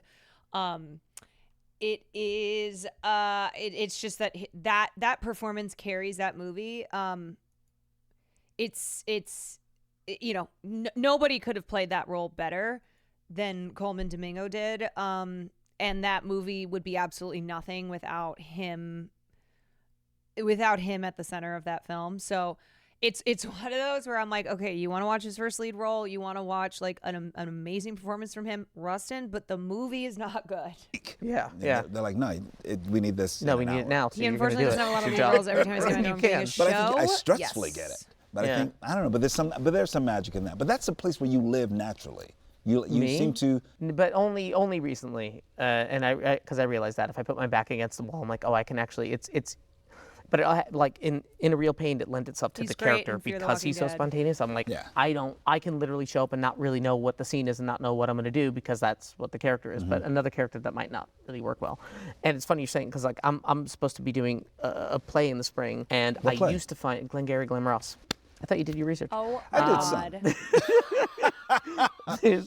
But I used to find doing theater so freeing because it's like, you know, you spend the weeks rehearsing, talking everything out, and then everyone leaves, and it's just you on the stage with the other actor. I found that so freeing. Now I'm worried that I'm going to feel so restricted to the lighting cues and my mark and the choices I made in the rehearsal room a couple weeks ago because now I don't get to change anything. But that's why I'm terrified. But you're going to free yourself in rehearsal, which is great. You're going to free yourself and have liberties and then find all those nuances. I guess I haven't done theater in 10 years, so it's like I used to find that. Now I find like showing up on set and going, oh, I didn't know the room looked like this. Like, oh, do you need to rehearse or do you need a moment? Like, no, let's shoot it. Fuck it. You know, who are you doing Glengarry Glen Ross with? Who are you doing it with? Bob Odenkirk, Bill Burr, Michael McKean. Yeah, you heard of them? Great. Cast. Yeah. Recorded, you got that, right? You Wish you had a better cast. Yeah. No, they're great. You're like, I get it. You're jealous. You want to be in. We can probably boot one of those guys out if you want to come in. You busy? Yeah, right. I've been very sincere.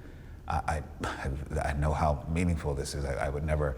Actually, that's not the intention of acting. Bill Burr, Bob Odenkirk. Acting is just a process. Did you feel a sense when you were on the set of Sing Sing that you're like, not like a number one on the call sheet kind of thing, but sort of like, okay, if these other actors aren't as experienced on a set, that there was sort of like a setting of the tone of what it's like? Yeah, you did feel that? Well, I did feel like that. I knew that I had to let them know what was possible, that they weren't going to be judged when it comes to whatever level that they were coming in at, and that if they needed something from me, I was here, and they can just And also, like, speak up, like, if you wanted to take, like, it's okay, you can say that. You can advocate for yourself. Absolutely. Like, how and, was that for you? Exactly. You know, just like, you know, or I would dial in just a few notes, like, you know, because they were used to doing theater. And I was like, you know what, if you just did that, it's just you and I. Just make it more intimate. And they were, okay. And they would go and do it. And suddenly, all this magic. Like, my castmates, I loved them so much because I just felt like we could do anything together because it really was just this true camaraderie. Clarence Macklin is brilliant. He's beautiful, isn't he? He's so good. And did he have, because he's also producer, there's a lot, he was very involved in this. Was he also sort of setting a tone on set, or was this his first time? It was his first film. So were there nerves there, or was he sort of like running the I wouldn't say there was nerves with Clarence. I would say, first of all, he's game at all times. And he just needs some light guidance to just say, oh, cool, but he's willing. All you have to do is just tell him what it is. Okay, he'll be like, okay, cool, all right, cool. Like even, there's this one take, which is my favorite of the film, which is when he has me cornered in a tight space, and I tell him, I offer him the word beloved. I remember that. And he looks at me, and then he looked at me like it was about to knock my head off, and then he just walks away. I'm like, no, he's got to just really let that word work on him. So I leaned into my director. I'm like, could he just hang in there with it and see how that word, what that does to him? And he did, and you watch him wanting to beat the shit out of me, to the word working on him, and him making a choice to walk away, and it's beautiful. Yeah. And I love that, I have to give it to Greg Quidar, my director. He made sure, and we shot it on film as well, and he rarely wanted to call cut. He just wanted to, because he always knew that there was more after. Yeah. And I'm used to that as an actor. I'm like, especially with television now, everyone wants to cut so quickly. I'm like, yo, give me a little bit, because I might give you something. Even if you don't use it. Give you a rack focus right here. You know, I'm like, there's more, there's always more. Yeah, you might not use it, but give me a moment. Like, I think so. And so, okay, got it, cut. I'm like, I know what I'm going to cut. I'm like, yeah, but I might give you something you might want to. Yeah, or sometimes, like I remember on Succession, they would let it roll, so we would just like, shoot the shit. They wouldn't use it, but it informed us. It was also like filling gaps with, like, you know, the actors playing siblings, that we were sort of like filling in the gap for ourselves of like what's actually happening between these scenes. And I think it maybe informed the writers or other people too, and it sort of like made the thing feel a little more full. You don't need to use it, but let it roll a little bit. Who was one of your favorite scene partners? Sarah Snook. Oh, you just came out the box. I didn't even finish. Okay, you're not supposed to have favorites. I have a favorite. They love each other. She was like the most. Please work with her. Also, you should see her. She did a one-woman show of Picture Dorian Gray in London, and she's bringing it to Broadway. She plays like 30 characters. It's the most insane performance you'll ever see. It's insane. Wow. You should see it. She's brilliant. But she's the most fun scene partner. That we just like fuck around. I would sometimes go like, hey, can you actually take my lines? Who's one of your favorite scene partners that you've worked with? she's godmother to his children.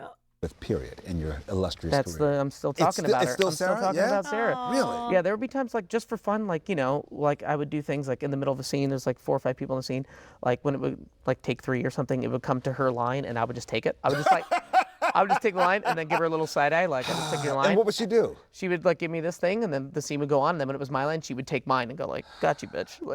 Like, she was just fun, man. That's and genius. if I'm like flubbing or not quite getting it, instead of like going, hey, we can go back or something, there was no like stopping or going back. It was just like, I would get halfway through the line and go blah, blah, blah. And she goes, no, I know what you mean.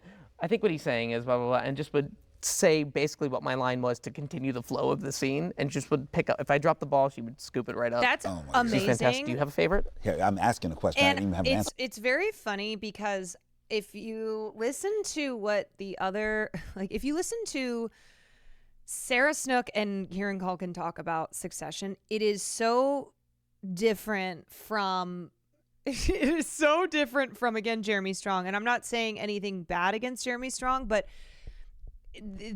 those two, Sarah and Kieran, were they approached and Brian Cox as well. They just have a very, very different method and approach to the work than Jeremy Strong, who is, you know, known for his intense method acting. He is like kind of quintessential theater person. Yeah, suffering for the work always. But you know what? I think like those are obviously very different roles. You know, his responsibility in playing Kendall is it requires a Yeah, there's just a seriousness to Kendall that is not of Shiv or Rory, not Rory, Jesus, Shiv or Roman. Kendall's it did. I think that did fit his character. He's the eldest boy. I would That's shitty say to get it I back was at on the you. show for 8 years called Fear the Walking Dead. Oh. And Kim Dickens is probably one of my favorite scene partners. Yeah. She's an awesome actress, and I feel like we can go anywhere together. It's Yeah. like Fear the Walking it was Dead, always that shout snap, out. crackle, and pop with each other. It was always feisty. Sometimes we play into this brother sisterhood. Sometimes it's a bit sexual. It was just always like a sparkle in our eyes. You're like, oh, what are you going to do with that? Do you hope that like you guys can work together again? I do. someday? I do. Yeah. I do. I feel like Yeah. we're not done. You know what I mean? I feel like I want to. I don't know. I feel like as I get older, I feel like and you have more opportunities to do things you want to do. You're like, just want to work with people I love. I know. More than anything, really. I know, and I don't have like it was somebody. This was like 10 years ago or something. I worked with somebody that was it wasn't an actor, but it was somebody that was a real pain to work with. Yeah, my movie. I remember like coming home and complaining to my wife about this person, and she was like, yeah, but the job's almost over. You never have to work with them again. And I was like, oh my God, you're right. Like I could actually not work with people that I don't want to anymore. Yeah. Like, but the thing is, you don't often get to work with the same people. At least in my experience. No, mine either. Yeah, you don't really, and that's a shame. Sarah Snook made me weep. It was when right before we were about to finish shooting, she goes. She was having a conversation with someone else. She goes, "Oh yeah, Kieran would like to hear this." Hey, and she stopped my conversation. She goes, "You're gonna want to hear this." I was like, "What?" She goes, "Are you ready to cry?" And I was like, "What?" She goes, "No one's ever gonna cast the two of us in anything. We're never gonna work together again." And I just went, "Why did you say that?" Oh, And I wow. just bawled. I just couldn't because. I mean, it's always possible, but it's like when you're on a show like that and we play brother sister, I feel like people will always make that kind of comparison if we work together again. So she's probably right. Do you still see each other a lot? She lives in Australia and she has a kid and she works a lot, so it's really hard to keep up. But like I try to. I'm not the best with the phone thing, and I always relied on the fact that there was going to be another season and we're going to catch up. But she's my son's godmother and she's one of my favorite people in the world. So yeah. That's beautiful. Try to. I know, but that's why I ask. It's like you hope that you can still work with that person again. Do you have because I feel like I know this to be true for myself. I know a lot of people. Okay. And people know that I'm very sociable. But I think when it comes to the people that are close to me, it's really small actually. Yeah. You seem to me as being a gregarious person, likable, people like you a lot. Okay. Do you have a very small group of people or is it pretty large? My wife and my 2 kids, and that's kind of it. That's it. That's kind of it. So when you're not working, you're at home. That's it. Yeah. Yeah. What do you like being about a father?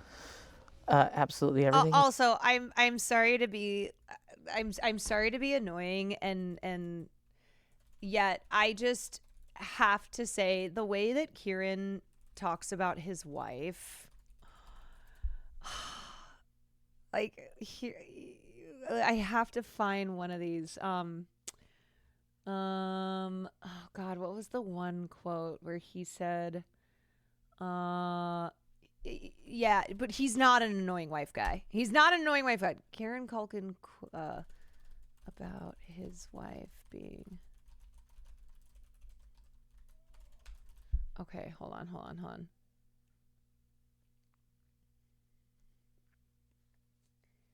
Fuck. I can't remember if it was like an award show or something, but I don't know. I can't remember. But it's very darling. It's very, very darling, and it's one of those where I allow myself occasionally to give in to the, oh my God, that's so cute. They're so cute together. I love them together so much. And this is one of those Except instances. dinner time. Dinner time is so stressful, but I love everything else. Bath time, bedtime, those are kind of the favorite things. Just being there. And yeah, I think. What do you think being a father has done to you or changed you? God, that's a really, really good question.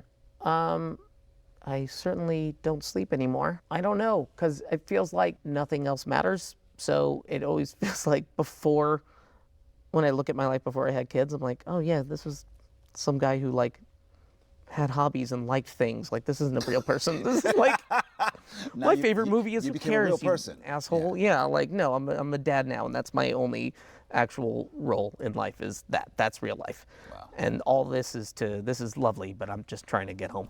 Yeah. Do you ever want kids? Do you ever think about that? I wanted kids in my 20s. I was one of those. Really? In my 20s, I wanted to be a dad. Backwards. Which is weird.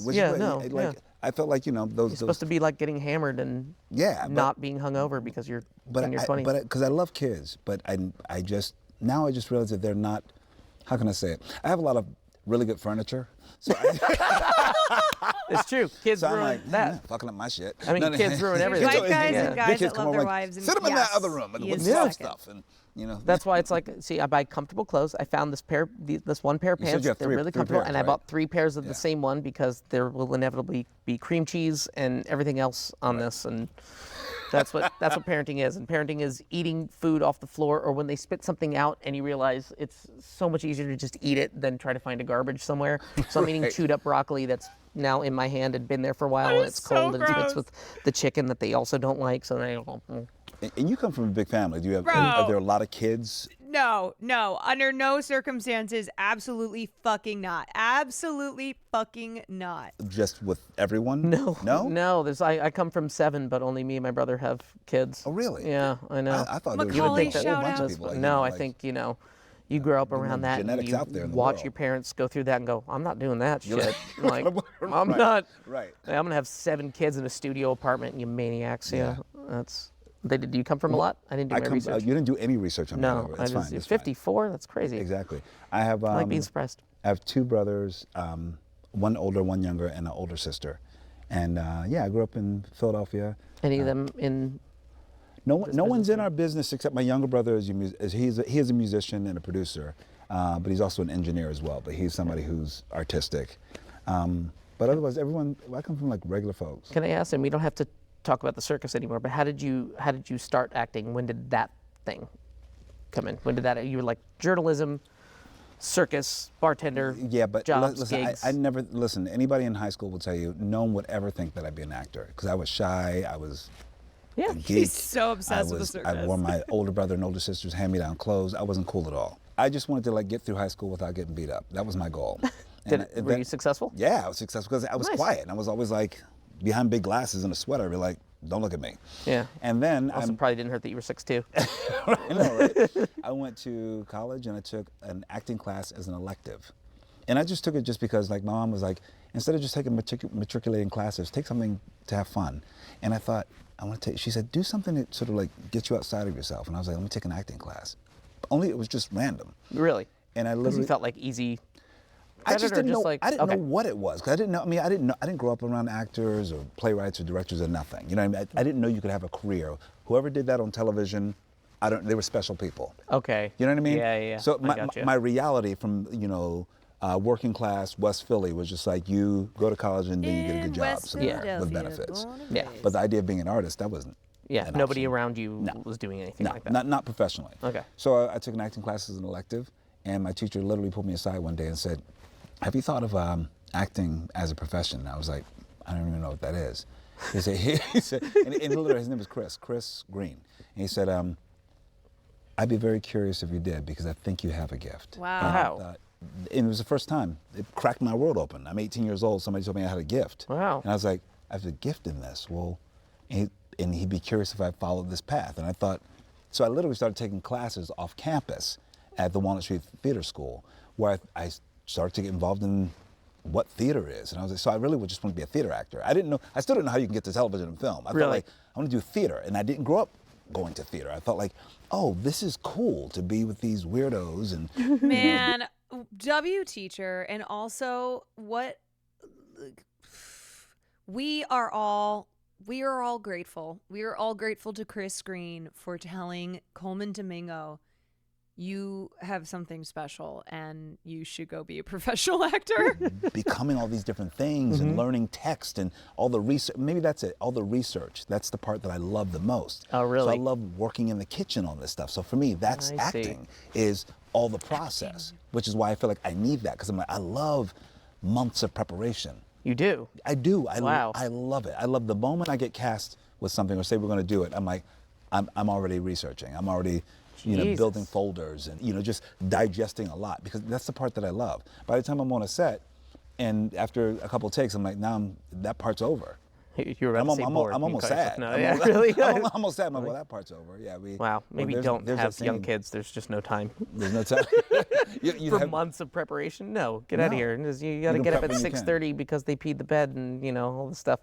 Yeah, but yeah, good luck with your process. Where do you getting them ready for school and where stuff? do you go to unwind from all of it, to unplug? Do you have that space? I don't. You know, I don't have that. Have you given yourself that space? No, do you I need haven't that figured space? it out. I probably do. Yeah, I could. There's things like self-care that went out the window about 5 years ago when I became a dad. Okay. Friendships, everything. There's time to be a parent, to be with my wife. There's the marriage. There's the parenting. And then there's some time for work. And then in there, I'm I not try gonna to sit here and try to be like a psychologist or something, but I think No, you I need know. some time for yourself. Yes, I A little know. bit. Would it be nice to like see a therapist? Snook told me once when we were shooting these long fucking hours in succession, and then I would go home and parent, and then the weekends would just be full of me like cleaning and parenting. And there was a moment she was like, "You should meditate." I went, "Really? Should I?" I just got so mad. I was like, "Find me time. Put it in the fucking schedule. Like, when am I supposed to find?" Yeah, let me take a moment of silence around the screaming kids and the emails coming in with the new scenes that we're doing, like tomorrow. Yeah, let me meditate. What time do you wake up in the morning? I don't really. What do you go mean to you don't sleep. wake up in the I don't morning? know. It depends. I don't. Do you? I don't think I've ever woken up at I the woke same up time at 2 days in a 4:30 row. this morning. Why? Because you know what? Because I need a good 2 to 3 hours just for me before I come out and do all this stuff. You're nuts. No. Do you do that on set? Like if you have like a 5 a.m. call, do you wake up at 3 in the morning? 5 a.m. pickup, I wake up at 3:45. Get the fuck out of here. You know when if I have a 5 a.m. pickup, you know when I wake up? Don't tell me 4:45. 5 a.m. God damn, so you're like a mess getting into the car. I keep the clothes on the floor. That's nasty. I wake up, I hit snooze, so 5:09. No shower? No, I shower the night before. Always shower before you get into bed. Okay. The moment you start doing that, like I agree. Night shower, Kieran, I'm so with you on this. I'm so fucking with you on this. I am a night showerer. I get it that people like showers in the morning to wake them up, feel refreshed. But if you are not showering at nighttime, you don't put your dirty ass in the bed. No. Clean, put on clean clothes and get in your clean sheets. So you arrive. Yeah, I get in the car set. like 15 minutes late. And Are you then fresh? I Are you show up on bright-eyed set. and bushy-tailed? No. I You're get there. I crabby? get my own coffee. Thank you. You very get your much. own, because see, I don't do any of that stuff. Okay. No, I know. You like the people Listen. helping you. Get my own coffee, show up, go to set, go, what are we shooting today? Oh, I guess I need different clothes then. And then I put some stuff in my hair, and then we shoot the scene. Okay, my morning is so the opposite. I wake up, I need an hour and 15 minutes just for myself. Oh my God, Do you go over your lines and you? Listen, this is the practice. I wake up, get the coffee on, I'll take a nice shower, I got some jazz music going or something like that. I'm really chilling, I'm waking myself up. Oh, you're like a person. Yeah, yes. I'm actually getting myself, because I feel like I have to get myself together before I go talk to anyone. You are a together person. I can see this. You know what I mean? Because Yeah. it would drive me crazy, because I feel like I maybe my brain just like, I just need to, so I can always be like, hey, how's it going this morning? Like, I'm always that What if person you in were the playing morning. like a really out there fucking chaotic person who's like, would you still need that? Same. You really? Yeah. No matter what? No matter, So you no matter kinda what have like character, a set villain sort of or process, hero, really? you name it. I need the same, Here's only because I need here's time a for shitty myself. question that you probably get asked a Give me- lot. give me I the was shitty like, question. Yeah, it's because I hate this one myself, so I'm gonna give it. I want to know what it feels like to ask the shitty question. Is there any kind of character that you feel like you want to play that you haven't? God, that's like a stupid question. Isn't it the worst?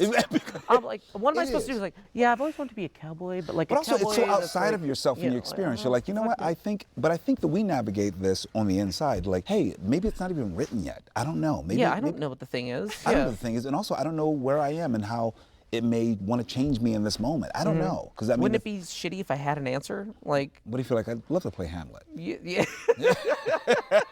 But there could be. I'd love to be in Glenn Glary, Glenn Ross. If you can say it right, then you're cast. We're keeping Odenkirk. You're out. I drank a shot Odenkirk's just a in. minute ago. Right? Is that what it was? That's why you're so slurry, you drunk bastard. I got a good question. Then. What's After your question. Do you have is there any note that a director has ever given you that you're like, I can take this with me for all things? Oh, yes. Yeah? George C. Wolfe. He broke my shit down on Ma Rainey's Black Bottom. We're in our maybe 4th week of shooting, and I have this monologue that I was going to do. How long ago? This was about 3 years ago. Okay. Oh, wow. Yeah, so Recent. this like Recent. reinvented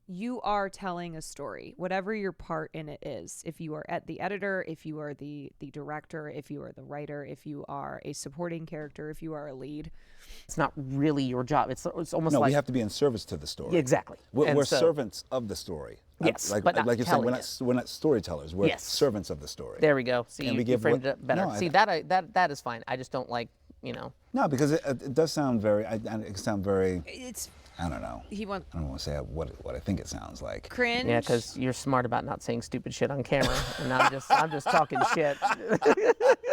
I think it's because it's very cliche when people are like asked, why do you want to be an actor? Or like, not even if they're asked, when they just talk about why they want to be an actor, and they're like, because I want to tell stories, because I want to be a storyteller. It's just so it's very overused, and I think it is, I've always been a storyteller. Yeah, it can sound really, it can sound kind of pretentious, a little obnoxious, but the idea of it is that, you know, films are stories in a visual medium. And everybody who's working on a film is doing their part to tell that story and to tell it a certain way. But I think we come from the same place in that way about like being in service to story. Yeah. Yeah, but I'm not like it's not this. I'm not. This isn't the sole mine, and I'm not going to story. tell the story to the camera. They're doing that. Yeah. I'm just doing the thing. And I got my part. And we'll see what. And right, exactly. You pass it off to the editors and everybody else, and see what happens. Let's fucking work together, man. I like that, man. No, let's do I it. like you, man. No, I like you. And the thing is, you have, and I'll tell you this. The thing that I was going to say when I started, but I didn't say, but like the thing that you have, and you have it in every role that you do, especially Igby Goes Down, which is still one of my favorites. Oh, sweet. Thanks. You have a sparkle in your eye, man. Thanks. Ooh. And I just hope, no, it's a good sparkle. Is that a good thing? I think it's a good thing. And I think I like it, and I hope you keep it. Why, thank you. It's a good sparkle. I'm not dead inside yet. Good. Give me time. You're alive. Oh my God, I can't believe this is over.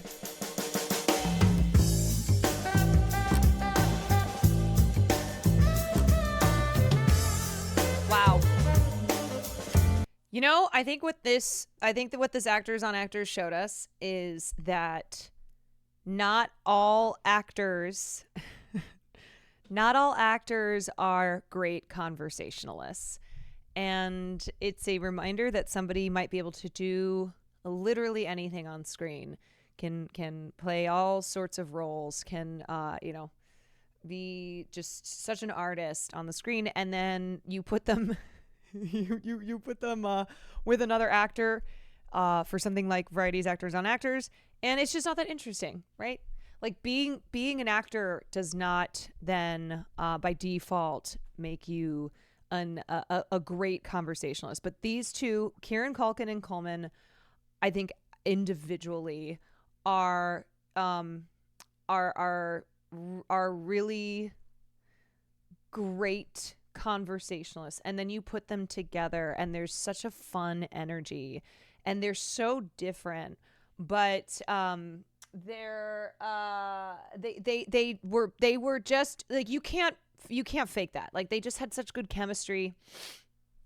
They had such good chemistry. They had such a great conversation, because I think they both recognized in the other that they think the other person is very, very interesting.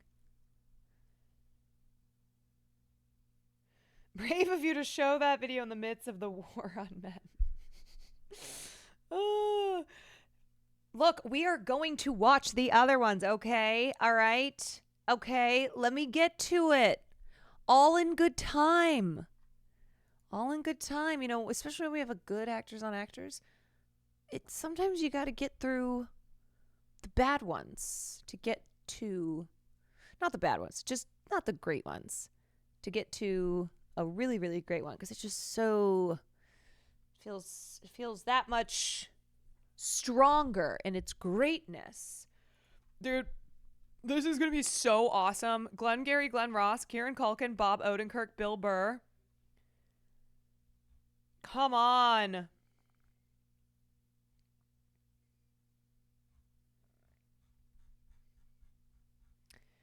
Broadway performances being March 10th. It's gonna be so fun. Get tickets and sneak chat in. I know. My God. You know what? If it were my last day of streaming, I'd be like, fuck it, we're doing it. And Michael McKean. Yeah, sorry. I didn't mention his name. But he is great. I will upload it as a slime tutorial. Yes. Have a pairing from Actors on Actors ever ended up working together? That's a good question.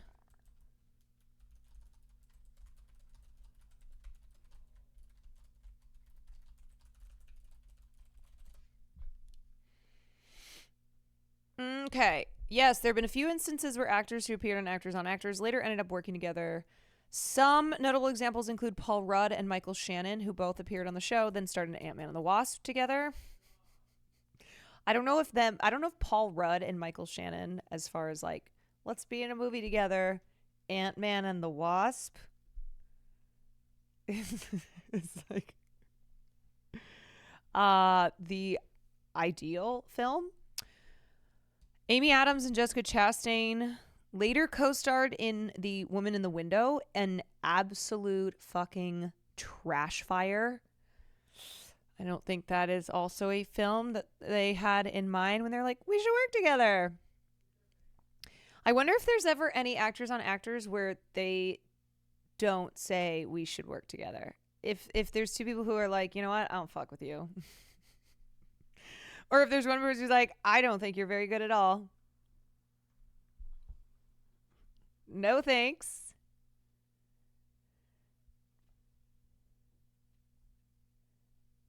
Daniel Craig and Josh O'Connor are about to. Wait, am I crazy? What are they?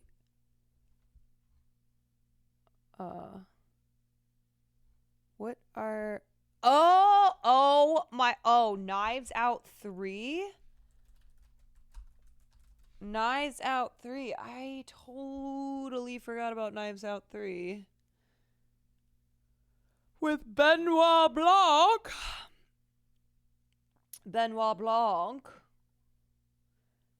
Have there been any negative Actors on Actors? You mean like bad ones? Yeah, for sure. Boring, not interesting conversations. I did not think Paul Mescal and Ariana Grande was good at all. I thought it was really, really boring. Right, so you can see the difference. You look at that one, and then you compare it to like Kiernan and Coleman, and it is a world of difference. Were they? Well, I think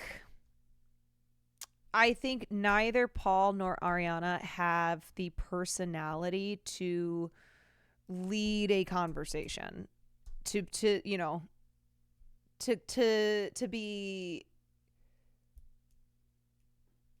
be like exciting, and I'm sure that video did numbers. I'm not surprised. And that's the thing though, is like a lot of actors are just not that great of conversationalists. They're kind of boring, right? I mean, I think boring's tough, because I don't mean like boring as people, but I mean like you put them in an interview, you put them in have them do a media appearance, and it's just like not their thing.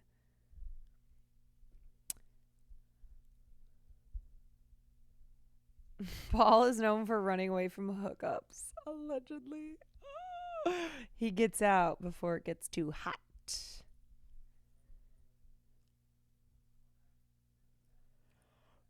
Kim Kardashian, Khloe Sevigny, yeah. God, that was one of the worst because of Kim. Totally random question. Did you finish Fallout? Yeah, I did. It was good. I watched it like that first week.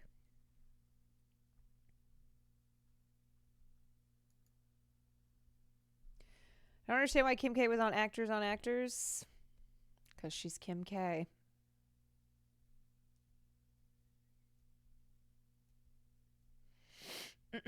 I mean, I wonder if there's been like any heel type interviews that are actually oppositional. Oh, do you mean like have they filmed one and it was hostile? Like one person was hostile to another? No, because the thing is like they're doing press for the movies that they're in. It's part of the press tour. So and they're actors. Yeah. It's like, look, I've been in situations before where I did not like who I had to do something with, and you just make it work. They also know who they're going to be paired with. It's something that like I think their publicity teams work out. So yeah, it's not something where there's really going to be like surprises. I think more so the surprise would be, wow, I can't believe how great I got along with that person. Has Variety had requests from publicists to not pair? Probably. I would imagine so. I would imagine there's like this is the list of people who my client will not would prefer not to be paired with.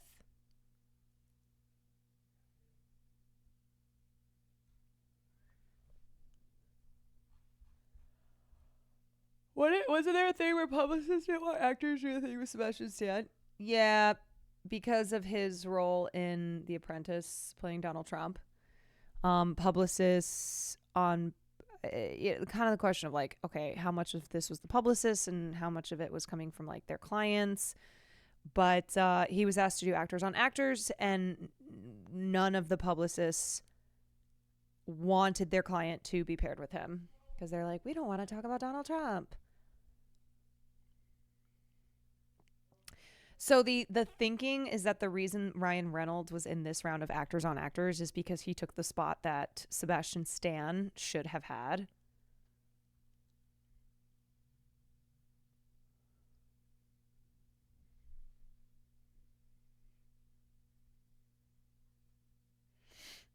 You acted with Anne Hathaway? I wish.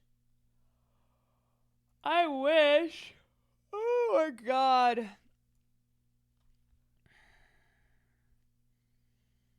All right. I think I really want to I wanted to watch Survivor, but I want to have like full energy to I don't want to be too tired reacting to Survivor, so I'm going to play tomorrow. No, I was going to do Minecraft, but Sam's not streaming. I thought she was going to stream tonight. She didn't. She decided not to stream tonight. Now, to be fair, this is my second stream of the day. I streamed earlier with the girlies. Yeah, it's not like a like tired going to bed, just like I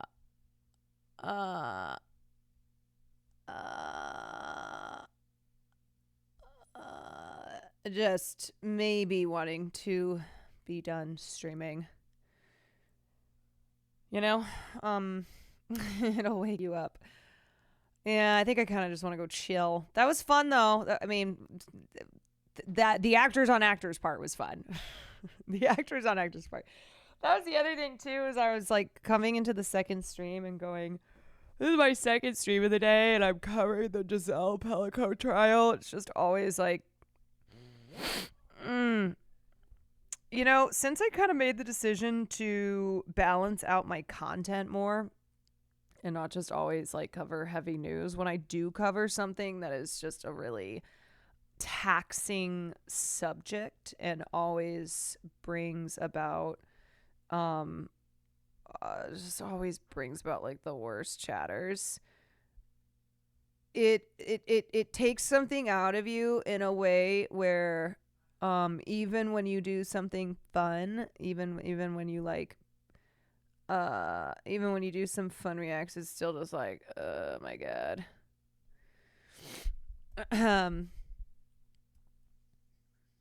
It's disheartening, but it's important to talk about, so thank you. It is important. It is important, but Oh man. This is why, like, truly, Hassan is built different. Hassan is built different, that he loves doing this for like 9-10 hours a day. That, like, most of the time his problem is that he doesn't do enough fun, that he doesn't do enough, fun reacts or gaming. Because I think the other part, though, of like every time we cover women's stuff, it's just like the added frustration of being a woman. The added frustration of being a female streamer and having to feeling like I just always have to keep my patience and my calm when all I want to do is scream. Sometimes I just want to scream. Yeah, women's issues is some of the worst chatters.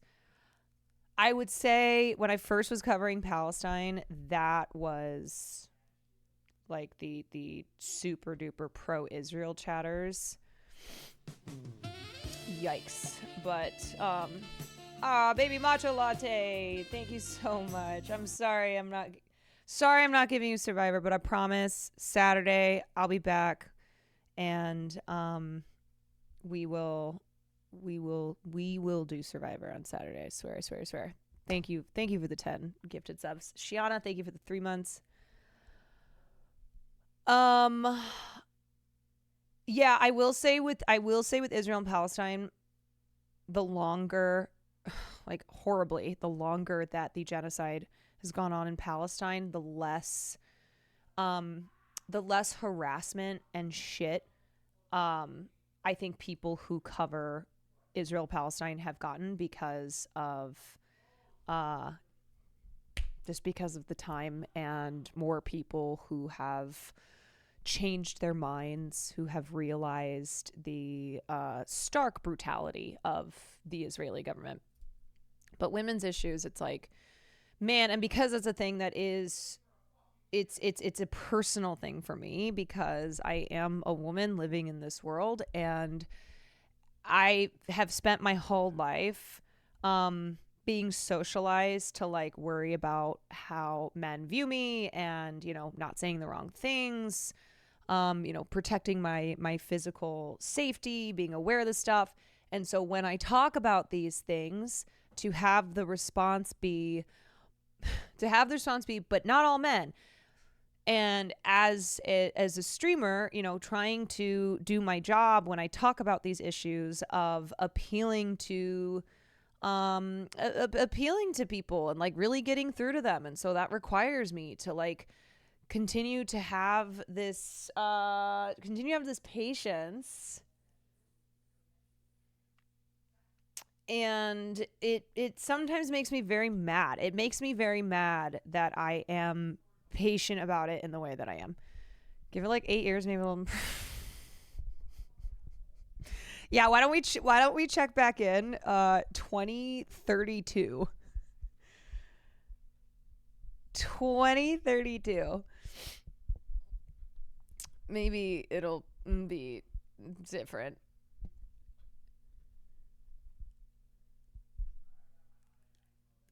Yeah. Anyway.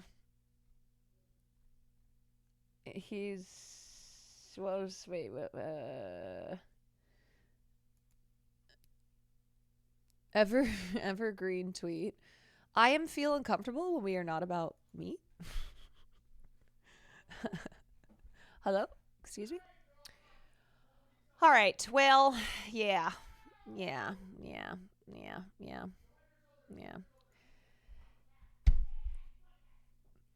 Mark Ruffalo. This lives, that the gif of Mark Ruffalo just forever is burned into my mind.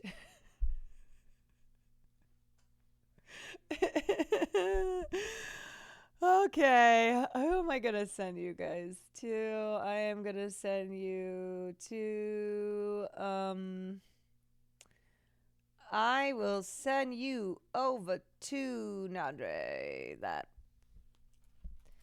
guy. I'll send you that guy. Nope, I don't know what song I'll sing tomorrow. I'll probably just pick it once I'm there. But tomorrow we're doing Christmas shit, Christmas stuff on Cutie's stream, and I'll sing something. I'll be karaokeing something, and I hope that you join in. And then I will see you guys otherwise on Saturday.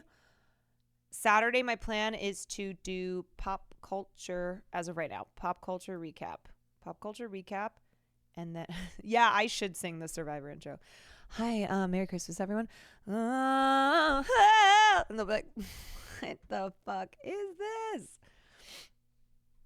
I'll go, if you know, you know. And if you don't know, you don't know. Yes, please go support the latest podcast episode if you have not already. And I bid you adieu, everybody. Have a fabulous night.